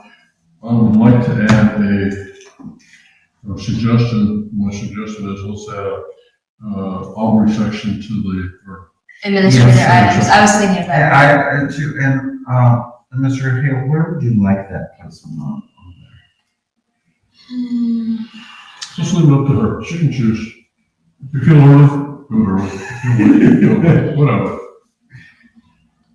Because I wondered if you wanted to do a report or if you chose to just do items. What is your preference on that? Unsure at this point because I have some, but I also have integrated them through there. Yeah. And so I have a couple of late items, but Think happy to about add it. a section, and if I have things under there, we can do it, and if I don't, we can skip it. Yeah, that's fine. Okay, sounds good. What I wanted to do was to make a place where you could be comfortable with anything you want to bring up, bring it up. That's your time to talk and bring up things. And, the other thing the question I had was, do you have anything or any suggestions? You've been here, more than a month now, and have you figured out anything that we need to do or need to spend more time on trying to come up with? Either people, positions, the way things were arranged, the way we're doing things, that sort of stuff. I'm looking for some feedback from you. Constantly evaluating that. So yeah, every day is a little Too bit, early or? so it's a little bit early, but definitely a human resource aspect is going to be a need. Mhm. That's something that we're going to have to address. You know, something interesting about that was, Liberty just recently let go of their human resource person. But it was interesting because, there was discussion about what if we could have potentially a human resource person that we shared like a mutual aid agreement for human resources, a consulting service or something like that, where, I'm not saying that we should do that, but it was an interesting discussion because maybe if we only have a part-time need for human resources, but another township has a part-time need, maybe there could be some kind of mutual service or mutual understanding where we. And there's some positives to that, but there's some negatives too. Exactly. Because, I mean, we want the superior candidate, and Yeah. they want the superior candidate, and there's only one candidate. But if we also both only need a part-time role. That's right. So there's pluses and minuses. And so I'd be open, but only if you're open to that. And the suggestion I had was, maybe we could work with the county, like we work with the county engineer. The county engineer designs our roads, gives us information, does all that sort of stuff. County's got an HR department, we pay for some. The county has a auditor's department who goes around and looks at everything and makes sure it's all done correctly. The prosecutor is our, official legal team.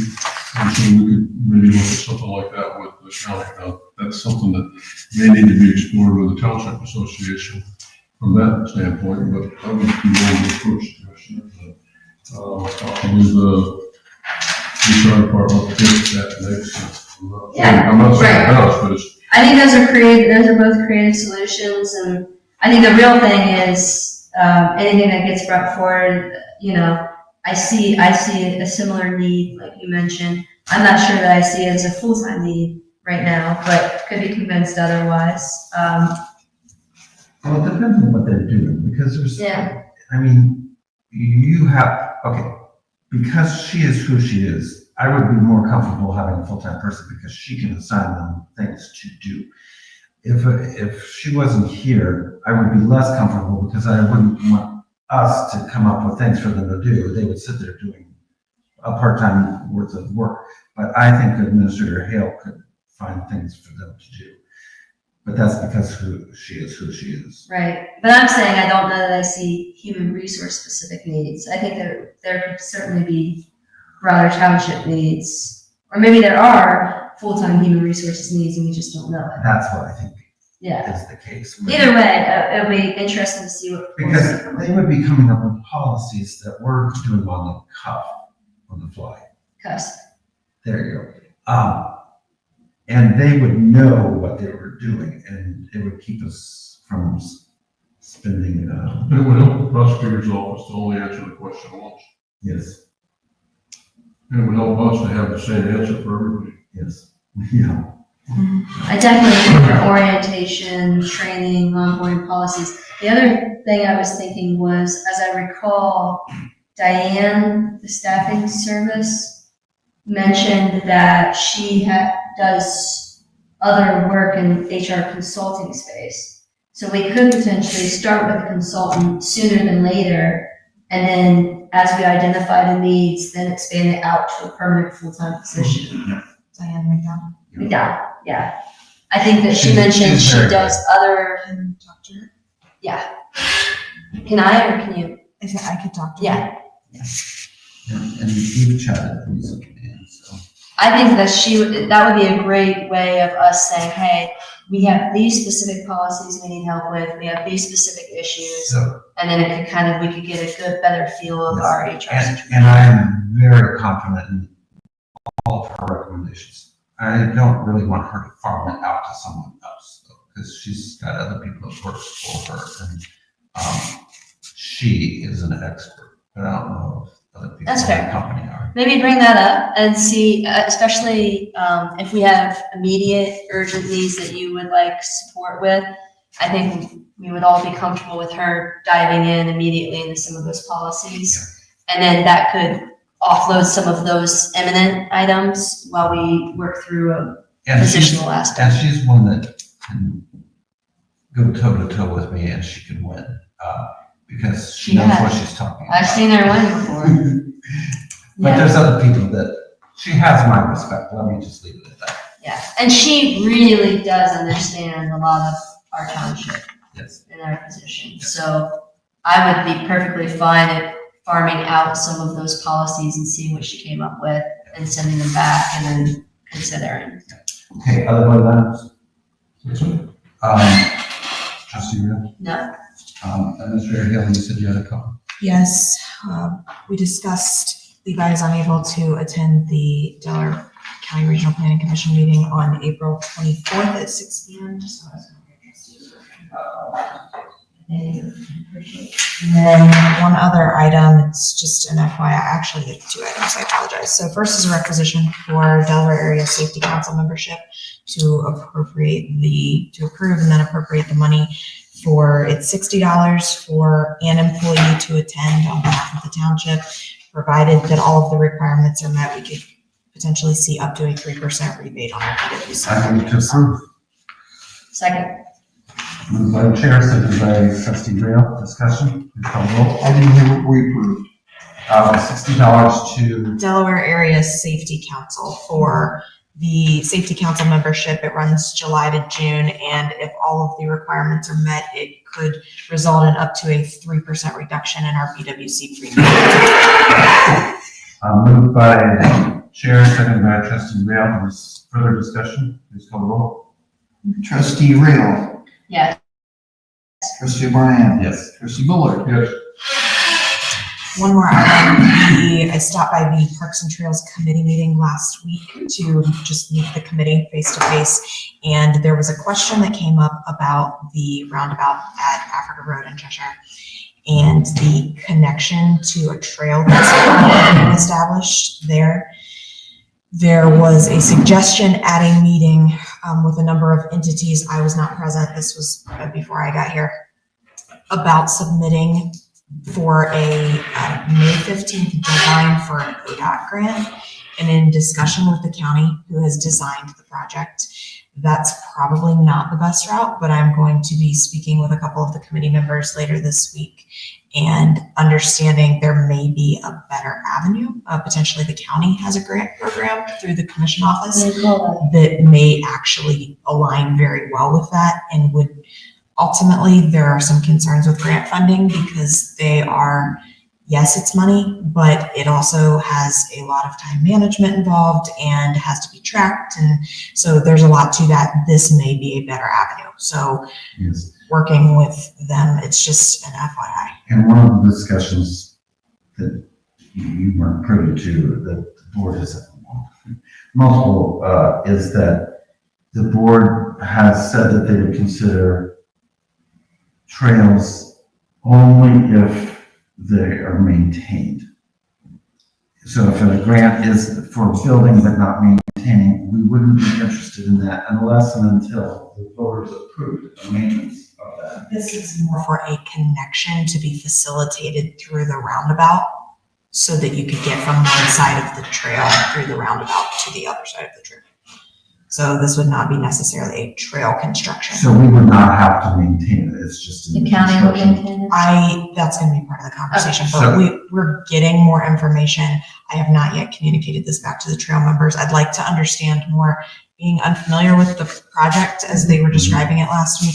I wanna make sure that we're understanding, but in our conversations with the county engineer's office, that might not, even though it was suggested to them as a pot of money that could be available, I don't know that that's the best route. That's fair. So. I think the major points are, our current board, no trails in the township right away.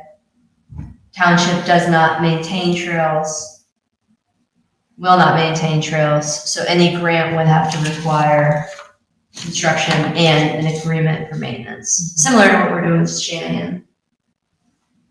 So that's all I have. Okay. Any other late items? I got two. One, You didn't have any. I know, but these are ones that I kind of forgot. Okay. The first one was, remember, we talked about, making the connector for the trails, and this was kind of spread down High Road. And notice that the housing development up this way, the last one up there, we were getting it connected to Funding. Glen Mead. Mm-hmm. Well, it doesn't connect to Glen Mead, but there is a connection now out to the trail, straight out, right from the development, goes out to the trail path right along High Road. Oh, So you can walk from wherever you can get on the trail, all the way to the high school. By going that way, and you don't have to go through the farm or any of that sort of stuff. interesting. Okay, and that's one thing. Second thing was, I was in a workshop meeting on Thursday last week, and they were talking about, and kind of funding a group to get a 208 committee for, Marcy, set up in Marcy, which would. That sounds bad. Taking some weight off of the EPA and. That sounds bad. Taking some weight off of the EPA and putting more, giving Marcy a little bit more power to. That sounds bad. Well, I understand that, but that was, you asked me for the things I was trying to get to you, but it was a 208 committee. And they're actively working to come up with a 208 committee. And who are they working with? EPA in the Marcy organization. Just to let you know. That is very important, and I appreciate knowing, but I don't know how we can stop that training, but that's a very bad training. Well, I understand it's. Well, I'll bring that up. I appreciate you sharing that, because I'll bring that up to, Representative Lorenz, who I'm speaking with tomorrow, and one of the updates he planned to have for us was 208. And he's very top. knowledgeable. And remember, he used to be, was he mayor or city councilman? Council member. But he understands the township perspective and weights it at least equally. So if we get him on our side, that's great. He needs to understand the issue. He does. And I'm not sure that he's a Morrissey fan either. He does understand the issue, and we also sent a follow-up note to Representative Jordan's office, because Yes, I was at that. yeah, you were at that meeting, and they indicated that they had to do some more research and follow up, and we have not heard from them, so we followed up with them last week to ask for an update. Any, The reason for bringing that up is it sounded kind of like a federal request to get them in place as to justify another wing of the organization, or Morsi, whatever else. yes. Well, what's interesting is Morpsey should be equally divided between Delaware County and Franklin County. You see how it's divided. Yeah, 99% Franklin County. Mm-hmm. Okay, any other late items? I'll entertain a motion to adjourn. So moved. Second. Moved by trustee Dorst, seconded by trustee Rail. Please call the roll. Fuller, Yes. Rail, Yes. O'Brien. Yes, we are adjourned. 99.